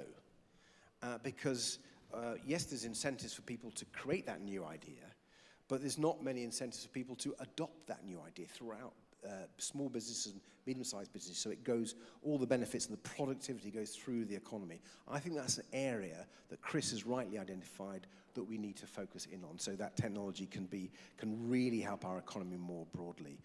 There's so many other things on this. The skills agenda, right, is so important, and we're debating that shortly with the HE paper. Excellent. That's a plug for the next session, F10. My next question comes from Matt Smith in Southwark. Climate policy has become a politically toxic debate in some quarters, with the Conservatives moving away from net zero commitments. Do you think the Lib Dems need to change how we talk about climate? That's a really interesting question. Really interesting question. Well, I mean, we've still got to be really clear that if we're going to cut people's energy bills and cut the bills that business and industry pay, we've got to get away from these volatile, high gas and oil prices. I mean, there was a study showing that this latest oil and gas price shock is going to have cost more than going to net zero by 2045. So, you know, it speaks for itself. The evidence is clearly there. So we mustn't move away from being the core proponents of investing in renewable energy, whether it's wind, solar, tidal, and so on, and energy efficiency. But because it's the way to get people's bills down. So I guess that's the way to answer that question. I think on the doorstep, if you sell the climate change message purely by the science of climate change, you probably won't convince every voter. Not least because they read the nonsense and the misinformation, both on social media and elsewhere, coming from our opponents from the hard right. I think we can win that argument and can make that argument and should make that argument on reducing people's energy bills. The evidence is there, so let's go and do that. Let's show that our climate change policy is part of the solution to people's cost of living. Absolutely, absolutely. So we've just got about 5 minutes left. So I think our penultimate question is coming from John Coulson in Mole Valley. He says, public trust in politicians is at historic lows. What specifically would a Lib Dem government do differently, structurally, not just culturally, to rebuild it? And I think that's a bit different to the electoral reform questions. Yeah, it brings together a number of my answers, though. One of the ways we beat reform, who are benefiting from this lack of trust in politics, is through our community politics. It's one of the reasons why I gave the advice to the person who's starting out in the way I did. When you are knocking on doors and you are talking to people and you are part of the community, you rebuild that trust. I don't know how many doors you've knocked on where people say, no one cares about our area, you're all the same. And one of my responses to that is, which other political parties have knocked on your door recently? And it's always no one else. And so I say, well, we're knocking your door. We want to listen to you. We want to know what your concerns are. We care about your area. We live in this area. We want to make it better for everybody. And those sorts of face-to-face conversations can really rebuild that trust. Now, I have a confession. It is a part of my constitution. I go and knock on some doors, and they say, Ed, I don't like your party. Don't like your policies. But I'm voting for you. Well, fine, that's great. And they say, well, you're the only ones who ever show up. You're the only ones who do anything. And so we're going to vote for you because we like that. Now, I obviously want to convert them to the cause of liberalism, but I'm happy for their vote.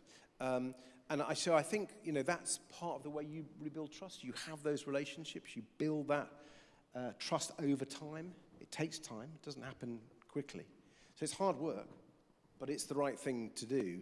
I mean, if we're in government, we obviously could do more than that, and I do think electoral reform will be part of that, because I do think if people could see politicians having to work together for the common good, for the national interest, I think that would go a long way to improving things. And I think the other thing, you've got to mention this, I think we've got to get the economy growing.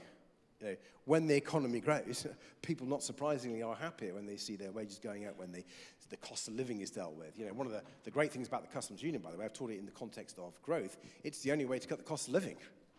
And that's what's on people's minds. So all those strategies, whether it's our traditional liberal grassroots community politics, whether it's political reform, whether it's our economic message, I think combined, they could turn the tide from this really negative, really nihilistic approach to politics that we see. And here's the final thing. The right like this, right? They get their fuel from people's anger, and they want to sort of make people really cross. I don't think the response to that is to be as angry as they are.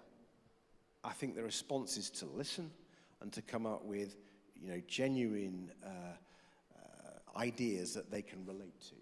And being authentic, being who we are, is so, so important. It's one of the reasons I've talked about my carer story, because I wanted people to see that actually, I'm not just a Westminster politician in a grey suit, that I have a history. And so many of you will have those histories, and people can relate to them.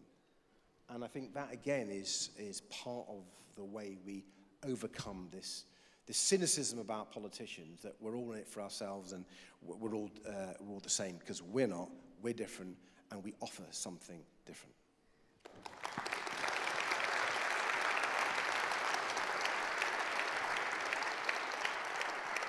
And our final question before we wrap up, it's a short one.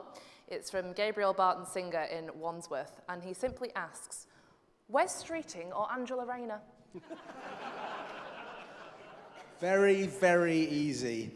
Ed Davey. Oh, no. Come on. It's very interesting, isn't it? I think the Prime Minister is just very pleased it's not Andy Burnham, Bruno. No one wants Wes Streeting or Angela. I mean, there is this, I do think sometimes one should level with each other, that people in other parties, they can be good people, may not always agree with them. When Angela Rayner was being hounded by the right-wing press, and I don't know about you, I saw a bit of sort of sexism, misogyny and all that. It just was pretty unpleasant. I'd been drafted a statement to put out, which was the sort of usual, she had to go, blah, blah, blah. And I read it, but I actually read her statement, what she'd said. And she talked about her disabled child. And she talked about the challenge that she had in managing a legal case and how she was going to could make provision for her disabled child for what would happen after she had gone. I'm afraid that touched me quite personally, because you know my son John is disabled, and I worry a lot about what will happen when I'm no longer here and who's going to look after him and so on. And so while I was still critical of what she did, she could have taken the right tax advice, of course she should, but I think before you rush to judgment against some people, you've got to remember they are human beings as well.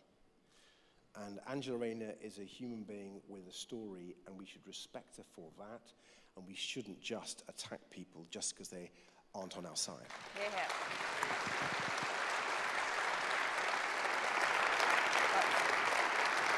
An incredibly heartfelt note to end it on. I would like to thank all of you that submitted questions, everybody that came and watched this afternoon. I'd like to thank my hall aide, Leo, and my other hall aide, Gareth, down there. I'm now going to hand over to Jenny Rigg, who's chairing the next session. Thank you.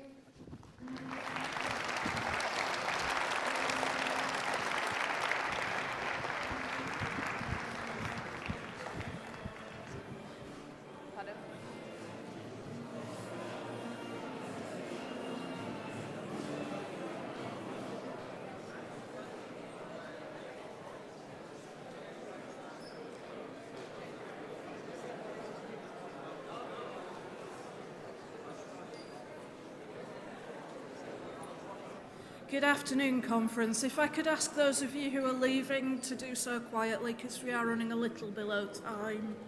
I'd like to announce the winner of the emergency motions ballot before we start this session, which was A Liberal Future for Social Media for Under 18s. I thought the youth would be happy about that. And now we're going to move on to F10, From Local Roots to Global Reach, A Liberal Vision for Universities, which you will find starting on page 35 of the standard printed agenda, or under quick access if you're using the app. There are 3 drafted amendments and 3 amendments to be debated, which you can find starting on page 10 of Conference Daily. I'm going to have to remind all speakers to keep to time, because we were massively oversubscribed for this debate. And I now ask Andy McGowan from West Suffolk to stand by, and I call Ian Sollum from St Neots and Mid Cambridgeshire to propose the motion. Well, this is a first, the proposer of the motion taking his time. Hello, Ian.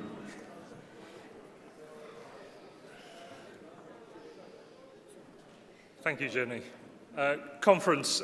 British universities are facing a genuine crossroads, not simply because of government decisions, though decisions under both Labour and the Conservatives have been damaging, nor simply because of poor governance and reckless decisions at institutions themselves, as recent governments have tried to make out, and not simply because of funding pressures, relentless though they have been, with 4 in 10 universities now in deficit, an alarming number of redundancies damaging teaching as well as local economies. The current crisis in our universities is perilous, and no one should downplay that. But the world our universities are set up for is changing in ways that sticking plasters alone cannot address. By 2040, there will be 17% fewer 18-year-olds. The model sustaining higher education is running out of road. So we cannot simply ask how we fix what's broken now. We must ask what British universities need to become. Conference, this motion gives the Liberal Democrat answer to that question. So let me start with university students and some facts. The average maintenance loan now covers just £20 a day, against a minimum income standard of nearly £58. A majority of students are working during term time to make ends meet, with those from the most deprived backgrounds now averaging 18 hours a week, at which point the evidence shows it damages their studies. And even then, 40% are surviving on under £100 a month after expenses. Now, Liberal Democrats have long argued for the reinstatement of maintenance grants following their disastrous removal under the Conservatives, and today we reaffirm that commitment.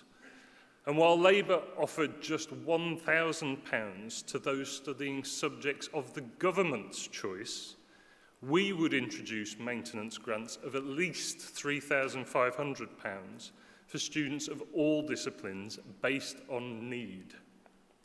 Parental income thresholds for maintenance, frozen since 2008, would be uprated. And I would urge you to support amendments on carers and on estranged students. Both address a system that penalises people for circumstances beyond their control. Conference, I'm sure many of us came to expect the broken promises from the Conservatives. Freezing and even lowering the thresholds for student loan repayments was just one example of many in their time. But now a Labour government has frozen those thresholds again, quietly extracting more value from graduates who did what was asked of them, invested in themselves, and now work hard under a burden that is huge of debt. The faith of young people in a finance system that can be changed at the whim of a chancellor hoping to balance their budget off their backs is dying. So it is a matter of urgency that Labour's freeze is reversed and that thresholds are linked to earnings as they were promised to be in the first place. But we can't stop there, because students and graduates need structural reform of finance, and that's why we would establish a cross-party Royal Commission to look at ideas like reductions in interest rates, caps on total payments, and genuinely progressive repayment rates, to establish that consensus that will hold beyond the short-term interests of any individual government. And for those serving in the NHS, teaching, the armed forces and emergency services, and Amendment 3 rightly names all of them, partial loan write-offs after 10 and 15 years. Where we're already struggling to recruit and retain people, if you give a decade to the public good, the system should reward that. At Conference, the unfairness graduates feel runs deeper than worsened loan terms. The underlying promise that a degree leads to opportunity, that the investment you make in yourself will be repaid by the economy you graduate into, is itself eroding. 2 decades ago, the typical graduate earned 2.5 times the minimum wage. Today, it's barely 1.5 times. And that's not because we have too many graduates, as some will argue, but because the economy has created too few high-skilled jobs. So if universities are to restore the promise they make, we have to use them to help build the economy that makes that promise real.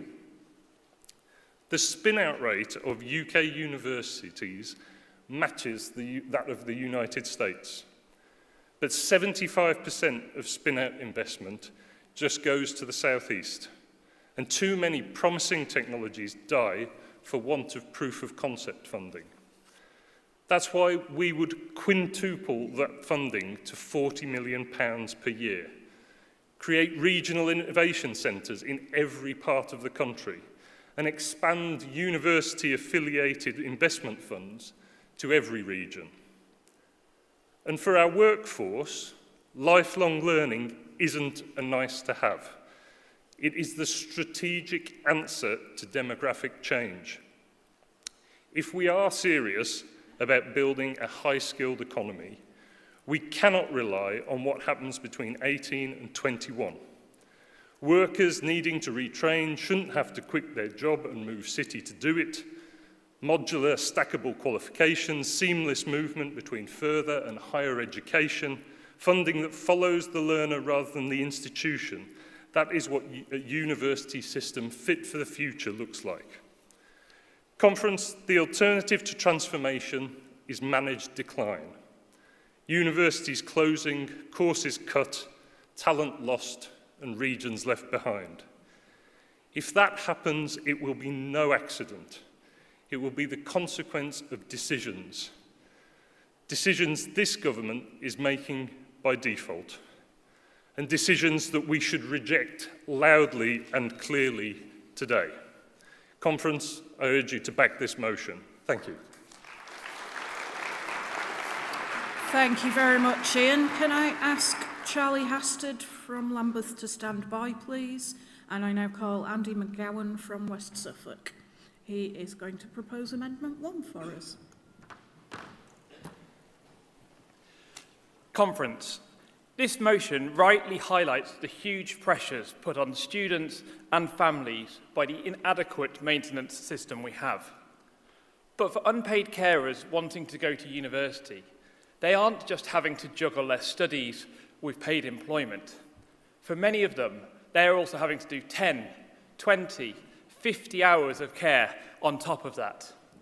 The pressures on them are huge, like the young adult carer who for the past 5 years throughout college and their degree has regularly been doing 100 hours a week across studies, employment and caring.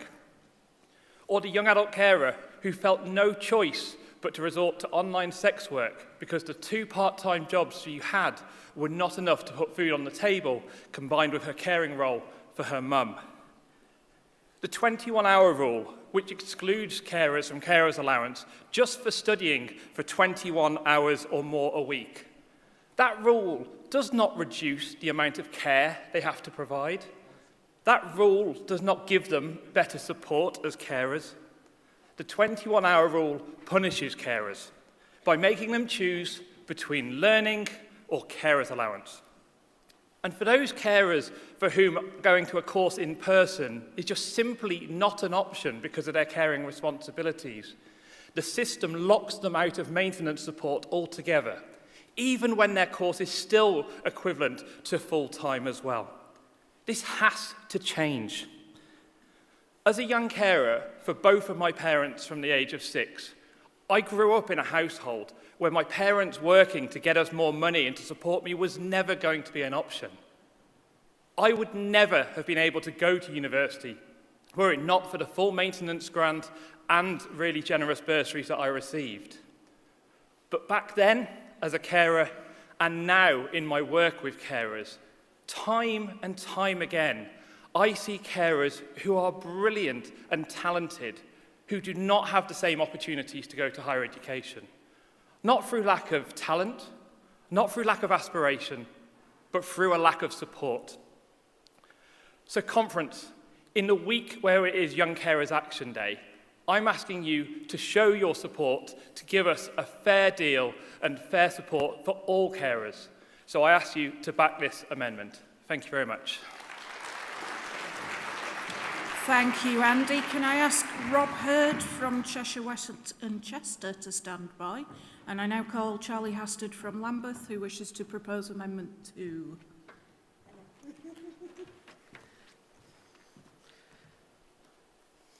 Sorry, I get to sneak out the back way because I can't do the stairs at the moment. Because it turns out kicking a bed in the dark is a really bad idea if you like your feet. Conference, you're 18. Your dad dropped you off at uni. You come out to them a few months later and they disown you. The parental support you relied on, financial and emotional, gone in less time than it takes to say it. Your financial support is based on their income. Other support is discretionary and finite. Once the pot is empty, it's gone. The next year, the student loans company asks you for a letter from your parents to confirm they've disowned you before they'll give you independent status. You're 18. Your mum is abusive to you and your siblings. You maintain contact so you can try and give them a safe place, a safe person to escape to. She refuses to fill in the parental income portion of the assessment, so you ask for independent student status. You're rejected because you don't have zero verbal or written contact. You now work 2 jobs to make up for the lack of maintenance support. You're 18. You've had no contact with your family since they kicked you out at 16 for being trans. You get a place at uni 200 miles away, and then you're offered a place in a social housing scheme. You have to decide whether you want to pursue higher education or have stable housing. You choose university, but then find no decent landlord will rent to you after your first year without a guarantor. You end up sofa surfing over summer before finding a mouldy room at 50% more than your peers are being charged. These and other cases were all things I personally dealt with as a student union officer some years ago. Students failed by their parents and or the system, forced to navigate impossible situations when they've barely entered adulthood. I'm happy that I got those students what they needed, but I'm proud that I got my university to agree to some of the measures included in this amendment. Acting as a guarantor to care leavers and estranged students and offering that free accommodation over the summer holidays. It made an immeasurable difference. Freedom from stress, freedom to concentrate on study and do their best, space and time to process and heal. Removing the fear of missing the boat on discretionary funding. All of these things are essential to ensuring what we want, freedom from poverty and ignorance, and conformity. The crisis that has been faced by estranged students and care leavers has been ongoing since the 70s. It is past time we fixed it and gave them at least some of the stability and security their peers get. Please vote for this amendment. And also the carers one, because carers are great too. Thank you very much, Charlie. Can I ask Sal Jarvis from North Hertfordshire and Stevenage to stand by? And I now call Rob Hurd from Chester West in Cheshire, managed to say it that time, who wishes to propose Amendment 3. Conference, I'm proposing this motion not to weaken this amendment not to weaken the original motion, but to strengthen it and to broaden it. The original motion rightly recognises NHS workers, it recognises those who work in education and those who work in social services. But if we really want to be true to our values of the communities that we serve and fairness, then really we need to go a little bit further. And that's why this amendment adds in key emergency services and armed forces. Because when somebody runs towards danger rather than running away from it, that is public service. When a firefighter enters a burning building, when a police officer faces violence on our streets, when a paramedic responds to over 1 million phone calls every year, and when a member of our armed forces deploys overseas, often missing their families for months at a time, that's not a second-tier contribution. Across the UK, we have 150,000 police officers, 35,000 firefighters, 100,000 regular armed forces personnel, and tens of thousands more paramedics and emergency responders. Many of those are graduates. Many of those carry significant student debt, and many of them could be paid better in the private sector, but they choose service. We know that student debt in England is in excess of £45,000. For those on a modest public sector salary, that £45,000 determines whether they start a family, whether they buy a home, or whether they continue in that profession at all. As Lib Dems, we believe in investing in people. We believe in strengthening our communities. And we believe that public service should be recognised and not taken for granted. Please don't take this amendment as pitting professions against each other. It's about extending solidarity. That's why I, as a teacher, am moving this amendment. It says that if you dedicate a decade of your life to public service, to protecting, to teaching, to caring for our community, then our country should recognise that in a tangible way. Conference, Liberal Democrats have always believed that fairness is not selective. It is principled and it is consistent. So let us send a clear message today that if you serve in a critical role, in a hospital, in a classroom, in a care home, in a fire station, that your commitment matters. Conference, please support this amendment. Thank you very much, Rob.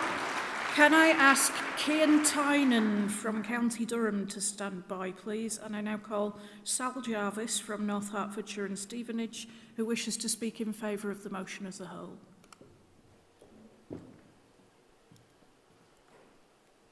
Conference, I was delighted to see this paper. Until last July, I was Deputy Vice-Chancellor and Provost at the University of Westminster, and I'm still involved in higher education as Vice-Chair of the Tavistock and Portman NHS Trust, which leads in postgraduate mental health education. It is high time that the Liberal Democrats reclaimed a significant place in this debate, and with this paper, we have done so with well-informed, thoughtful and positive contributions.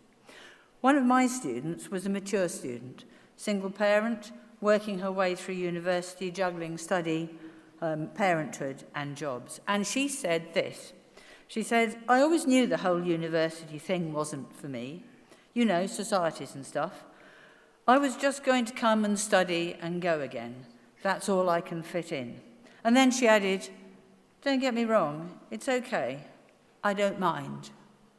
But conference, I minded.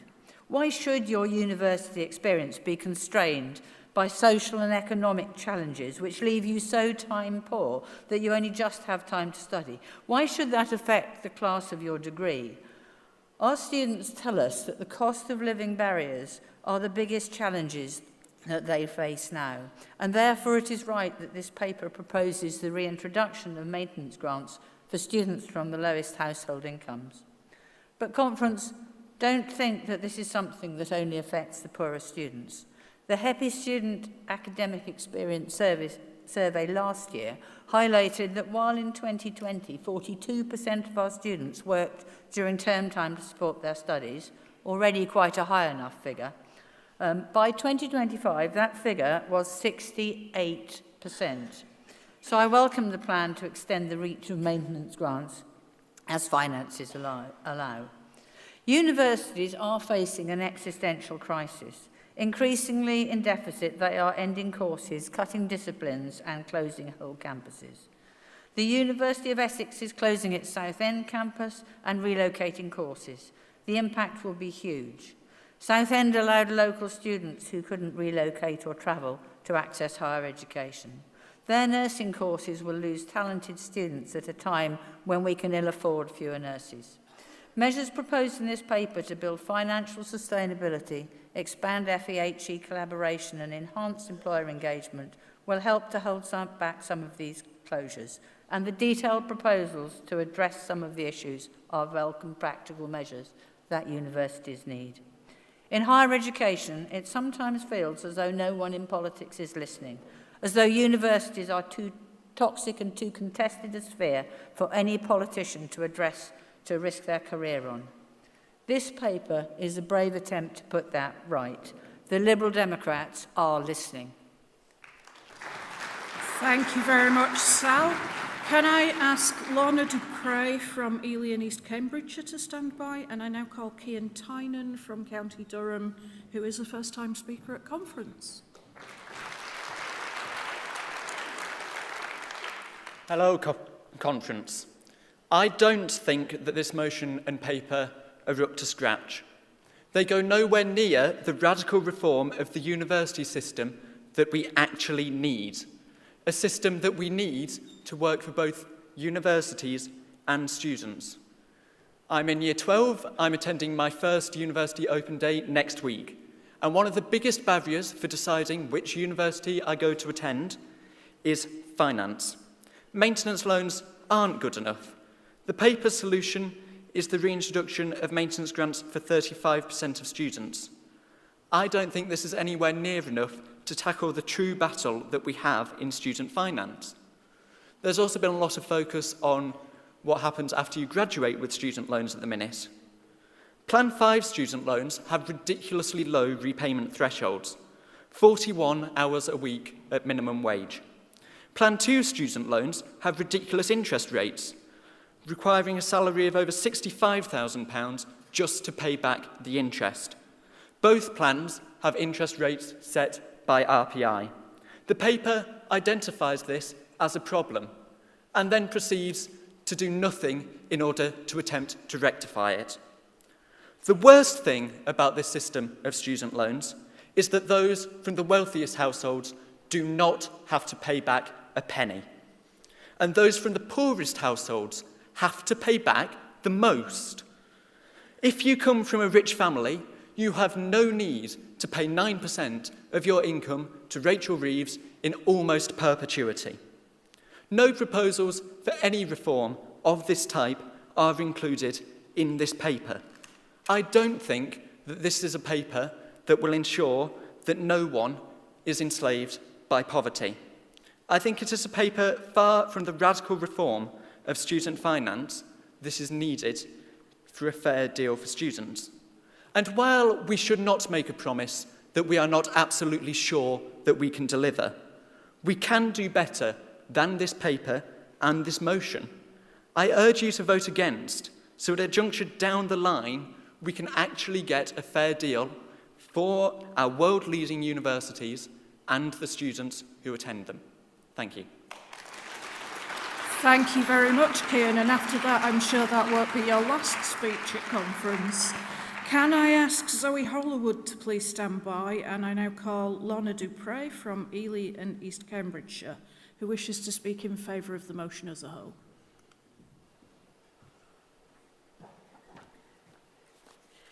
Conference, I don't intend to detain you for very long. I very much welcome the paper that has been put in front of us today and the motion that accompanies it, congratulating Ian Sollom on his hard work and those in other areas of the party that have helped put this together.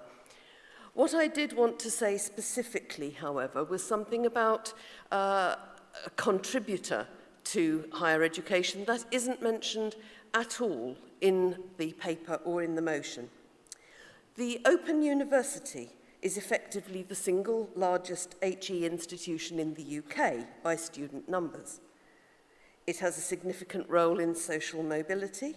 76% of OU undergraduates enter with no previous higher education qualifications, and 26% live in the UK's most deprived areas.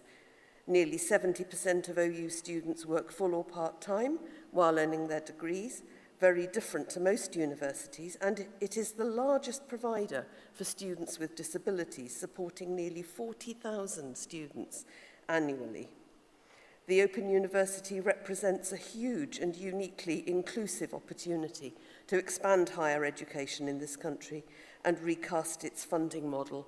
And I believe the party's policy, as it moves forward and gets further refined, must explicitly include this if it's to be credible. Thank you. Thank you very much, Lorna. Admirably brief there. Can I ask Simon Hughes from Southwark to stand by? And I now call Zoe Hollywood from Harpenden and Berkhamsted, who is against the motion as a whole. Thank you, Jenny. Conference. As John Stuart Mill wrote in On Liberty, the peculiar evil of silencing the expression of an opinion is that it is robbing the human race. Mill understood the harms of silencing dissent. He understood that ideas must be tested and challenged to ensure the survival of the strongest ideas, of truth. And how critical is that pursuit of truth to our universities, where we push the boundaries of science and challenge orthodoxy. So while there's much in this motion and the amendments that I agree with, I cannot in good conscience vote for a university policy that completely ignores the self-censorship and growing assaults on academic freedom occurring at our campuses.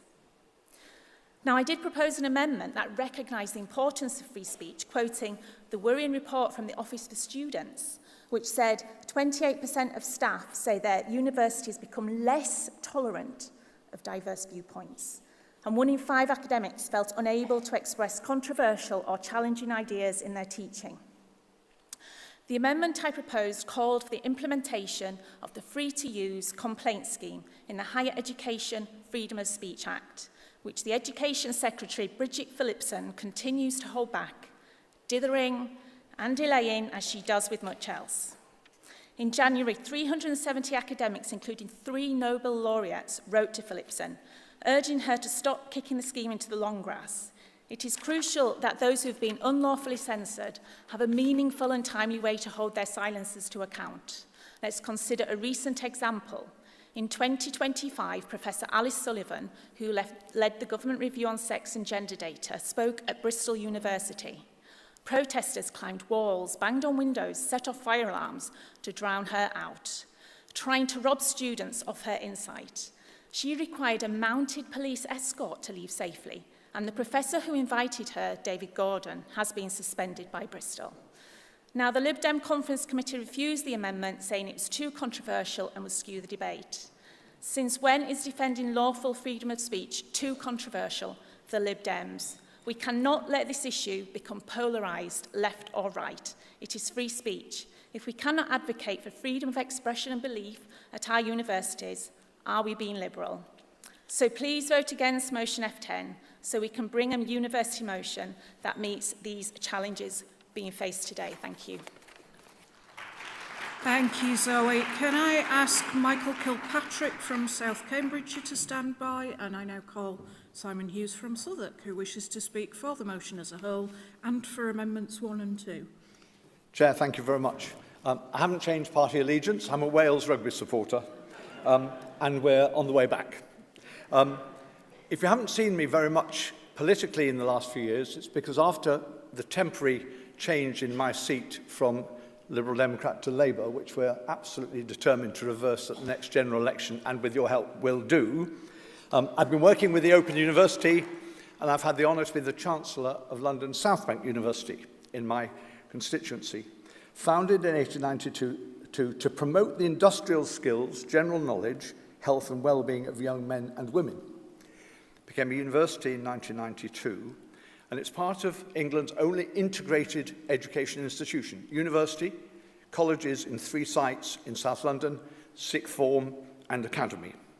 A really good model which this motion relates to. And I commend the motion, and I commend Ian and Sal and the others who've argued very strongly, because our university, if it's going to succeed, needs a different financial settlement, and students need a different financial settlement. Many of our students live at home, they're carers, they're over 18, and they come from the global majority. 3 things specific. All the amendments also ought to be commended. Charlie, thank you. When I was a student union president, we had the same battles to make sure universities understood the personal circumstances of students. Students are having the same cost of living crisis as the rest of the country. And if they don't struggle successfully to be able to deal with that, either they have to spend more time doing paid work, which means they can spend less time on their studies, or they give up altogether because they just can't afford to stay there. The proposals are the right ones to unfreeze the amount that parents have to earn before they make their contribution, the parental income threshold, absolutely to unfreeze the graduate loan threshold, and to provide maintenance grants. And we need to say those things loudly and clearly, and we need to say them so that students and their families understand it. And it's low and middle income students who are really suffering. I'm not sure the commission is the right way because it may take too long, but we need maximum consensus. Secondly, absolutely linking further education, higher education, lifelong learning, and degree apprenticeships, which are the way forward for education for over 18s. But lastly, we mustn't be embarrassed about this. I didn't vote for the party's tuition fees policy, but whatever way we voted then, whatever we've done in the past, we must now go out and sell what we are saying to the students of today and tomorrow and their families. Put it on the leaflets, argue it. If we're going to be the radical political force we need to be, we need to recruit people when they're at colleges and universities, and we mustn't give up that space to other political parties.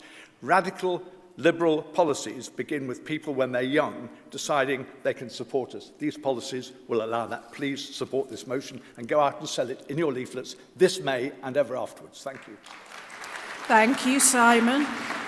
Can I please ask John Howson from Oxford Western Abingdon to stand by? And I now call Michael Kilpatrick from South Cambridgeshire, who's against the motion as a whole and against Amendment 3. Thank you, Conference. F10 has many strengths. It has at least 24 calls, which are all systemic, small-scale solutions, adding up to a lot about universities and skills. But I asked for a separate vote on one entry, which was refused, which is why I'm speaking here today. Student finance, let's be clear about the principle, should not be used as an indirect labour market subsidy, it is to fund education, full stop. Yet lines 44 to 46 do just that, writing off a portion of student debt for those in certain public sector roles. If there are problems with staff pay or retention in the NHS, submit a motion on the NHS, please. That's a workforce policy. Lines 44 to 46 create a two-tier system. Graduates in the arts and engineering are apparently worth less to society but must pay more for education. Now, Amendment 3 expands that list of public sector professions. Where does this stop? But what about graduates in town planning? Well, my own Lib Dem-run South Cambs District Council introduced a 4-day week to fix staff retention and satisfaction. They fix the workforce by fixing the workplace. Now, we should fix student finance, but not use it as a tool for workforce policy. If, like me, you benefited from free university education 30 years ago or more, go and tell a graduate in engineering or history that they must repay their student loans for decades longer than certain other professions because we have failed to solve workforce problems in the public sector. Tell them this reflects Liberal Democrat principles of fairness, equal opportunities, and evidence-based policy. This proposal will not, I think, improve staff retention. A benefit delayed for 10 years is heavily discounted at decision-making time. The policy paper cites no evidence for the claim that knowing their long-term balance will shrink can materially change career decisions and long-term retention. Remember, graduates pay 9% of a certain slice of income until the debt is cleared completely. So when does the actual proposed benefit really materialise? Well, that depends on how much debt is written off after 10 years. Is it 10%, 15, 50? We don't know. Neither the motion nor the paper specify that. We are endorsing a write-off of... Last autumn, I stood here and criticised a motion that called for regulation and strict age limits on something without specifying criteria or age limits. Please do not, any of you, come to conference and bring stuff which is unspecified, uncosted, has no specified time for which it will take place. Because my response will be the same as it was last autumn. Thank you. Thank you, Michael. Because nobody has spoken against Amendments 1 or 2, and because we were so oversubscribed for this debate, I am not going to call the summators for those 2 amendments, but I am going to call John Howson from Oxford West and Abingdon to summate Amendment 3, and can Sarah Anderson from Southwark Borough stand by to summate the motion as a whole? Thank you. Thank you. Conference, we recognise that all seeking access to higher education are not equal before they go to university and not equal after they get their degrees from university. This amendment seeks to deal with those who go into public sector, where we know that not only are wage levels frequently, if not always, below similar areas in the private sector, but also there is the challenge that many of those require graduate professional qualifications which are not paid for by the employer, but the graduate themselves in public sector has to pay for that on top of their own student debt if they wish to get on in their careers. I'd like to thank the proposer of the motion for supporting this amendment, and Rob, who was a first-time speaker at conference, for proposing the amendment. And to Michael, I would say, I understand what you're saying. I think you might also want to go and have a look at the Auger report from 2019, which was a very good report, and I would recommend it to everybody. We might want to go further than what we're saying at present, and one of the things that I think we should look at is whether or not we can provide credits and education credits, for instance, for those on free school meals during their secondary education who want to go to higher education, where the state would be prepared to pay off their loans with credits so that we can widen access to higher education to everybody who is possible. I don't think that anybody should be denied access to the life choices of a degree, either for their degree themselves, either from their choice of degree, the subject that they choose, or from the employment choice they make afterwards. Conference, I would like to ask you to vote in favour of Amendment 3. Thank you very much, John. I now call Sarah Anderson from Southwark Borough to summate the motion as a whole, and then we're going to move to a series of votes. Conference. Let me take you back to 2012, when I was 10, which might make a few of you feel slightly old. The Olympics were coming to London, the Queen was celebrating her Diamond Jubilee, and a young person with a household income under £25,000 who wanted to leave home and study at a university outside London was eligible for around £7,500 in maintenance support, with £3,250 of that being a grant that they never had to pay back. And had the system kept pace with inflation, this would mean every student whose household income is under £38,000 would be entitled to the full maintenance package, including an almost £5,000 grant. Except it didn't keep pace, and you can still only access the full amount if your household income is below £25,000. Conference, that effectively means you only qualify for this maximum level of support if your family income is about what you'd get from one parent working a full-time minimum wage job. Go above that, and the expectation is that you'll help fund your child's rising living costs on top of your own. And while Labour say they're reintroducing grants, these will be worth just 1k, and only for students studying a very limited range of subjects. I highlight this because something strange is happening in the current debate around student finance. When the media talks about student loans, they tend to talk about the big numbers. Admittedly scary ones. My own student debt now sits at £92,000. And don't get me wrong, it's a travesty that the promise that students would only repay their loans once they were earning well has been quietly eroded through threshold freezes since 2016, which this motion also looks to fix. But we hear far less about the day-to-day reality for the many students living in effective poverty while studying, covered so articulately by Sal and others earlier. I also saw this up close when I was a Students' Union president, when one of my fellow officers set up a food pantry in the SU, so students struggling to afford food had somewhere to turn.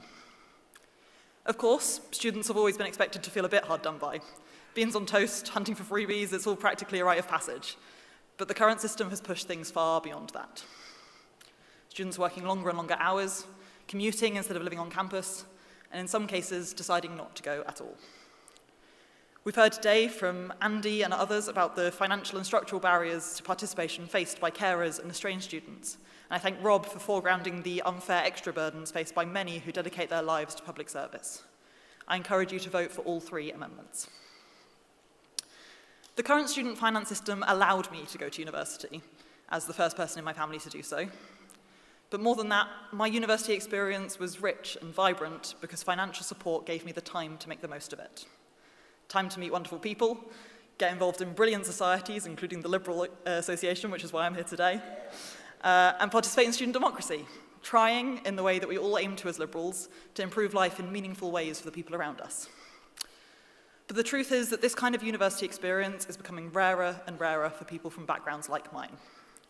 Because while better off students can spend their time building networks and developing skills, working class students often have to work long hours just to make ends meet. And that doesn't just mean they miss out on the wider opportunities that university offers. It also harms their academic performance and their chances in a hugely competitive job market. Conference, this motion sets out a broad and ambitious vision for our universities, one where they remain world-leading centres of research and innovation, where they help drive growth and opportunities in towns and cities across the UK, and where new routes in open doors throughout people's lives. But none of that vision works if the students who arrive at our universities are not able to fully participate in them due to cost and structural barriers. Because when that happens, talent is wasted, opportunity is narrowed, and the promise of higher education becomes conditional on background. This motion, through its raising of thresholds and reintroduction of meaningful grants, is about making sure that promise remains real. It is time for the Liberal Democrats to again set out a vision that makes that promise real. And I urge you all to vote in favour of the motion. Thank you very much, Sarah. So we're now going to move to a series of votes. Those of you who are voting online at home, you should find that the votes for all of the amendments are open right now. In the hall, we're going to do it the traditional way. Can I please see all of those in favour of Amendment 1, please?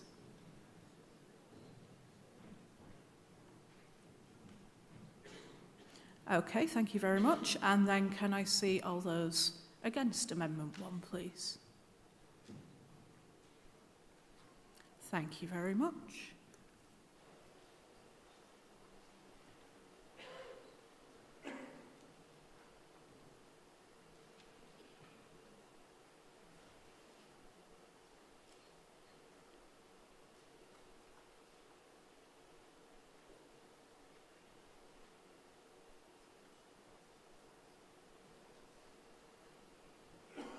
Okay, Amendment 1 is very clearly carried. And now I would like to see all those in favour of Amendment 2, please.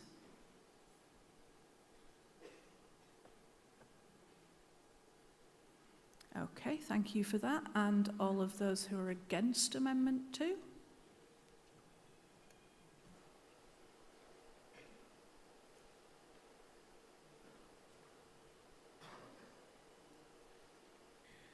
Okay, it looks to be very overwhelmingly carried. Can I now see all those in favour of Amendment 3, please?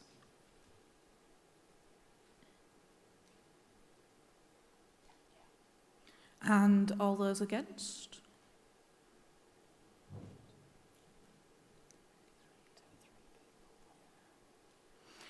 Thank you. That is also very clearly carried. This means that the motion has now been amended by all 3 amendments.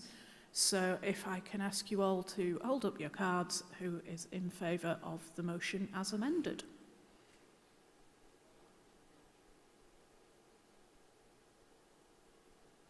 Thank you very much. And any against? Okay, I'm just going to wait for the online to catch up.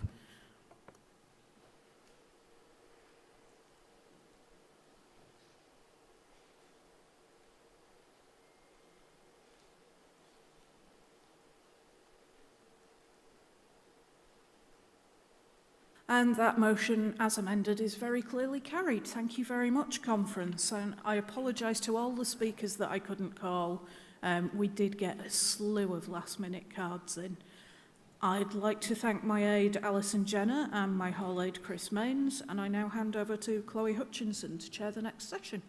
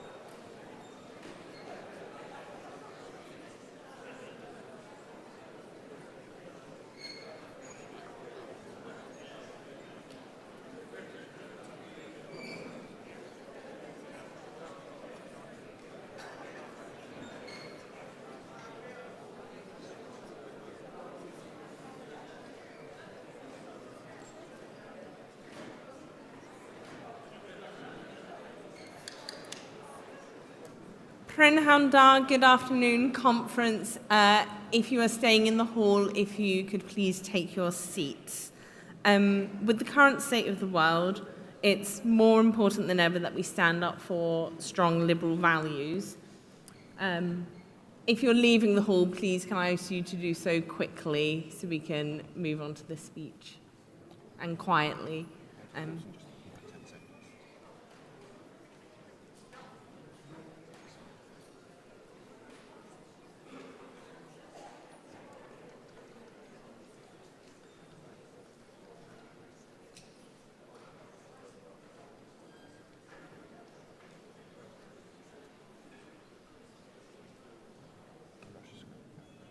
Prynhawn Conference.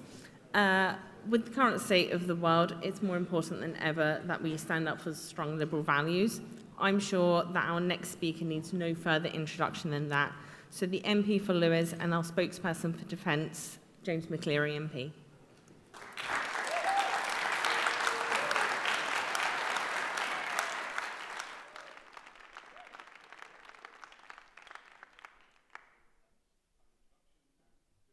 Conference. It's wonderful to be back in York. I was lucky enough to live in this beautiful city when my partner was studying for a master's degree at the university here, actually. Now, her thesis was on whether there would ever be a joint European army, and whether that might even include Russia. Safe to say, some debates age better than others. However, just a few years before that, the then Russian President, one Vladimir Putin, had even discussed joining NATO with Bill Clinton. That was just over 20 years ago, but it feels like another lifetime. Today, we look out to a world more divided and dangerous than at any time since the Cold War. The security guarantees we once took for granted have been shaken to their core by Donald Trump.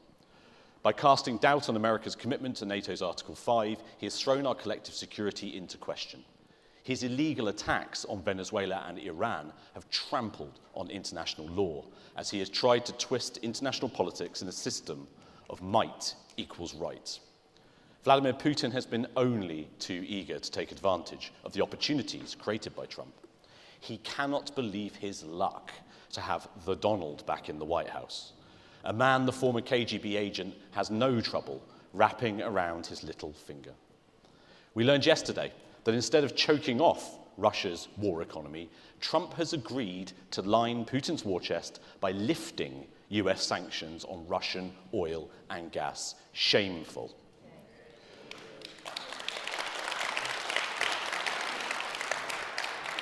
Putin continues to prosecute his barbaric war in Ukraine and expanding his campaign of sabotage, disinformation and espionage across Europe, including here in Britain. The defining challenge for our nation, then, is how we meet those unprecedented threats. And it will require thinking about defence in a new way. Because to stand up for the liberal values we cherish, we must be strong enough to defend them. Conference, the task before us is clear: to rearm Britain, to rebuild our alliances, to renew our national resilience. That is what this moment requires, and that is what the Liberal Democrats are ready to do.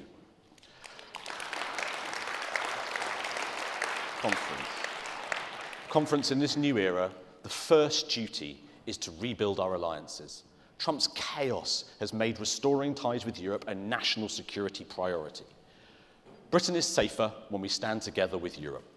In the face of Putin's imperialism and Trump's bullying, we cannot afford to drift, and Labour's so-called EU reset has fallen well short of what this moment demands. What Britain needs now is seriousness, real ambition, real urgency. Take the EU's €150 billion safe rearmament fund. This is not some Brussels side issue. The Prime Minister should personally lead negotiations to get UK access. British firms should be central to Europe's rearmament. Military cooperation and closer alignment are good for Britain, good for Europe, and good for NATO. In a more dangerous world, our alliances are not a luxury, they are a necessity. Nowhere is that clearer than in Ukraine. Last month, we marked 4 years since the start of Russia's full-scale invasion. 4 years of a sovereign nation fighting courageously, not just for its land, but for its right to exist. And as Ukrainians begin their 5th year of resistance, Putin's depravity has plumbed new depths. I don't think there is anything that better captures the cruelty of Putin's actions than the abduction of more than 20,000 Ukrainian children, a crime that will go down in history.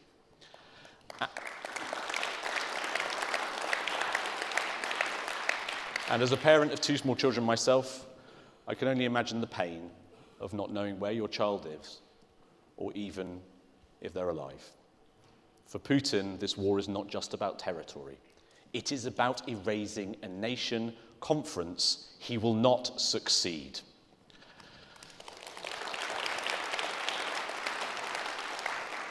Britain must stand by our heroic Ukrainian friends for as long as it takes, and that must mean more than just words. It must mean using Britain's power, financial, diplomatic, economic, against Putin's war machine.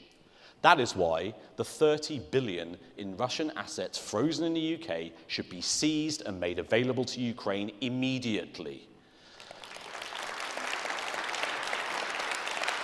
That is not radical, It is responsible and it is long overdue. And if the City of London is helping to insure the oil and gas that fund Putin's war chest, then the city must stop. In 2025, UK-insured tankers transported nearly 50 billion of Russian fossil fuels. That is billions flowing straight into Putin's war machine. It has to end. That is why I am calling for a complete ban on all UK services for the transport and insurance of Russian oil, Russian gas and Russian coal. No more British business helping to bankroll Putin's barbarism.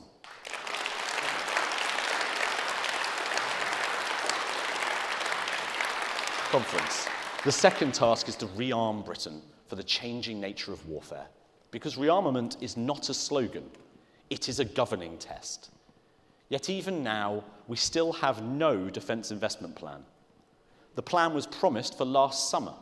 It was meant to turn the Strategic Defence Review from warm words into hard action. Only in Whitehall could something promised as urgent disappear for a year and still be described as progressing. But that delay matters, because at this very moment, Europe is rearming, Britain is hesitating. And that hesitation sends signals. Signals to our armed forces, signals to industry, signals to our allies and our adversaries.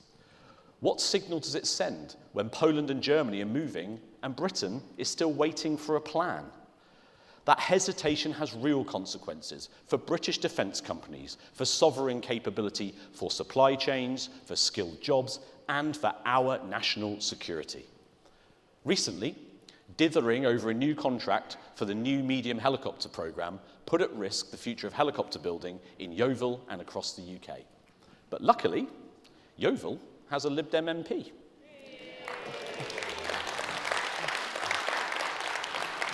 Adam Dance's tireless campaigning helped force ministers to act, safeguarding more than 3,000 jobs. That is good news for Yeovil, and it is good news for Britain.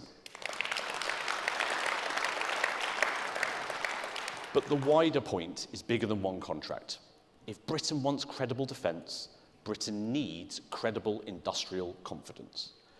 Because when Britain talks about defence, it sends signals to the world. And right now, too often, the signal from this government is drift. Even the current limited defensive deployment in the Eastern Mediterranean and the Middle East has exposed how stretched our forces really are, thanks to years of Conservative cuts.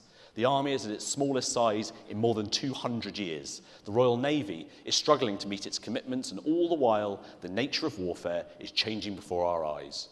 Drones that cost $25,000 are being shot down with missiles costing $1 million. The lessons from Ukraine and now from the US-Israeli assault on Iran is clear.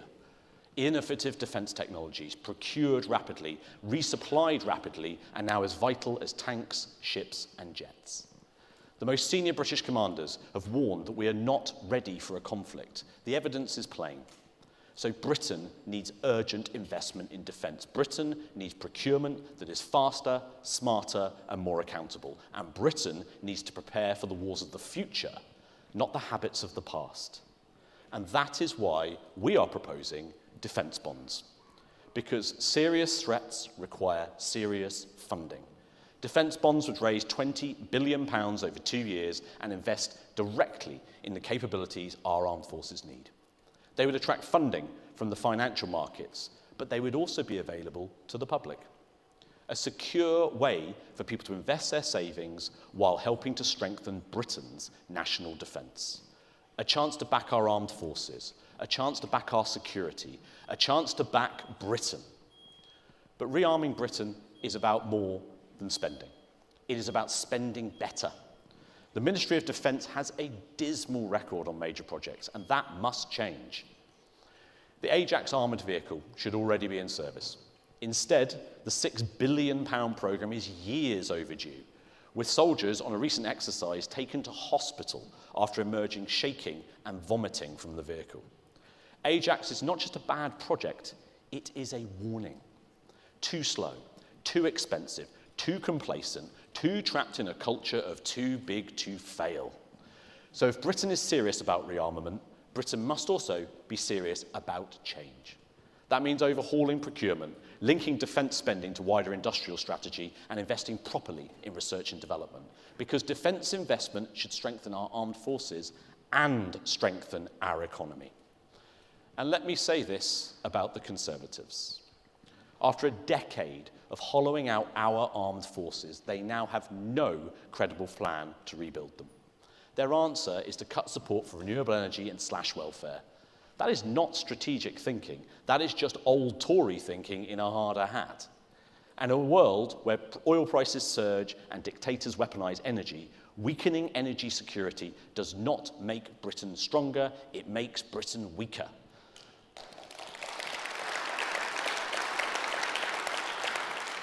More exposed to shocks, more dependent on petrostates, more vulnerable to men like Putin. You do not strengthen national defence by weakening energy security, and you do not protect our nation by making the poorest pay the price.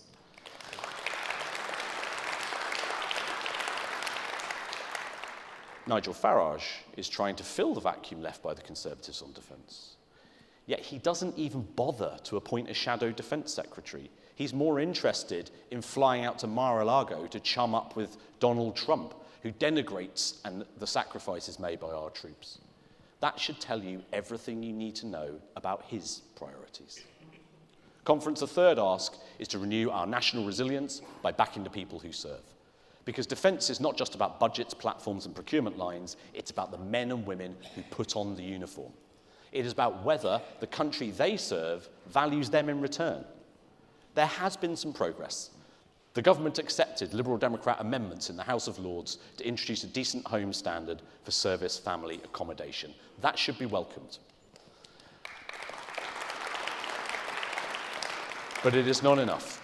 A nation that asks people to serve must at the very least house them with dignity. And national resilience does not end when service ends.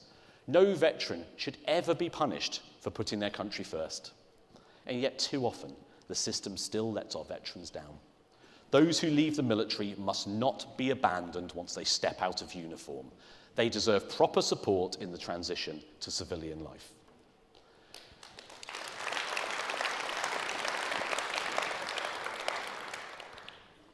So this is what Liberal Democrat defence means in practice. Not a shopping list, not a slogan, a doctrine for a more dangerous world. Rearm Britain. Rebuild our alliances, renew our national resilience. It means standing with Ukraine and facing down Putin. It means rebuilding Britain's ties with Europe because our alliances are a source of strength. It means rearming for the changing nature of warfare and paying for that seriously. It means backing British industry and reforming procurement, and it means renewing the bond between the nation and those who serve it. Because in a more dangerous world, defence is not a departmental afterthought. It is the foundation of our security and freedom, and it also means being absolutely clear about what those foundations look like. We are committed to NATO. We are committed to international law, and we are committed to our continuous at-sea nuclear deterrent, the ultimate guarantee of our security in the face of Putin's ambitions. Others would make Britain less secure. The Greens would withdraw from NATO and abandon our nuclear deterrent. That is not idealism. It is an abdication. Liberal Democrats will never compromise the security of this country. Conference, this is the age we live in. The old assumptions are gone. The world has changed, and Britain must change with it. In 2011, Paddy Ashdown said in a talk that the United States would remain the most powerful nation on earth for another 10 or 15 years, but that the context in which they hold power had radically altered. Well, it's now 15 years later. And typically, Paddy was right. As a former Royal Marine, though, he also embodied something else. Our party's proud tradition of patriotism, service, and national duty. A tradition that is embodied today in the 8 current Liberal Democrat MPs who themselves are veterans and who I am very proud to call my colleagues.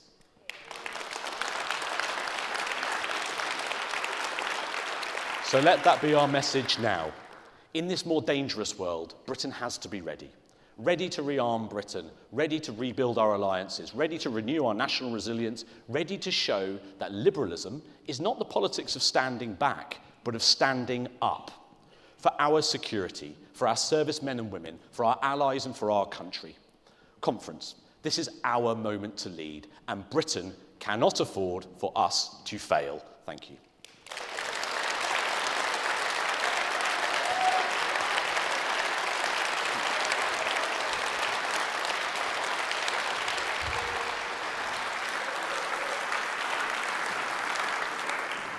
Diolch yn fawr. Thank you very much, James. A quick reminder to everyone that tomorrow's emergency motion is a liberal future to social media for under 18s. And thank you to my aide Fraser for support during this debate. And I am pleased to hand over to Councillor Nick DaCosta for the next debate on whole person mental health, which can be found on page 39 of your agenda. Thank you.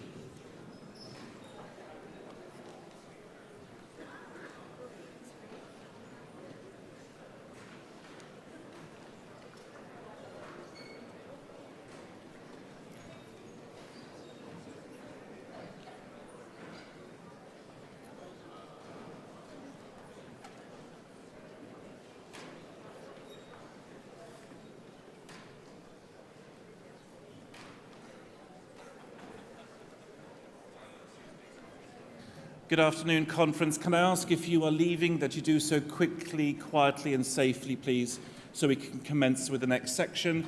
If you want to have conversation with other members, you can do so in the exhibition area or in the bar at the front, please, rather than in the auditorium.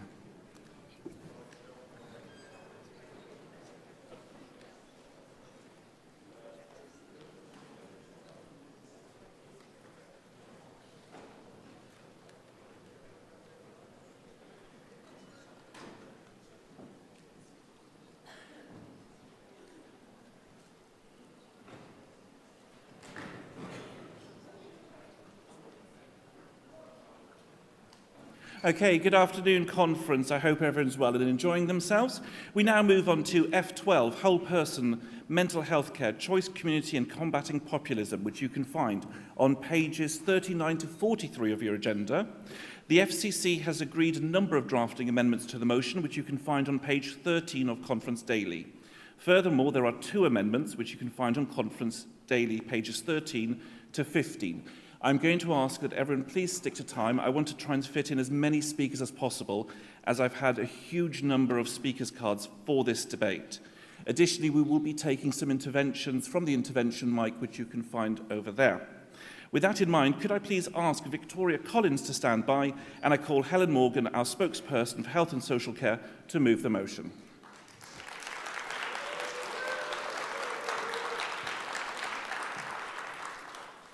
Thank you. Good afternoon, conference. Britain faces a mental health crisis with rising levels of eating disorders, suicide and severe illness. The services that are supposed to support people are unable to cope and were pushed to breaking point under the Conservatives with years-long waiting lists and inpatients having to be treated in former Victorian asylums. But rather than make things better, the Labour government has gone backwards, scrapping the suicide prevention grant, undermining vital lifelines like the Samaritans, and removing key mental health targets. Liberal Democrats have a proud record of pushing Britain's mental health services forward. In this paper, we're offering the bold solutions we need to fight the crisis unfolding in our communities. Our solution is to stop the firefighting approach to mental health and instead ensure people are supported long before they reach that point of crisis. We'd introduce mental health checkups for everyone at key points in life and bring mental health services closer to where people are, including walk-in hubs for young people in every community. We'd also address the root causes of mental ill health, such as through integrating mental health services with money advice, substance abuse and housing services, or in rural communities, ensuring additional mental health support following rural payment agency visits. I'm particularly endorsing the calls in this paper to provide mental health checkups for everyone at key points in their life to ensure no one is left unsupported when they are vulnerable. The paper would also bring services closer to where people actually are, such as through walk-in hubs for young people in every community and outreach to farmers at county shows and livestock markets. It calls to support recovery and help people rebuild their lives by integrating mental health services with money advice, substance abuse, housing and employment advice services by default, and widening access to services that provide breathing space from problem debt. To enshrine the no wrong door principle into law so people get the help they need regardless of which government office they have turned up at. And protect children from social media that is harmful to their mental health through age rating classifications on these apps and new restrictions on chatbots. And properly supporting carers of people with mental health issues, ensuring the NHS works with carers and families rather than ignoring them or leaving them isolated and unable to cope. We simply cannot afford to do nothing. The UK has some of the worst levels of mental health in Europe. Waiting times for services are glacial, and we are desperately short of staff. It means there isn't the early support in place to prevent people reaching the point of crisis. It's awful for patients, and it's bad for the taxpayer and the NHS. Now, research by the LSE shows that preventative measures can deliver better outcomes and ease the burden on our acute settings. Our calls are essential for a modern, effective health service. Conference, this motion, which is unapologetic about the need to support those with mental illness, could not be more timely.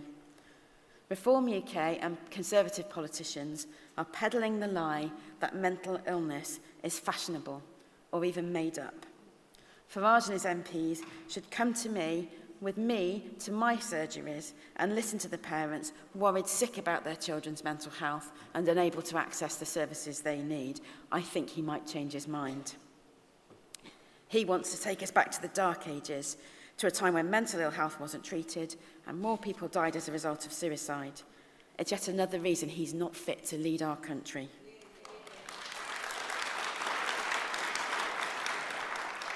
Rather than divisive rhetoric, we're offering the solutions people need to get on and live happy, fulfilling lives. As part of that package, I also welcome Amendment 1 and 2. Amendment 1 is absolutely right that social media giants should be regulated to reduce the harm that they inflict on young people. Rather than a blanket, one-size-fits-all approach, as Liberals, we should regulate according to the harms that these things cause, from extreme content to addictiveness. And on Amendment 2, the calls for stronger community services, waiting time standards, and a rising share of NHS investment in mental health are evidence-led, valuable steps to ensure no one waits years to be seen or treated. Now, can I thank Mohsin Khan, who has expertly chaired the working group that wrote this paper and motion, as well as all of the members of that working group for their hard work, and not least Danny Chambers MP, my brilliant colleague and mental health spokesperson, who's unable to be here this weekend. Conference, he is delivering leaflets and knocking on doors, you'll be pleased to know, and on whose behalf I am proposing this motion. I am extremely proud to be the health and care spokesperson for the party that has led the way on better mental health care for more than 2 decades. This paper and this motion continue that tradition. I urge you to support Amendments 1 and 2 and the motion as a whole. Thank you. Thank you very much, Helen. Can I please ask Layla Moran to stand by, and I now ask Victoria Collins to move Amendment 1.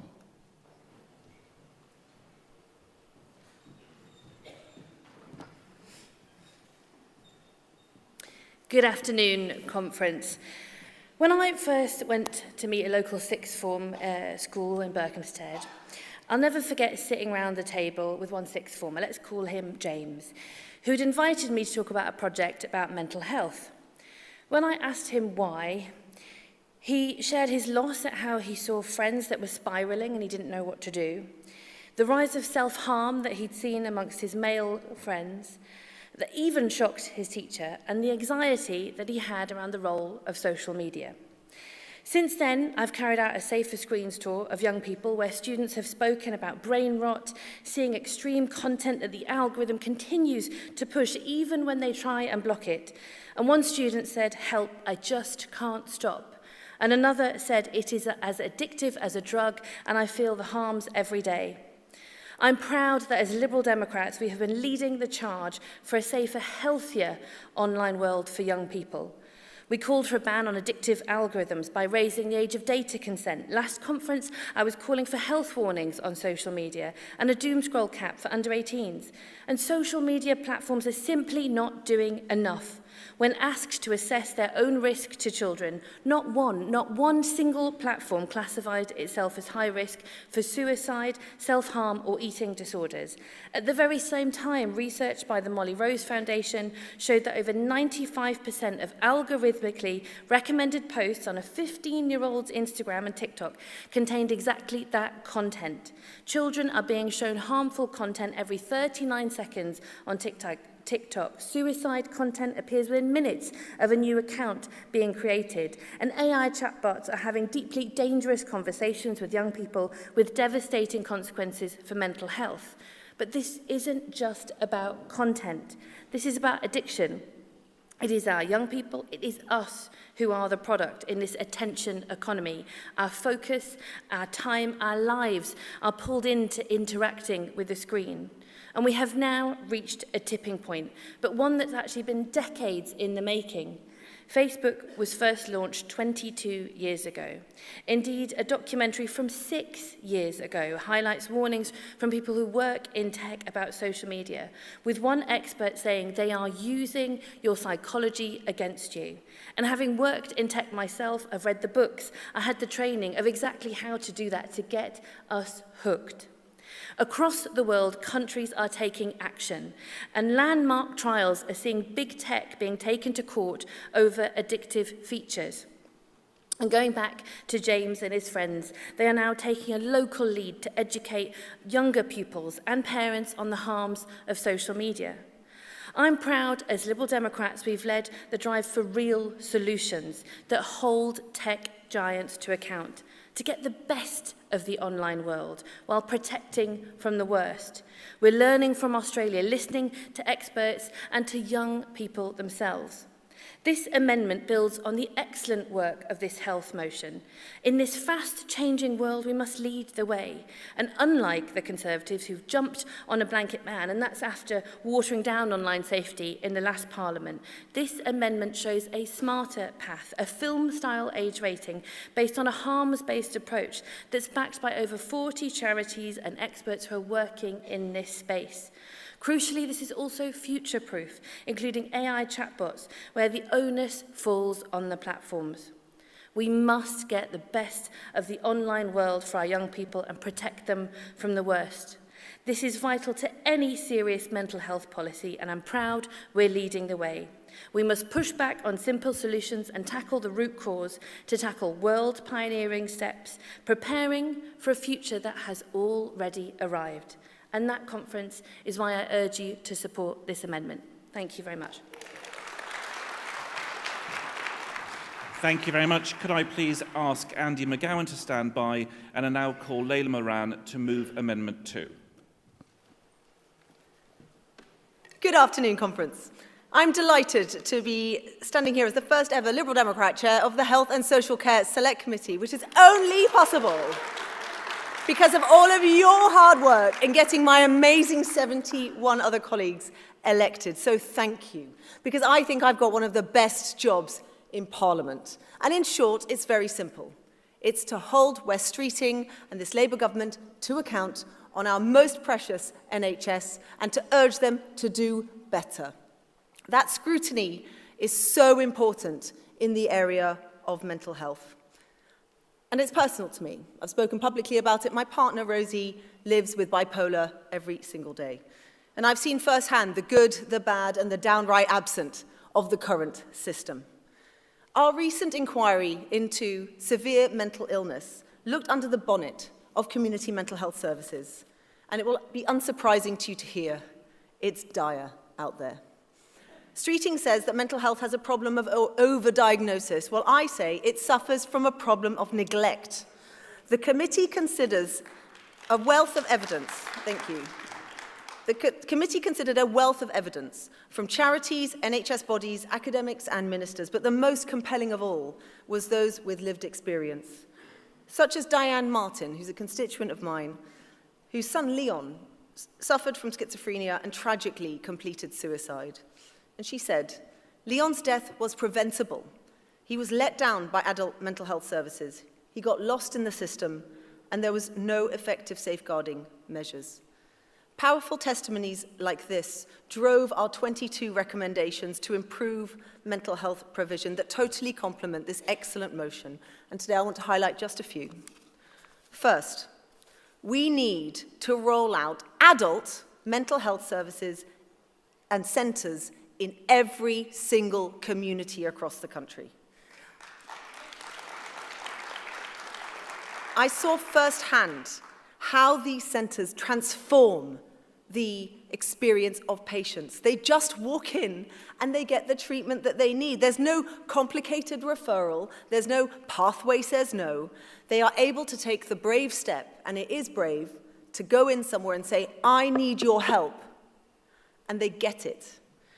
In the same building are people who help with housing, benefits, and more, and incredible charities and groups who all deserve our thanks, who should be given multi-year funding settlements so that they can keep doing the incredible jobs that they do. And it works because those centres understand. As a person, you are not just your diagnosis.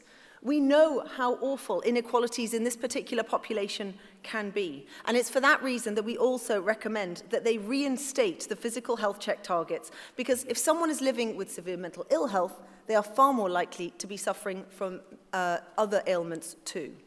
Now, the data is still being collected, but what the clinicians told me was really amazing.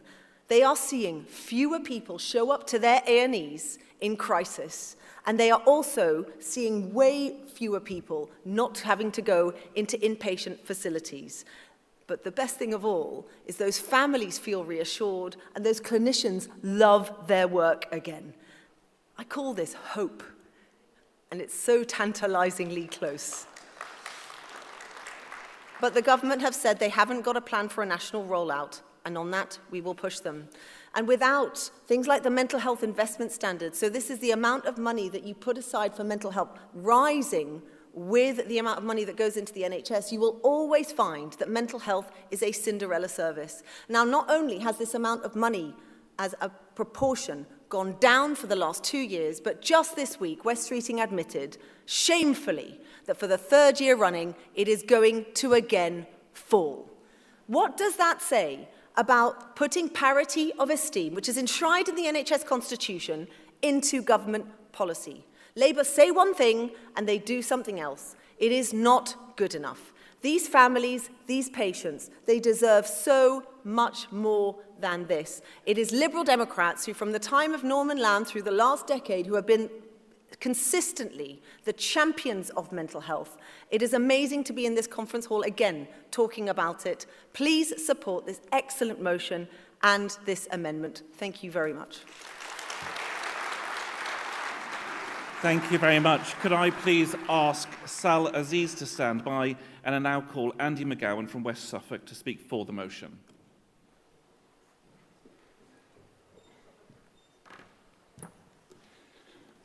Conference, I am so proud of what is in this paper and this motion. But there are two things in particular that I really wanted to highlight and call for your support for. The first one is about recognition that mental illness doesn't just impact the person suffering with it and experiencing it, it impacts their families.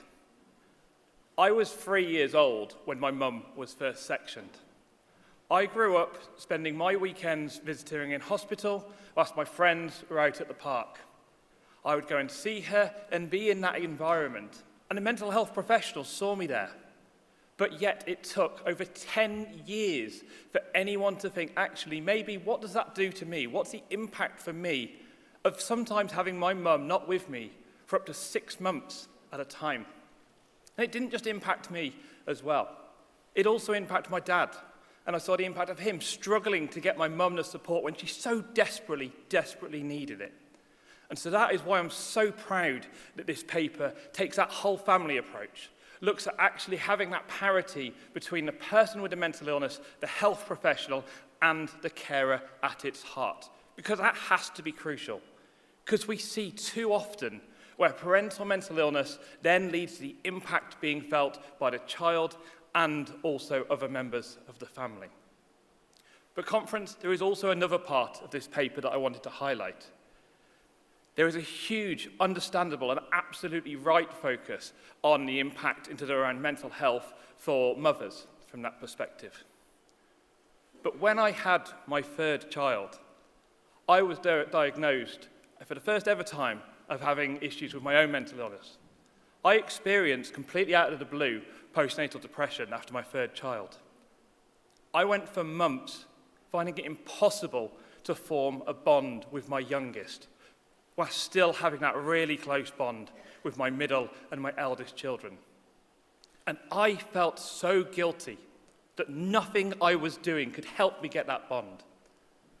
And so I was so grateful to be able to get access into, and people recognize that, to be accessed into support. And I'm so, so grateful and so delighted that now I love my youngest as much as I love my other two.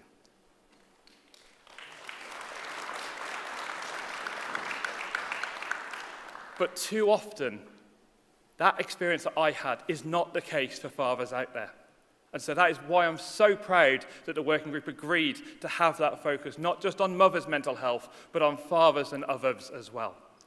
Because conference, this paper and this motion really encapsulates that we have to take that whole family approach, that whole community approach to mental health and supporting mental illness. And so it's for that reason, so that people like me and others get the support they need. Thank you, conference. Thank you very much. Can I please ask Dr. Wendy Taylor to stand by, and I now call Sal Aziz from Honiton, Sidmouth and Tiverton to speak for the motion.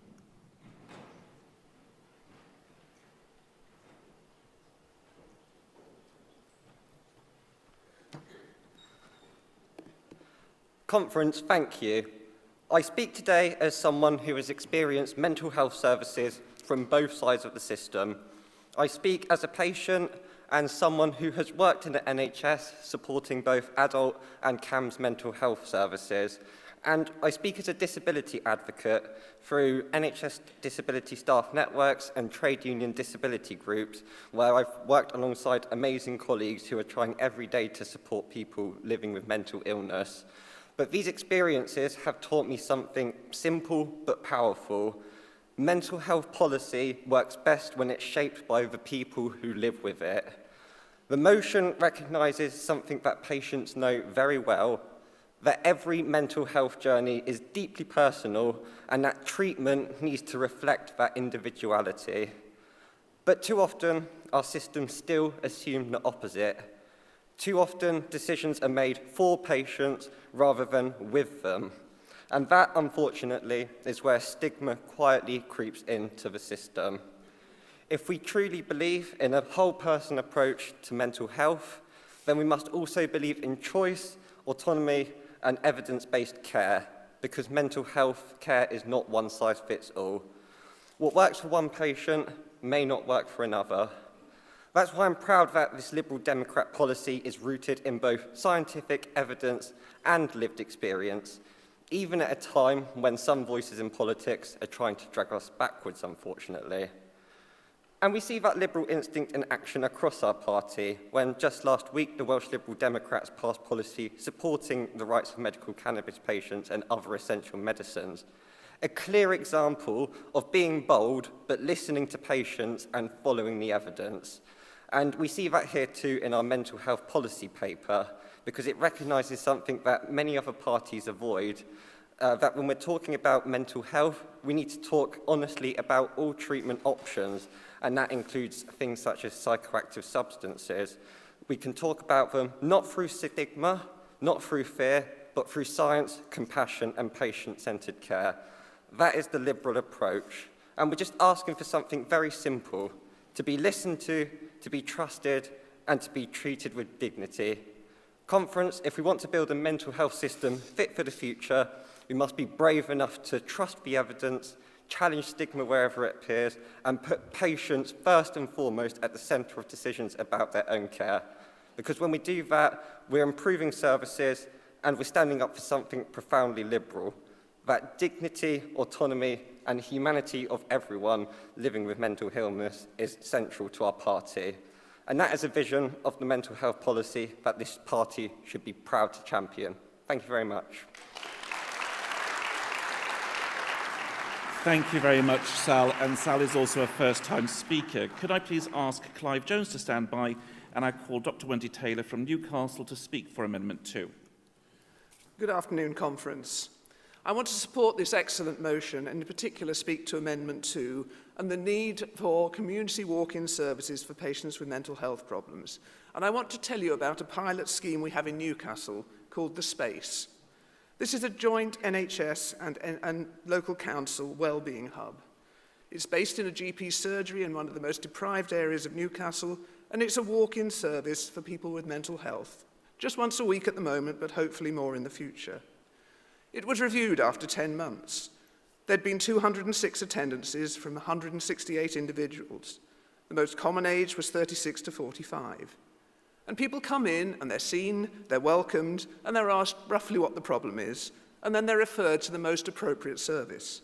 This could be help with their mental health, but it might be to see the GP about their physical health problems. It might be somebody from welfare rights or housing. It might even be somebody who needs help for their carer. What have people said about it?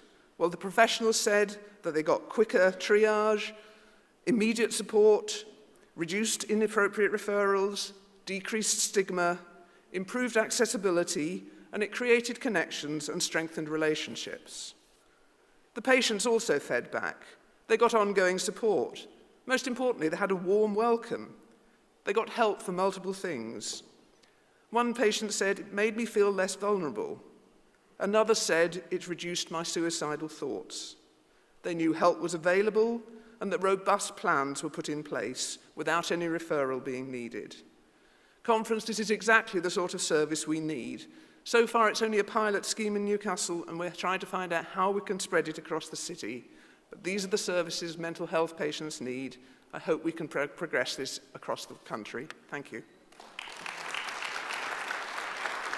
Thank you very much. Before I call the next speaker, could I please ask Martha Vickers, Jackie Bell, and Kian Tinnan to move over to the intervention mic. With that in mind, could I please ask Rosie Dawson to stand by, and I now call Clive Jones to speak for some of the drafting amendments.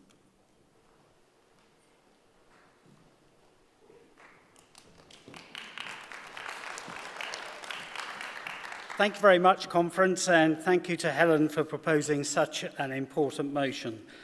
Conference has made it clear year after year that the Liberal Democrats believe in parity between mental health and physical health. It is a promise our country has never lived up to. As the policy paper says, the Conservative Party squandered the opportunity to make it happen. And that's why I'm speaking in favour of lines 36 and 119, which have been drafted in. 10 days ago in Parliament, I gave our party's response to my brilliant colleague Bobby Dean's debate on NHS spending. In the debate, so many Liberal Democrat MPs, and it was mostly Liberal Democrat MPs, stood up to talk about how a lack of investment in healthcare buildings up and down the country is letting their constituents down. I heard and spoke myself about hospitals falling down, leaky roofs, and even raw sewage flowing through hospital corridors. Our country must do better, and it can. Mental health patients across the country are treated in wards and facilities that are simply not suitable for their needs or the needs of people caring for them. Those are the ones lucky enough to even get a bed. Line 119 calls for this investment through the Liberal Democrats' 10-year capital investment programme. We know that for mental health patients, the physical environment they are in makes a meaningful clinical difference to the outcome they experience. We learned as early as Florence Nightingale that you cannot treat an infected wound in an unsanitary environment. But in the UK, we don't apply this principle to an unhealthy mind. Conference, it should be obvious. A depressed person in a depressing environment will never recover quickly. A person experiencing anxiety will not get better in an environment that doesn't feel safe. And a person with psychosis cannot be effectively treated in an environment cut away from the real world where even basic maintenance isn't being completed. If we believe, as we do, in parity of esteem between mental and physical health, we have to make sure our campaigning on new hospitals, GP surgeries, and other health estates doesn't forget mental health. Mental health patients should not be out of sight and out of mind to Liberal Democrats. That was the approach the Victorians took. It was wrong then, and it is wrong now. So why are we still treating people in these same buildings? Conference, please support up-to-date mental Please health draw your marks to a facilities close. and vote in favour of the motion. Thank you.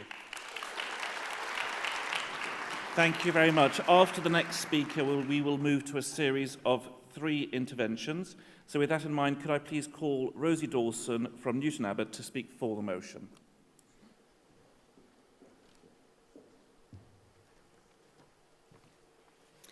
Thank you, Chair, and hello, Conference. For over 22 years, I have worked as a mental health nurse. I can hear you all wondering how on earth that's possible because I look so young. Or not.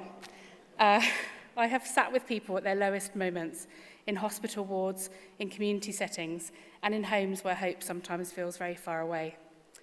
I have seen extraordinary resilience in the people who use those services and extraordinary dedication from the staff who try every day to support them.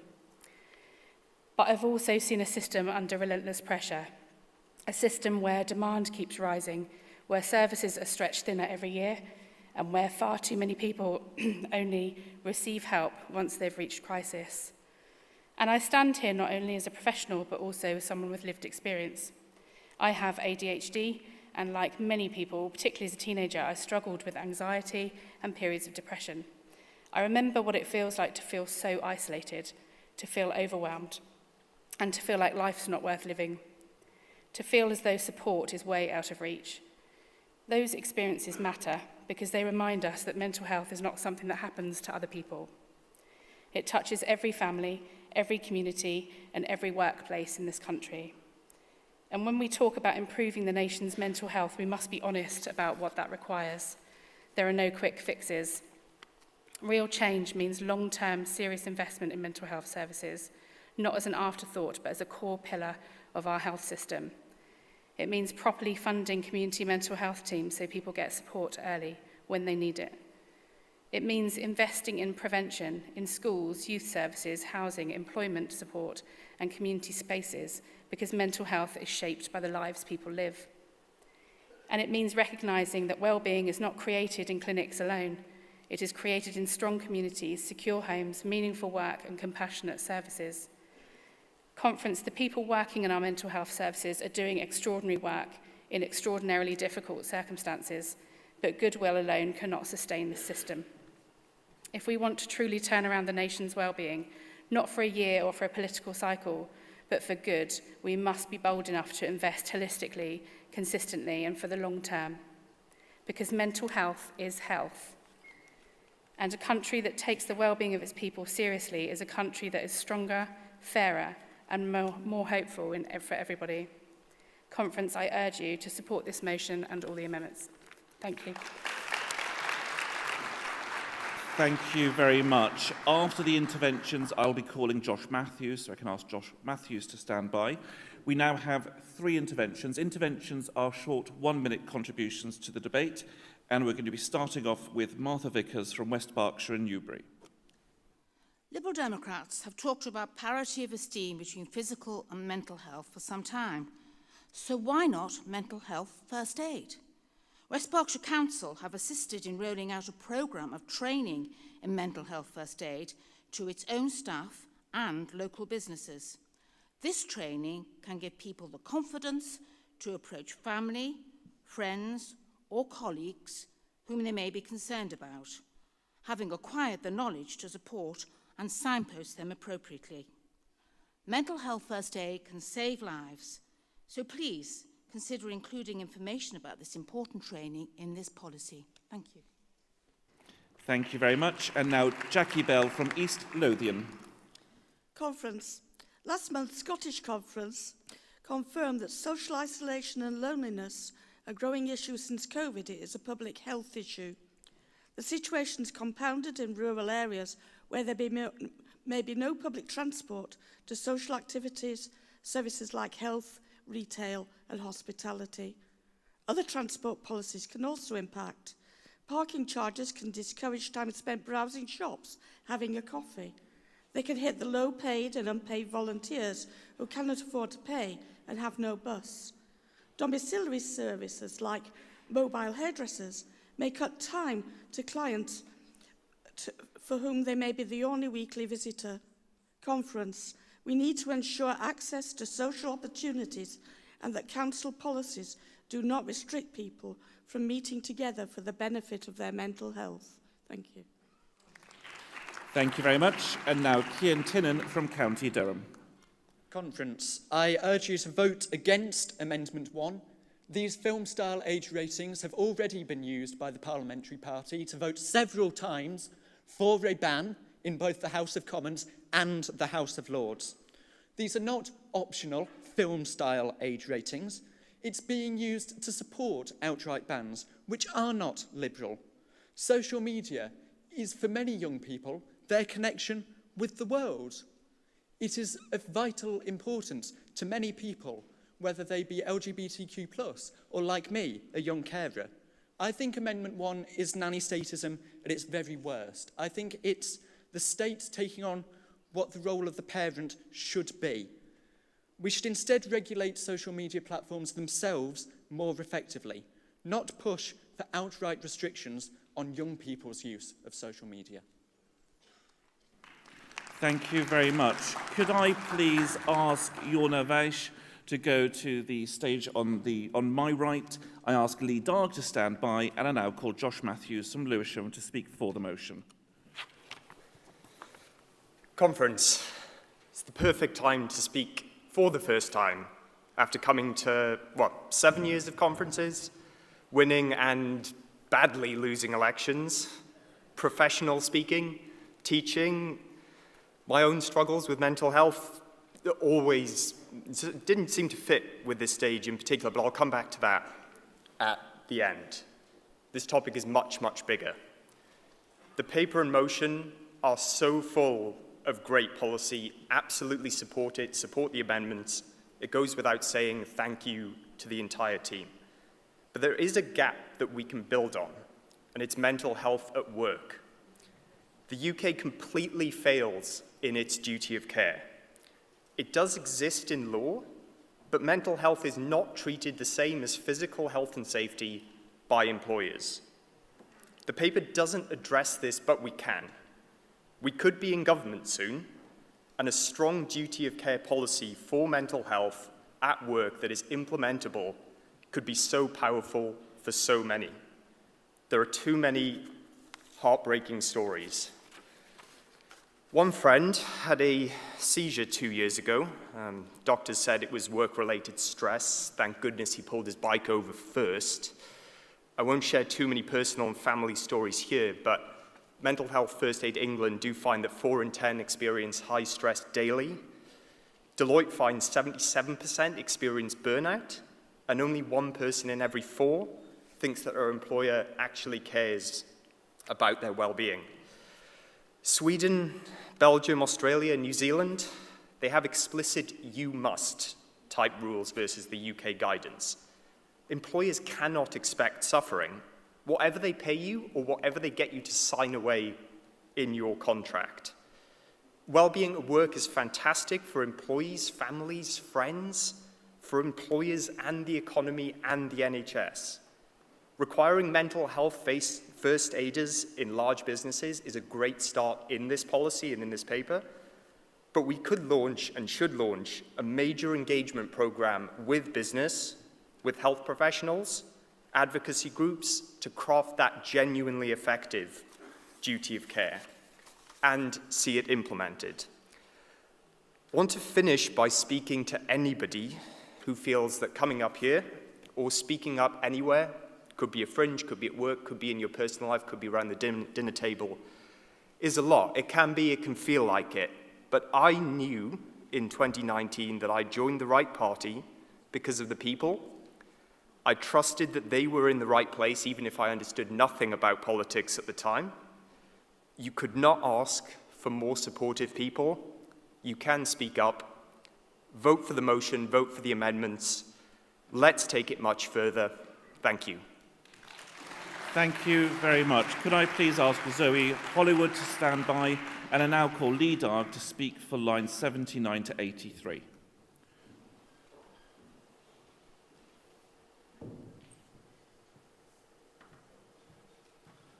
Still an injured leg recovery, but that's not stopping me canvassing. So, good afternoon, conference. Some 14 years ago, I stood on this stage and made my first conference speech, and it was on mental health. I was inspired by somebody called Norman Lamb, who spoke so brilliantly on the policy. And since then, we've had, 8 chancellors, 6 prime ministers, 4 general elections, 2 monarchs. And yet, through all of that time, it's been one party, this party, our party, that's championed mental health to bring it out of the dark and into the spotlight. But as many other people have said, and some fantastic work from Helen as our key health spokesperson, Danny Chambers, as you said, mental health, and the great Health Select Committee work that Layla's been steering, please do read the report and put your views in on the Young People's Review. This party has also had some good success internally. Myself and many others have been saying that we need to be looking after our activists and our members and our parliamentarians. And especially in the campaigns department, we've seen some fantastic improvements in how they look after well-being of their staff.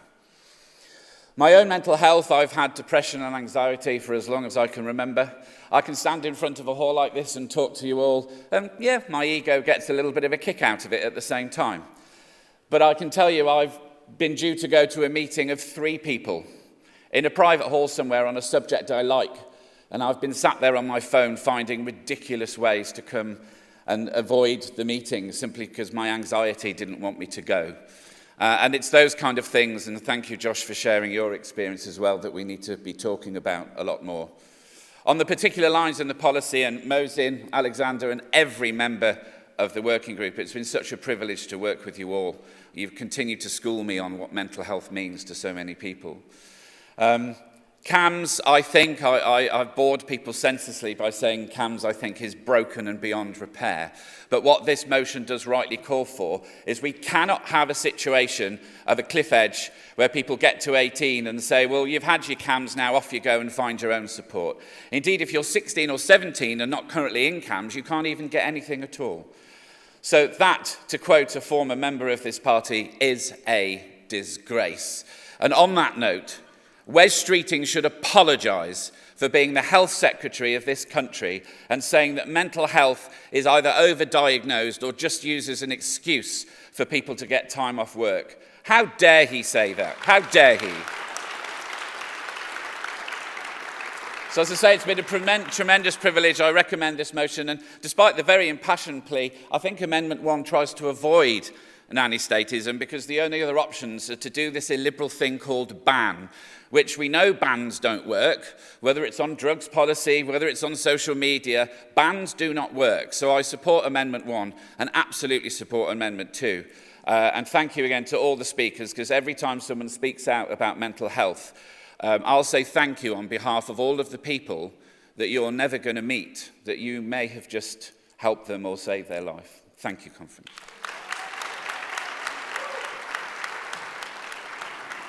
Thank you, conference. Could I please ask Yorna Weiss to stand by, and I now call Zoe Hollywood from Harpenden and Berkhamsted to speak for Amendment 1. Sorry. Conference, I rise to support Amendment 1. In 2013, this party voted down Baroness Benjamin's attempt to protect children from online porn. Those against declared such protections would cause harm. But conference, how much harm has occurred in the last 13 years to children? Had we voted for her motion, we could have been working on this inside government. We cannot make that mistake again. So I want to use my speech to discuss this term extreme content. As Lord Clement Jones wrote, we are facing a public health emergency that is reshaping an entire generation's understanding of relationships, consent, and self-worth. He was referring to the extreme and degrading online porn saturating the internet, where 79% of 18 to 21-year-olds have seen content involving sexual violence before turning 18. And what are the real-world consequences of this?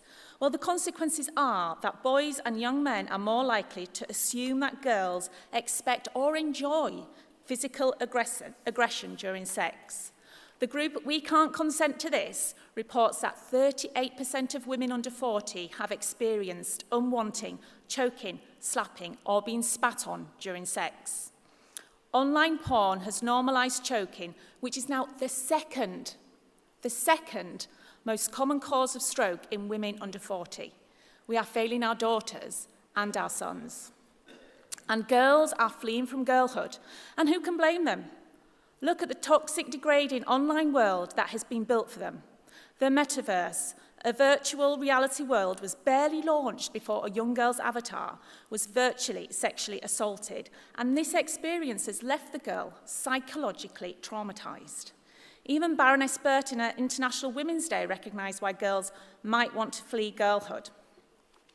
And we do need to think about the fact that the Cass Review noted referrals for gender distress exploded from fewer than 50 children in 2009 to over 5,000 today.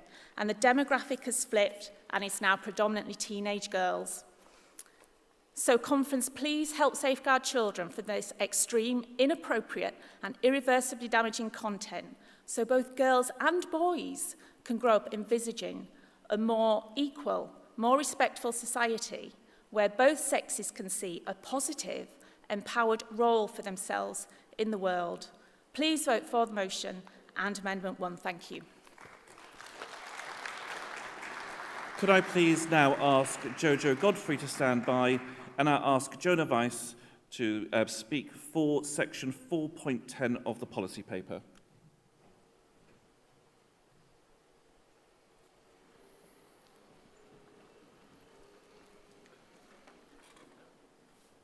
Hello all. Today I want to speak with you about hope. I think it underpins the entire paper and this party's spirit. I'll confess that I often skim the welcome to conference section of the agenda. This year, however, Josh's call for a politics inspired by evidence-based compassion really spoke to me. That's what when I and many others petitioned the Mental Health Working Group to take forward the policy change in 4.10.2, I said to Mohsen, don't take my word for it. Please listen to the wealth of scientific literature that's been produced by the UK's leading research institutions, including, but not limited to, Imperial and Cambridge, alongside supportive policy documents from the Royal College of Psychiatrists, the Parliamentary Office on Science and Technology, the Home Affairs Select Committee report on drugs in 2023, and the government's own civil servants who recommended such steps in the via the ACMD. I said to Mohsen, I think that taking this policy stance can improve access to effective talking therapies and addressing gaps in the evidence base for treating eating disorders. I said to Mohsen, and then at that point he said, Jonah, maybe we'll consider it. 4.10.2 states the party's support for further research into the potential medical benefits of pharmacologically assisted therapy via rescheduling psychoactive drugs like psilocybin to carry out cutting-edge research and innovation. Substances like psilocybin that are currently more heavily regulated than cocaine and heroin for medical research purposes, despite being responsible for a fraction of the societal harms. Conservative and Labour governments have allowed our first mover advantage, Imperial was the first global psychedelic research centre, to lapse and wane, and left patients in the lurch, taking years to respond to key civil service recommendations from the ACMD. Improving the research environment for neuropsychopharmacology is one of several science-based approaches the Liberal Democrats can capitalise on to ensure we get Britain growing again, alongside investing in green tech, fixing our broken education system and our healthcare system. As a member of the LDDA and as a disability advocacy campaigner, every day I see patients struggling with the weight of living with mental and physical disabilities. Disabilities that could be ameliorated with better access to this research. This policy point will give hope to those without it, those suffering with PTSD, treatment-resistant depression, and anorexia nervosa, for which there are currently hundreds of trials into psychoactive substances worldwide. It will also give hope to patients with neurological conditions, patients like those in Canada who got compassionate legislation from the High Court to access psilocybin treatments.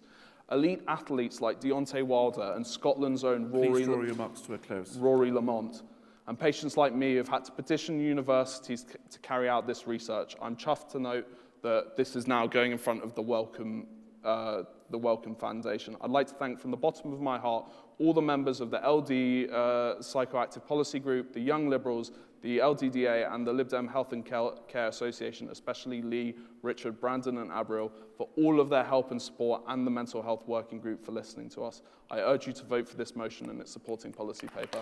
Thank you.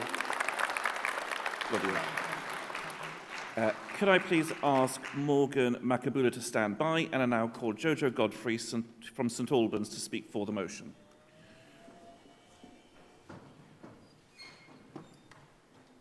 Thank you. Conference.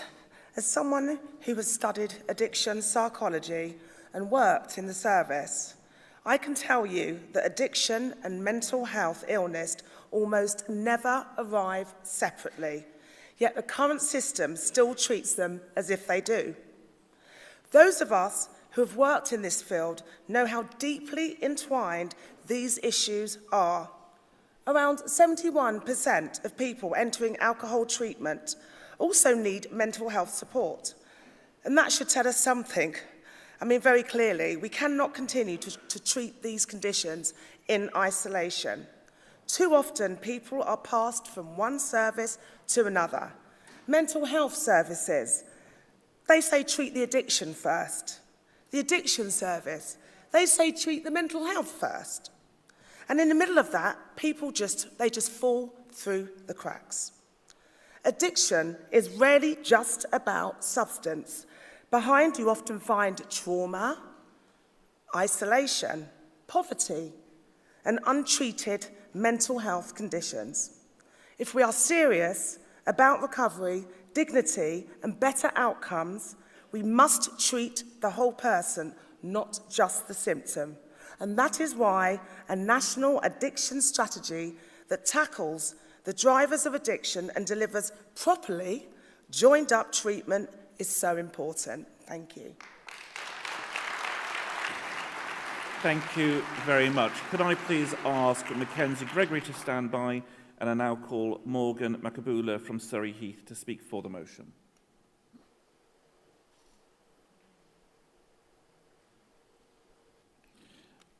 Okay, apologies for this. Could I please ask Mackenzie Gregory to speak to apologies. Could I please call Mackenzie Gregory to summate on Amendment 1?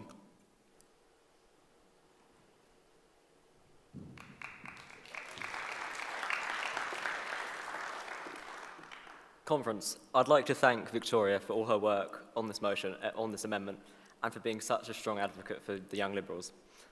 At every vote in Parliament, Liberal Democrats have spoken against a blanket ban, but we agree the government needs to take action. The amendment says, while children's mental health should be protected from harmful social media, the crude outright ban proposed by the Conservatives would have serious unintended consequences and is the wrong approach. The amendment recognises the risks that exist online and makes it absolutely clear that the blanket ban on social media is the wrong answer. We should be honest about the reality young people face today. Social media platforms and AI systems can expose people to extreme content.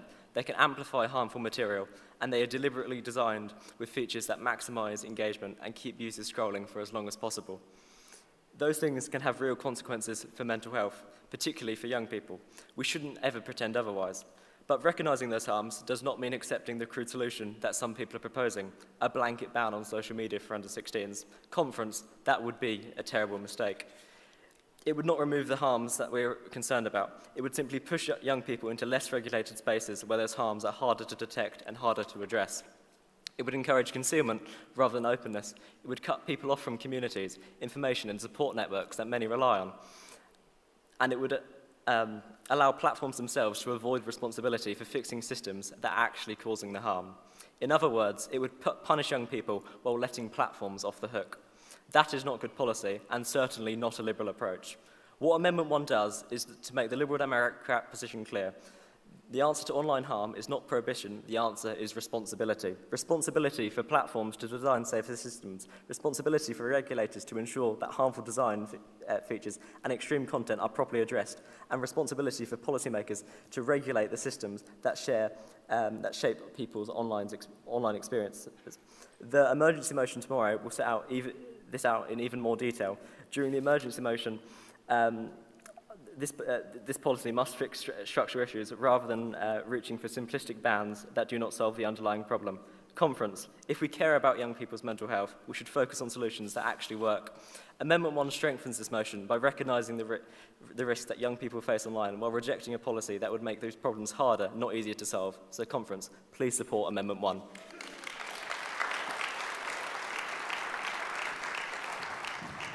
Thank you very much. I now call Dr. Mohsin Khan, Chair of the Working Group, to summate the motion.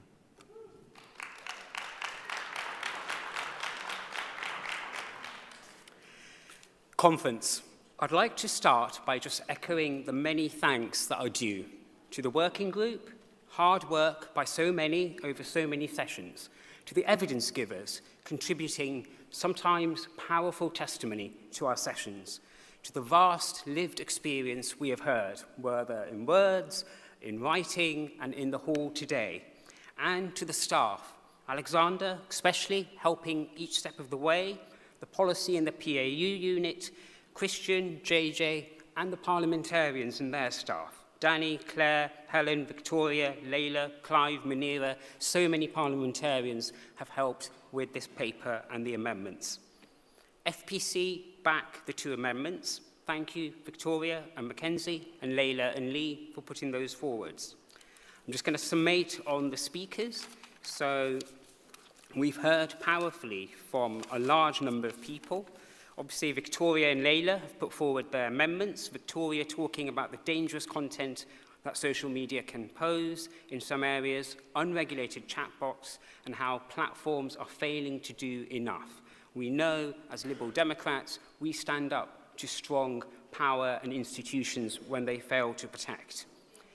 Layla has spoken about her powerful committee's work over so many years, and now looking particularly at the neglect in community mental health services, the tragic lived experiences, and how crucial amendment looking to inject hope and change this. Andy has spoken about the impact on carers and family, a whole family approach, fathers, mothers, the whole family needing to be addressed. And I hope that the paper has gone quite some way towards addressing the multiplicity of people who are often affected by mental health. Sal has spoken about both patient and staff experience, and again, the importance of lived experience in making decisions, not having decisions being dictated to those who need help. Wendy spoke about Newcastle and the walking space and the positive outcomes that that has for service users. Clive noted the failure of the government on parity when it comes to infrastructure, capital investment, and ensuring that there are alternatives from the Liberal Democrats on how we address capital and infrastructure investment. This is vital to safety and recovery for our service users. Rosie, she spoke powerfully on her experience of ADHD, of mood disorders, mental health nursing, and for services under pressure, and the need for change in this area. Martha spoke in the interventions around mental health first aid and the importance this has. Jackie has spoken about social isolation in rural areas, which we've addressed in the paper. Kieran raised concerns of a blanket social media ban. The amendment avoids that, and Mackenzie, in his summation, talked about how that is being avoided in the amendment. Josh spoke about mental health at work, the disparities when you look at health and safety approaches around this, and how businesses need to work with services, with us, with the government, on developing a better approach around this. Lee spoke about the importance of looking after our own party, mental health, across a whole range of areas, and avoiding the CAMHS cliff edge. Zoe spoke about really worrying online harm from extreme content and the links that this has with horrific sexual violence. Jonah spoke about the coalition of building evidence on new emerging therapies and having an evidence-based approach around this. Jojo spoke about addiction, mental health, and the ancient systems that separate this as though they're two completely different things, and the people who then fall through the cracks there. And Mackenzie summated on the amendment and helped add some clarity around that. Thank you to all the speakers there. Thank you to those who have contributed. So just to start summing up the policy paper, this ensures that care across the whole span of people's lives, be they service users, patients, carers, families, friends, or even communities and voluntary organisations, that is prioritised, that we look at care across all areas of people's lives and all areas of communities. The paper ensures groups that are often forgotten are not: ethnic minorities, armed forces, farmers, young people, mothers, and more. We have answers on them when other parties ignore that. We tackle the higher costs of being mentally unwell. This is forgotten by other parties. We address inequalities. We secure the foundations in our paper of mental well-being. And our paper adapts and responds to a rapidly changing, technologically advancing, post-pandemic society, ensuring that everyone has fair, equitable access that's needed for their mental health. We call for a society which should have greater investment in public and third sector services that keep us mentally well, be it in local authorities, in the third sector, in housing, social support, in supported housing, sheltered housing, in how healthcare interacts with police, ambulance, probation, all the other services that are crucial to our health. All of these have been suffering under years of Labour and Tory misadministration. Labour are not the party for health. We clearly are, and we are setting this clear here. We are the party that recognise clearly what mental health actually is and what ill health is. We are proud to be evidence-based, community-centred, to ensure integration, whether on substance misuse, on finances, on housing, on employment, addressing debt, rural isolation, tackling stigma in areas such as rural, farming and urban areas. We recognise what drives mental ill health and we tackle them. We ensure technological access to services and therapies in a way that is right for each person, in an evidence-based manner that's equitable, rather than one size fits all from the centre. We are a party that recognises it is not for a person in need to navigate and find support in a labyrinthine system, but for us as a society to help people to navigate to appropriate services. It is not for a person in need to have to decide where the costs mean that they can afford to take medication or travel to their social support, or indeed travel abroad or not because insurance is lacking. We tackle these areas in our policies. As I've said, we welcome the amendments, the drafting amendments from Clive Jones and Marie Goldman. Thank you for highlighting the scandal of crumbling hospitals and clinics. They're easy pickings for Labour raiding capital budgets, yet they're so crucial that we address them for safety of those who are most vulnerable. It's vital we make it easier to learn also from fatalities in mental health, and the drafting amendments have covered that. Layla and Lee, both such hard workers for so many years in healthcare, well-being, mental health. FPC welcomes your amendments, ease of access into centres and hubs, so that those who are in need don't get pushed around pillar to post, but can get help. Ensuring standards on access and physical healthcare, helping third sector organisations in delivery and design, and holding Labour's underfunding to account on the investment standard. Absolutely crucial and rooted in the core Lib Dem principles that we set out in this paper. On social media, Victoria and Mackenzie's amendment, which has had to respond to Parliament acting on the Children's Wellbeing Bill, that's resulted in further government consultations and amendments. That's why they've had to put forward an amendment that effectively updates the position in the policy paper. I know that Munira, Danny, Young Liberals, so many others have worked carefully on that to develop a very tight, careful, nuanced approach, similar to many of the other approaches we see around carefully addressing harm in many other areas of our society. Their approach has backings from over 40 charities, and FPC backs this. It views it as building constructively in a fast-moving world on our policy paper. So thank you for that. Thank you for addressing the clear need for action with careful nuance in our response.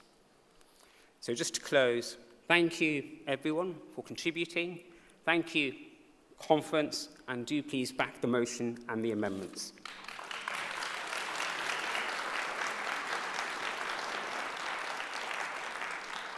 Thank you very much, conference. Okay, we're going to move on to a series of 3 votes. The voting on Amendment 1 and Amendment 2 are already online, so those watching online can vote there.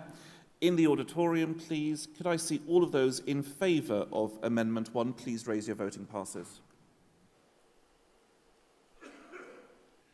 Thank you. And all those against? Thank you very much. On Amendment 2, could I please see all those in the auditorium in favour of Amendment 2? Thank you very much. And those against? Thank you very much. I'm just going to check the online vote on the amendments.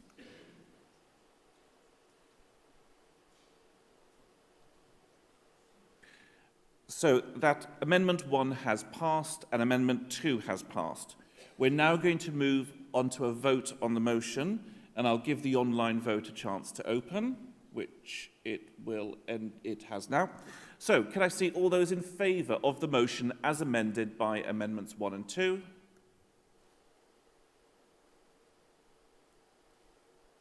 Thank you very much. And those against?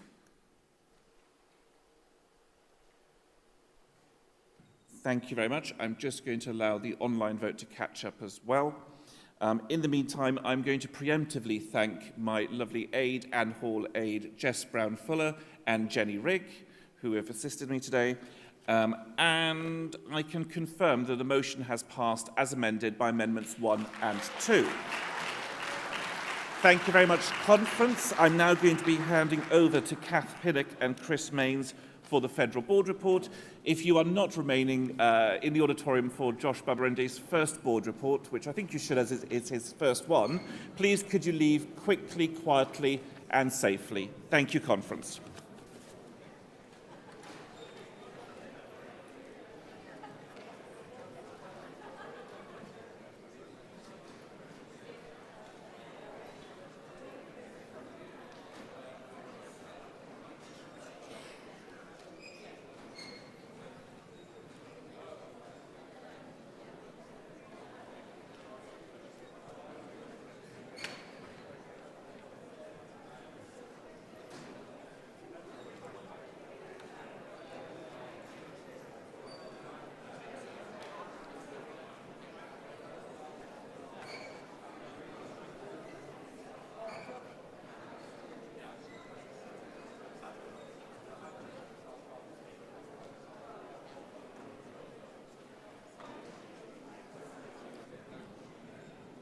I wonder if we could get together, please, for the report from the Federal Board. That would be really good. Thank you.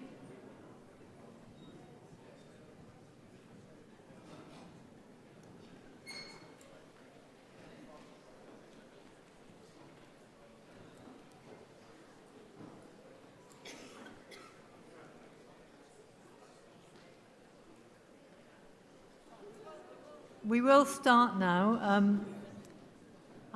We're starting a bit late, so we want to make the most of the time we've got. This is the report from the Federal Board to Party Conference. There will be a vote at the end of the session to accept or not the Federal Report, which is online, along with reports from many other of the Federal Party committees. So if any of you want to look to see what Victoria Collins, our Vice President, is doing about who has responsibility for ethnic minorities within the party, a fabulous long report there, as there is from Mike Cox, the Federal Finance and Resources Chair. So altogether there are several reports there, so do have a look to see exactly what is going on in our federal committee. So after the President's report, which I guess will be a summary. That will be followed by questions, and we've had those before the start of this session, and we'll do our best to answer as many as we can. As questions are answered, if any of the questioners want a supplementary, could they make their way fairly promptly to the mic, the speaker mic over there, so that we can, get as many questions in as possible. And without more ado, the Federal Board is chaired by our President. Welcome to Josh Babarundi MP.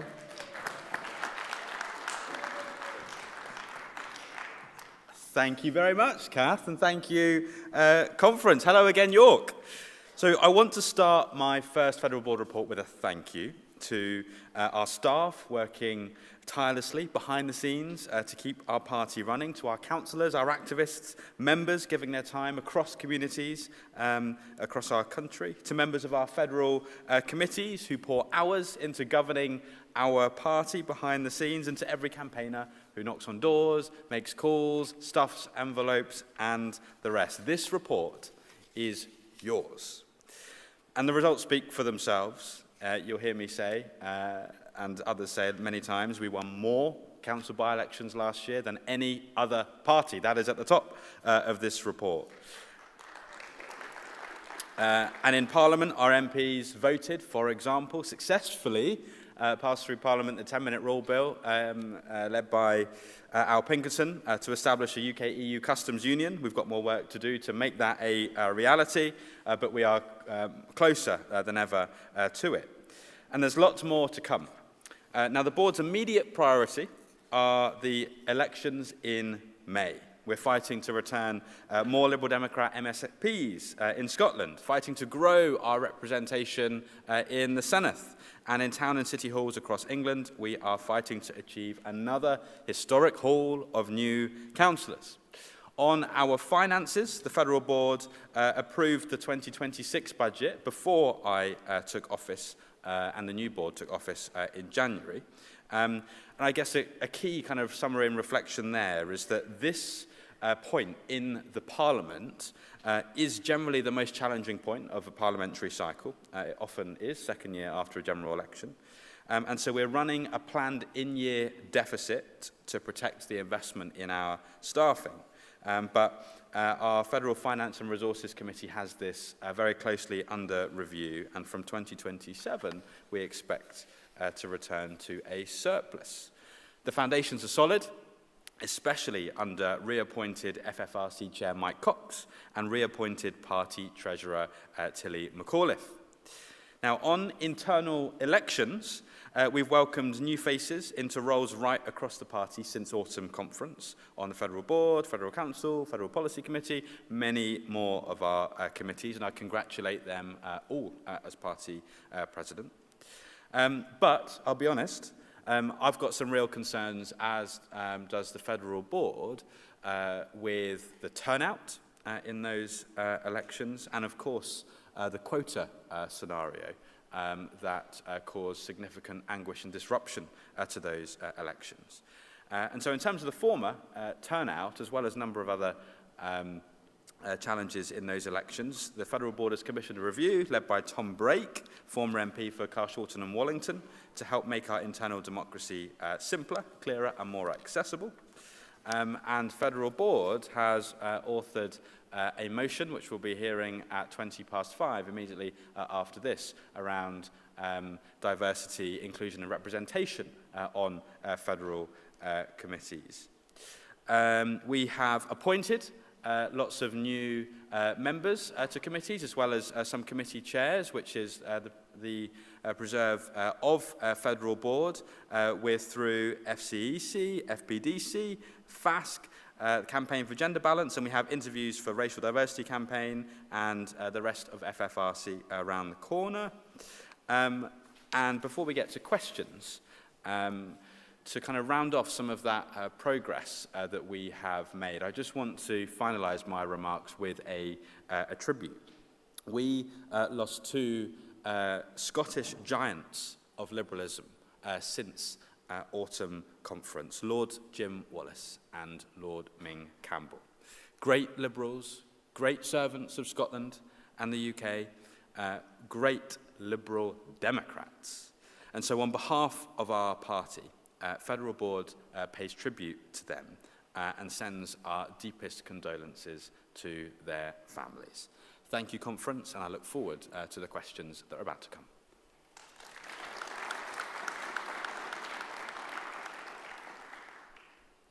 Thank you very much, Josh. Here come the toughies. So the first question is from Andrew Hudson. All of them, by the way, are on Conference Daily on page 15. And so you can see exactly what the questions are. The first one is about the greatest divisions in inequality are class-related. When will the board address this when taking diversity into account? Well, as a lad from a working class community, Hamden Park in Eastbourne, which has been home to the busiest food bank in the country, the cause of driving greater socio-economic diversity in our party means a lot to me in particular. And for those of you who might have read the recent report coming out of Queen Mary, University of London, into party membership, whose lead author is Professor Tim Bale, who is a constituent of mine in Eastbourne, you may have been concerned, as I was, around what some of the drawbacks are when they're put under the spotlight when it comes to diversity among our membership, but particularly when it comes to socio-economic diversity, where via various different measures it found that 90% of our membership is what the report describes as middle class, and only 10% as working class. Now, I'm very keen, so is Federal Board, to make sure that we are reaching all communities, to make sure that our party looks more like, sounds more like, and relates more to the communities that we're ambitious to represent. And that means working class communities too. So here is one concrete action in pursuit of that mission. The action is this. We have the incredible Racial Diversity Campaign that does a lot of work to practically support ethnic minority members across our party to stand for election and to get elected, particularly at a parliamentary level. The amazing Campaign for Gender Balance does a similar thing for women in our party. We do not have an equivalent such body within our party, specifically for socio-economic diversity.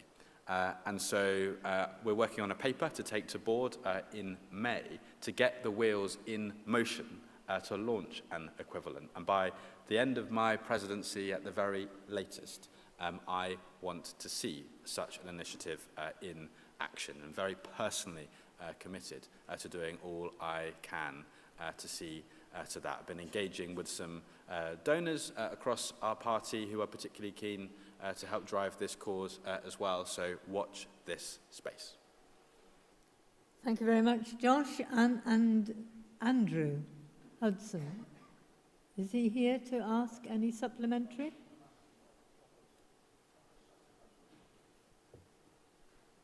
Email me if there's something else you want to come back with another time, if you want. Is that okay, Andrew? Yeah? Thank you.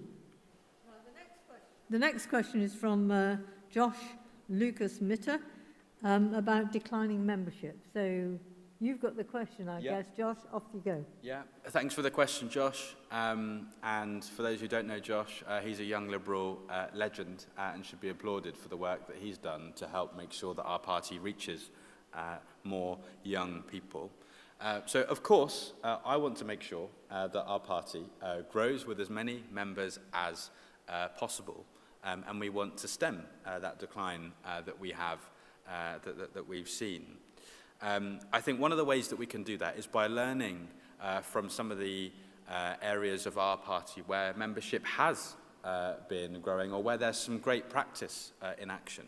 So in London, for example, I know that the regional exec there and a number of the local parties there have been kind of banding together to launch a specific initiative around increasing membership and increasing retention. I've chatted with the chair of the London region about this, and there are some exciting things that I would like to see shared and practice shared across our party. So I think there's some things that we need to do there.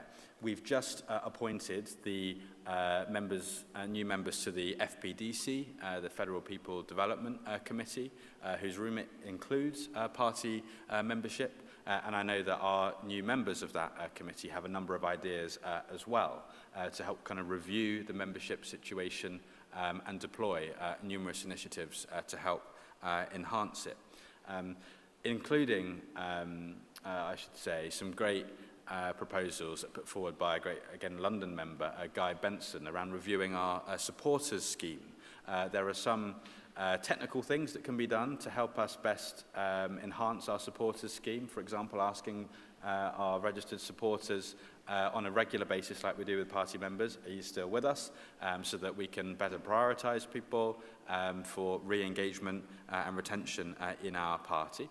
But more widely, there's a question about our party strategy.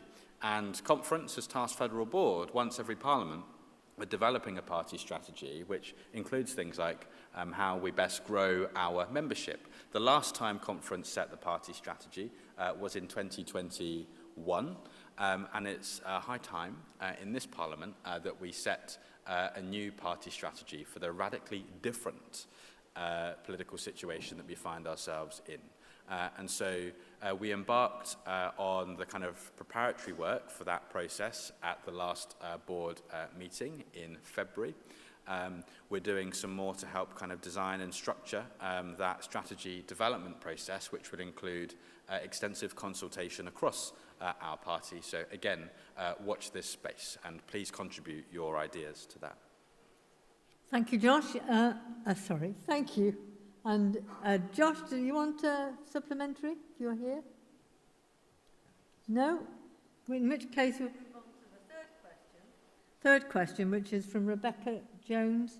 And again, it's a bit about the popularity of the party. Yeah, and some of Rebecca's question, I think, refers to the rise of the Green Party and our position in the polls in relation to them and a number of other political interlocutors. So I think there are a number of things that we can do to help address this, a number of things that the party is already doing to help address this. One of those things is around our social media game. When you look at the data about where people are getting their news, especially compared to this time in the last Parliament, the channels are very different in terms of what is most salient, what is most popular, and social media plays a greater role than ever. And so to that end, the Federal Party is making a significant investment in beefing up our social media game. You will see on the party website that there are 5 now new roles that are being recruited for in our social media team. And if you or anyone you know is a social media whiz, have got interesting insights to bring to a potential role like that, then please do throw your hat in the ring or send them our way, because that's going to be key to helping to cut through and particularly stand up against the social media games of Reform on the right and the Greens on the left that we have to challenge.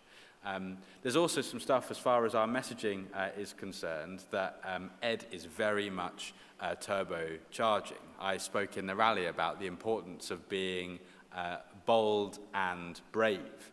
And on Europe, our party and Ed is the boldest and bravest of any leader in Parliament right now. We've been banging on about Europe with no apology, and rightly so, for some time. We are pressing for a customs union with the European Union. And in fact, today, I saw that it was reported that Rachel Reeves has gone on the record and said that we need to be looking at this kind of thing.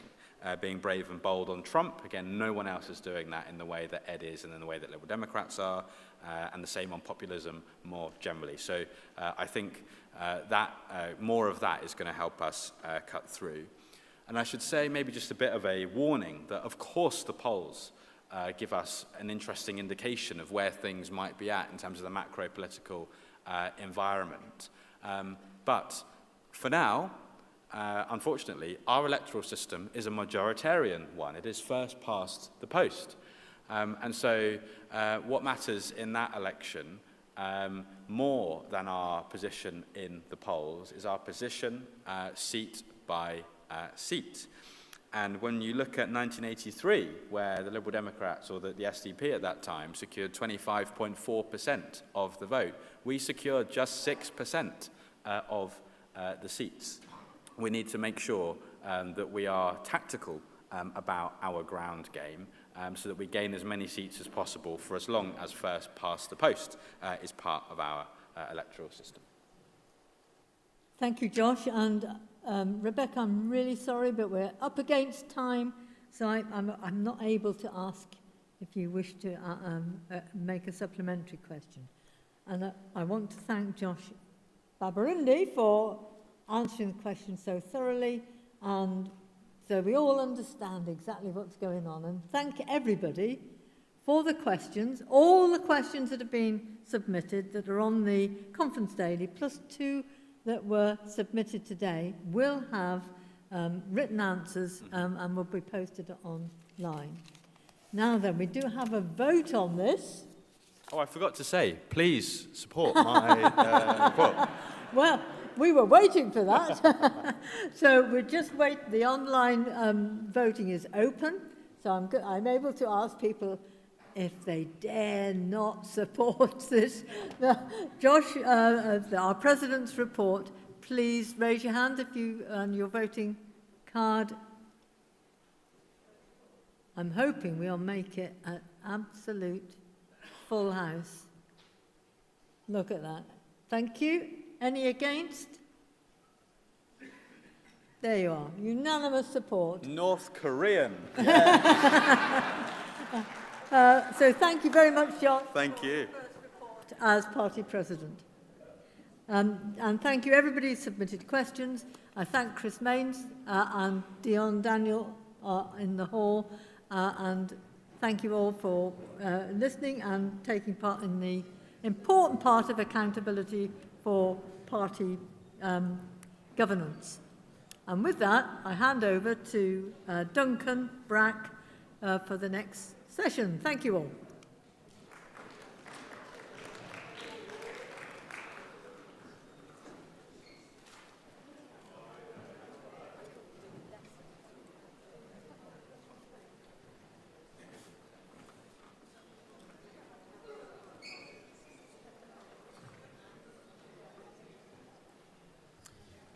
Right, good afternoon, Conference. Just before we start this debate, I'm just going to make an announcement. We're a little bit short of cards for the emergency motion debate tomorrow morning on social media and under 18s, at F15, and also the motion F18 on Trump and the wider world a little bit later in the morning. So if you would like to put in a card to speak on either of those debates, please do so, ideally before the end of today.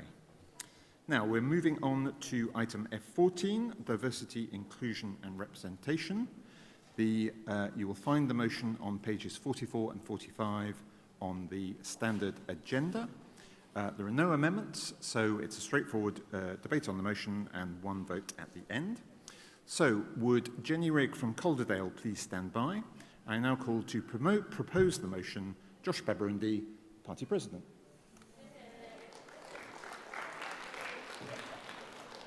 Shouldn't leave it so long, Conference. Conference, underpinning this motion is something that I hope all of us in this hall can agree on. Something our party has always believed, reflected in our constitution indeed, is that everyone, no matter who they are or where they come from, deserves the same opportunity in life. And that every single Liberal Democrat member, whatever their background, whatever their identity, deserves an equal and genuine opportunity to participate at every level of our party. But Conference, let me be direct about what has led us to this motion. In 2016, we introduced diversity quotas into our federal constitution to improve the representation of women, LGBT+ members, disabled members, and members from underrepresented ethnic backgrounds on our committees. And this was the right thing to do. But last year, the party received clear legal advice that in the wake of the Supreme Court's judgment last April, some of our quotas in their incumbent form would be ruled unlawful by the courts. Now, the party did not take joy in suspending those quotas. The party was advised that it had to. But unlike certain other parties, we believe in the rule of law and we have to follow it. But that doesn't change the fact that the 3-week delay to the count was deeply unsatisfactory for every candidate who stood and every member who voted. You deserved better. And I'm genuinely sorry for the anguish that you've been through, and I will do all I can to make sure that this situation is not repeated. And so I want to say a genuine and heartfelt thank you. Thank you to all of you who engaged with this difficult situation with patience and good faith. And to our AOs, and LGBT+ Lib Dems and Lib Dem women in particular, but also the LDDA and LDCRE too, we collaborated together, who, when they had every reason to be frustrated at the very least, they chose instead to engage constructively during the elections themselves and in helping to shape the motion before us today. And that speaks volumes about the quality and character of the people in this party. I'm grateful for that, and I do not take it for granted. But Conference, let me put this motion in its proper context, because our party has a story to tell on equality, and it's one that we should be immensely proud of. It was Ed Davey who moved the clause that repealed Section 28. It was Lynn Featherstone who drove through same-sex marriage that I'm to benefit from later this year. It was Joe Swinson who introduced shared parental leave. And it's Helen Morgan and Marie Goldman who are leading today on improving maternity care. We have led on women's rights and LGBT+ rights and have shown that both go hand in hand. But Conference, we have not finished. We are not even close. So let us not allow a legal constraint to become a moment of retreat. Let it be a moment for us to find solutions that are even more ambitious, more durable, and more comprehensive than what has come before. Even in the midst of this difficult situation, even without the quotas in effect for our internal elections, brilliant women and brilliant LGBT+ members stood, campaigned, and won seats on our federal committees. And our job is to make sure that our structures always reflect the talent that exists across the full diversity of our party's membership, and that no one is left to wonder whether the door is really open to them. So this motion sets us on a path to doing exactly that. It will task the Federal Board to conduct a thorough review, to look at the composition of our federal committees and analyse the impacts that quotas and other positive action measures have had. The review will understand the barriers that underrepresented communities face and scope out how to smash them. It will consult widely with members and AOs and others to get proper legal advice on what measures are lawful and effective. The board will report to conference in spring 2027, this time next year, and bring forward any constitutional amendments that are needed to give these measures force. We are the party that does the hard work, that consults properly, that thinks carefully, that abides by the law and puts forward changes that will deliver what we believe in.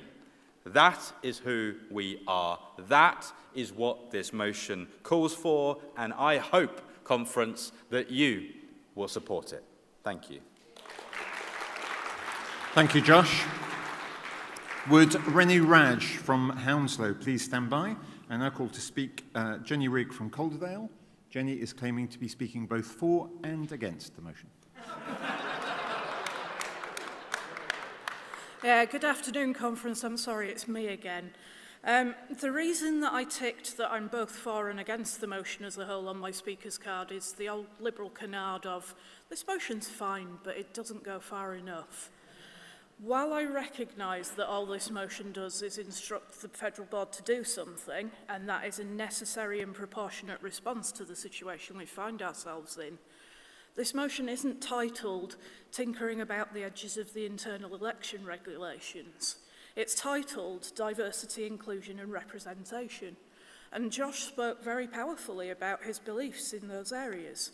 And as a queer, disabled, northern, poor person, diversity, inclusion and representation are very close to my heart.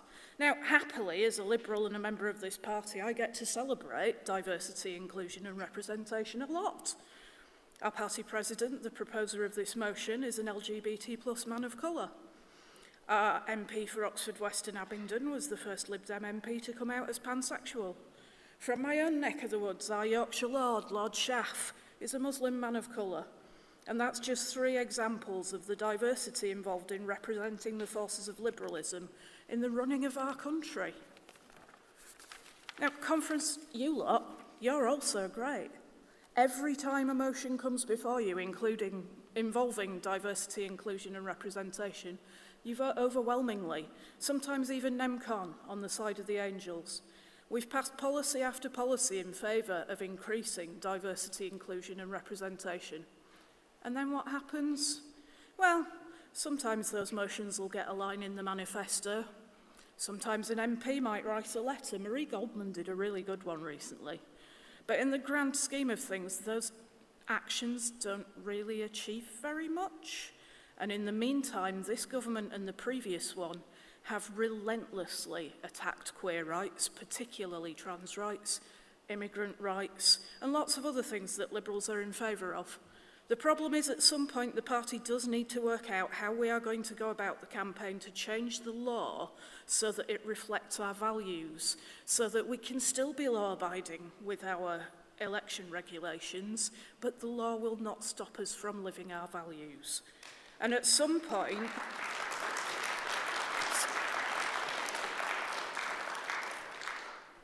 we are going to have to work out how we are going to make the motions overwhelmingly passed by this conference many times over many years into the law of the land. I hope it's very soon. In the meantime, please do vote for this motion. It's fine and necessary. But for next time, please can we have a beefier one? Thank you, Jenny. Would Zoe Hollowood from Harpenden and Berkhamsted please stand by? Now call to speak in favour of the motion, Renu Raj from Hounslow Borough.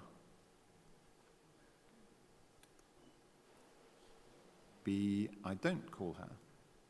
So, with apologies, could I ask Onyx Rist from Medway to stand by? And now call to speak in favour of the motion but against lines 24 to 27, Zoe Hollowood from Harpenden and Berkhamsted.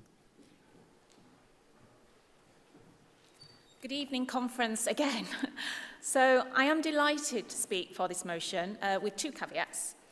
Some of you will know that twice before I have tried to get our sex and gender quotas amended at conference to ensure compliance with the law and fairness for women.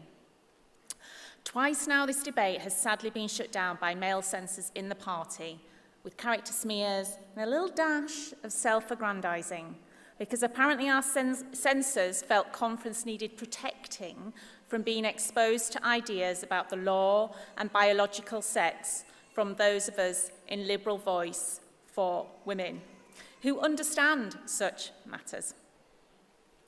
Now, as Mill said, he who knows only his own side of the case knows little of that. If he is unable to refute the reasons on the opposite side, he has no ground for preferring either opinion. How refreshing those words are to say, harking back to a time where Liberals were advocating for reason and debate rather than a warped masquerade of liberalism that has been pushed in recent years, tribalism, and blind adherence to ideology, especially on this topic.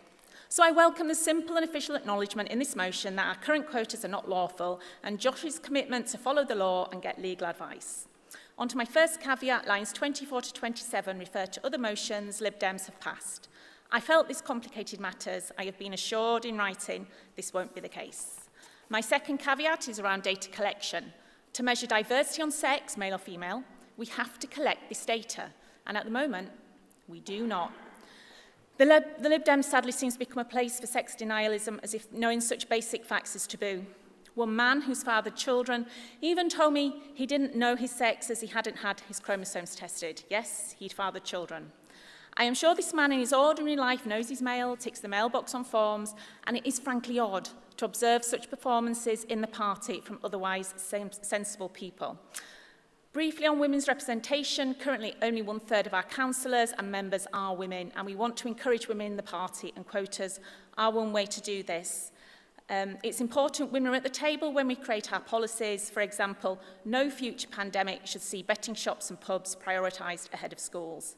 So for the sake of bringing our party quotas back into alignment with the law, please support the motion. Thank you very much.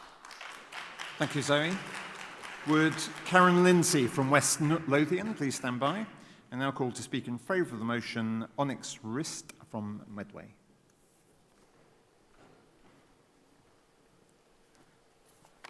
Conference. I'm speaking today as a non-binary member of this party. I want to start by saying clearly that I will be voting for this motion because while it is not perfect, it is a step forward to something that we urgently need. Clear, lawful rules that protect representation. Conference. Many of us remember what happened in the 2025 federal committee elections. The diversity quotas that were put in place, as Josh said in his speech, in 2016 to ensure representation for women and LGBT+ members suddenly collapsed under legal uncertainty following the For Women Scotland versus the Scottish Minister's judgment in April 2025. The result, confusion, delays, losing members, and weeks of uncertainty for candidates and members alike. But the real issue wasn't the delay. The real issue was the will of conference effectively disregarded, and members who rely on representation safeguards were left wondering if this party still had their backs. And as a non-binary member, that uncertainty is not theoretical for me. It's personal. We saw the debate that followed last autumn, and also during the elections, many affiliated organisations and both presidential candidates came out strongly in support of trans and non-binary members. That support mattered. It showed the values of this party are still alive amongst our membership. But at the same time, there has been so much misinformation about the Supreme Court ruling. That judgment has been used by some to argue for the automatic exclusion of trans and non-binary people from spaces and representations. Yet the court themselves have shown this is not the case. This is not the case, and the law still allows organisations to act in inclusive ways. That choice is political, not just legal. And conference, the reality is that our party's overly cautious approach has left us in a weak position.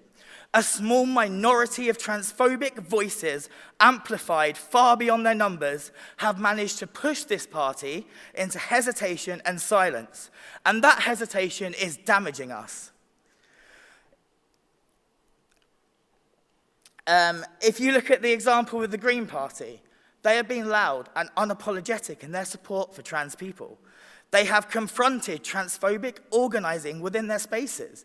And the public response, they are now polling second in the Please polls. draw your remarks to a close. Please vote for this motion. Thank you, Onyx. Conference, for your information, Onyx was a first-time speaker at conference. Would Toby Keynes from Brighton and Hove please stand by? And now call to speak in favour of the motion, Karen Lindsay from West Lothian. Conference, I'm speaking on behalf of Lib Dem Women, the official organisation fighting for women's rights and representation in this party and beyond. For decades, Lib Dem Women and its predecessors have highlighted the discrimination and misogyny women face in pretty much every aspect of their lives, inside and outside the party. Whether it's at home or at work, travelling on our streets, in healthcare, women face harassment, discrimination and barriers. Our unashamedly feminist mission is to tear those barriers down, to smash the patriarchy. We should be focusing on issues like violence against women and girls, lack of affordable childcare, closing the gender pay gap, ending poverty and tackling medical misogyny. All issues where we have been pivotal in developing policy.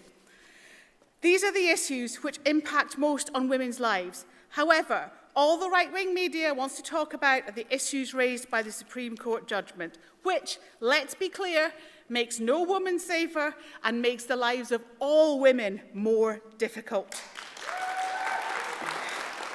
We're where we are, though. And we have to find a way through that reflects our inclusive values. It's important that we take the time to consider this carefully so that the next set of internal elections can proceed smoothly and lawfully. I'd just like to clarify that at no point did Lib Dem Women ever call for the quotas to be suspended. We wrote to the CEO and President with a series of many questions, one of which was whether the suspension of quotas had been considered, which is a very different thing. Lib Dem Women is very happy to support this motion. While the internal elections were stressful, the way in which the official diversity organisations worked together was incredibly helpful and a real point of sanity and solidarity. The way in which the presidential candidates worked in a spirit of togetherness was a testament to both their characters. Thank you, Josh and Prue. The challenge we have is to work together again to create a system that holds true to our inclusive values and makes sure that we don't have to pay a penny to any fringe groups with the money to sue us. The legal landscape is still evolving and there are some contradictory judgments with different emphasis on various things, which makes it more complex. I'm sure that the party is capable of meeting that challenge, and Lib Dem Women will do what we always have done, work constructively to ensure that more brilliant women are elected at all levels of the party. Thank you, Please Karen. support this motion. Thank you, Karen. Would Prue Bray from Wokingham please stand by? And now call to speak in favour of the motion, Toby Keynes from Brighton and Hove.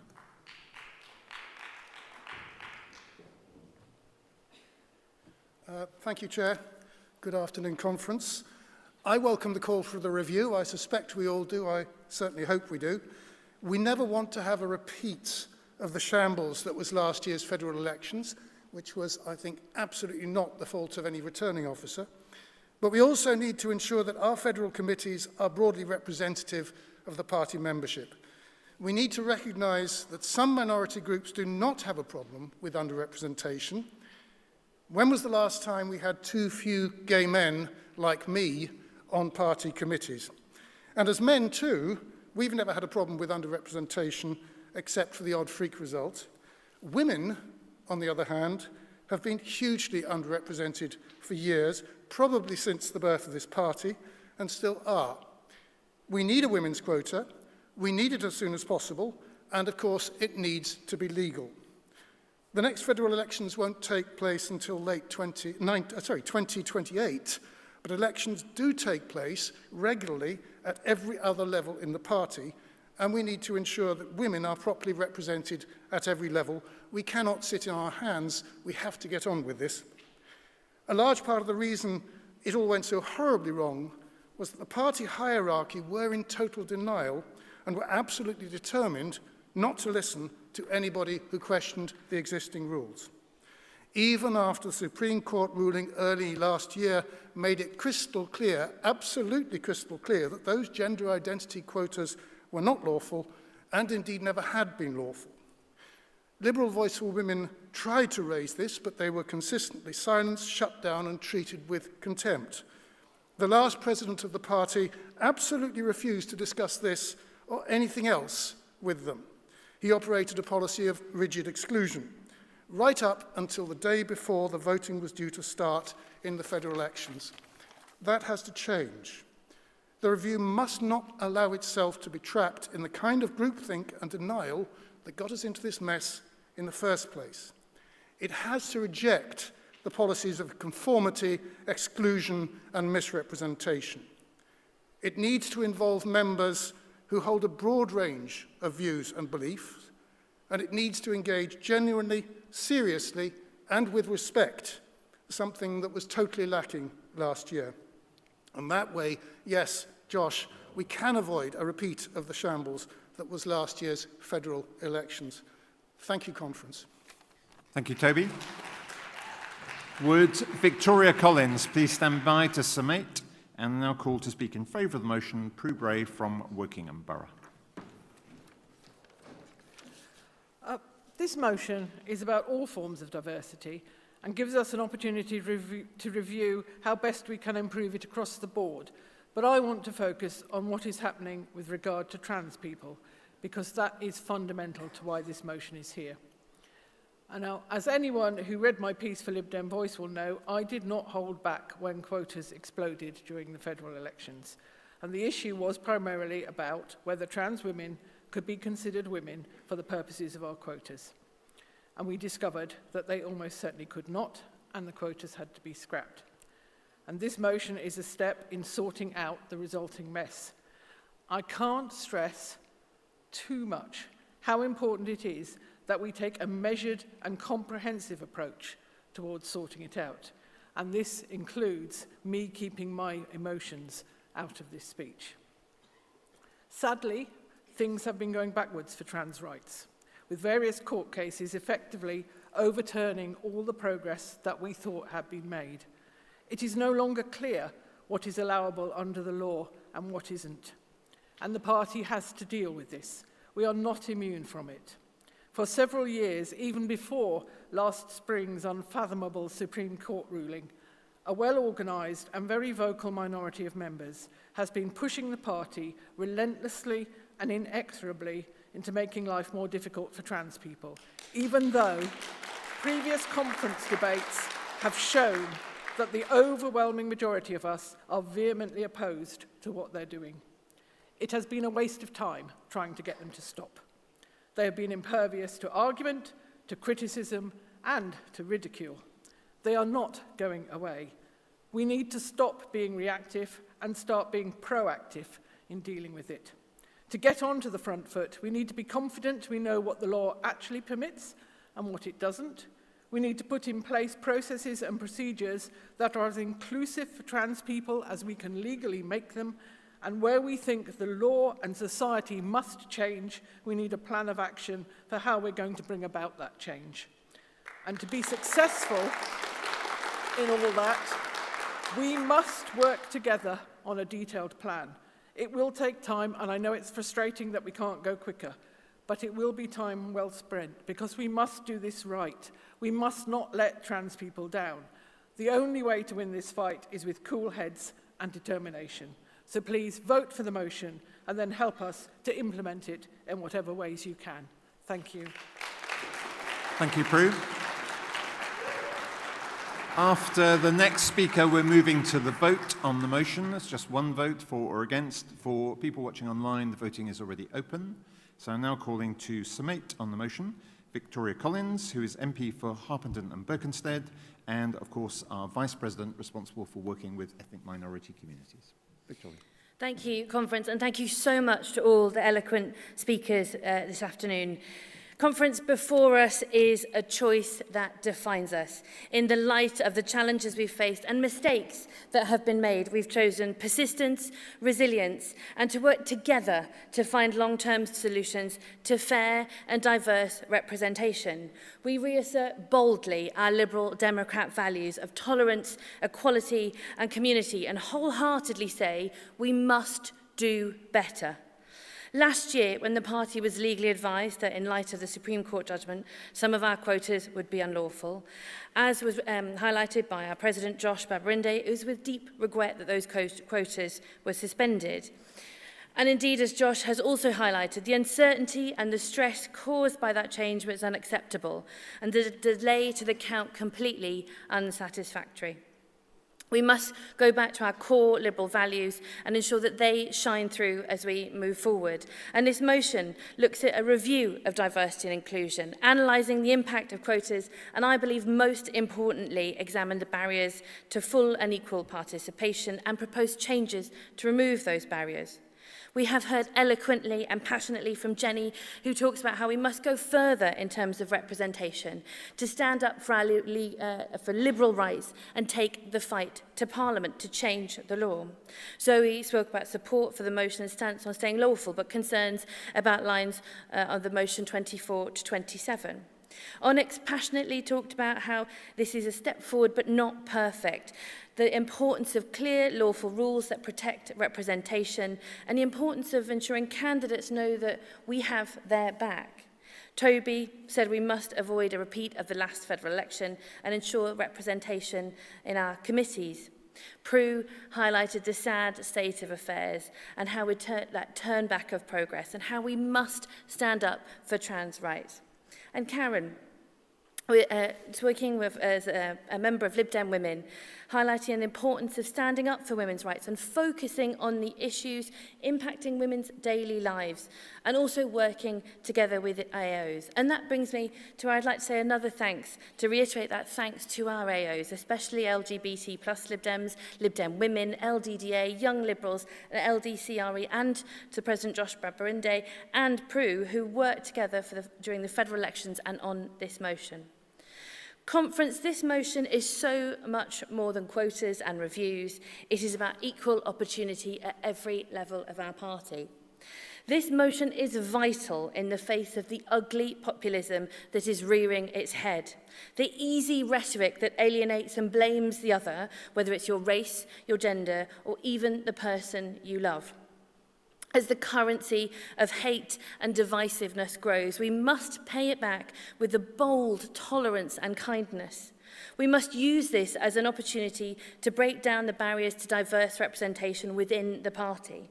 So today I send a message to communities across Great Britain that you are welcome here. And if you're looking for a party that stands for a positive, vibrant, tolerant Britain, then come to the Liberal Democrats. If you are looking for a party that wants to raise your concerns and ideas and show just how great this country can be, come and join us and stand with us.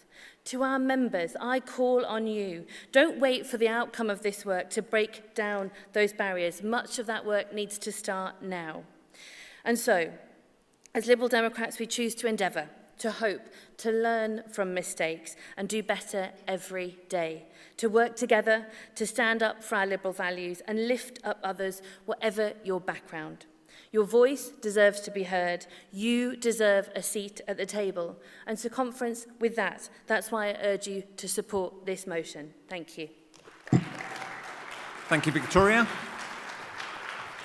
Okay, conference, we're now going to vote on motion F14, diversity, inclusion and representation. So could I have the lights up in the hall so I can see people? Thank you. Can I now see everyone voting in favour of motion F14?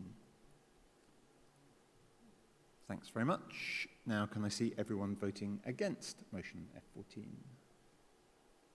We'll just check with the online vote. That's fine. That motion is overwhelmingly carried. Thank you very much, conference. Sorry for all the speakers I couldn't call. We were a bit short of time for this. Thanks to my aides, Chloe Hutchinson and Diane Daniels. That's the end of conference for today. See you back here tomorrow morning at 9 o'clock for the emergency motion.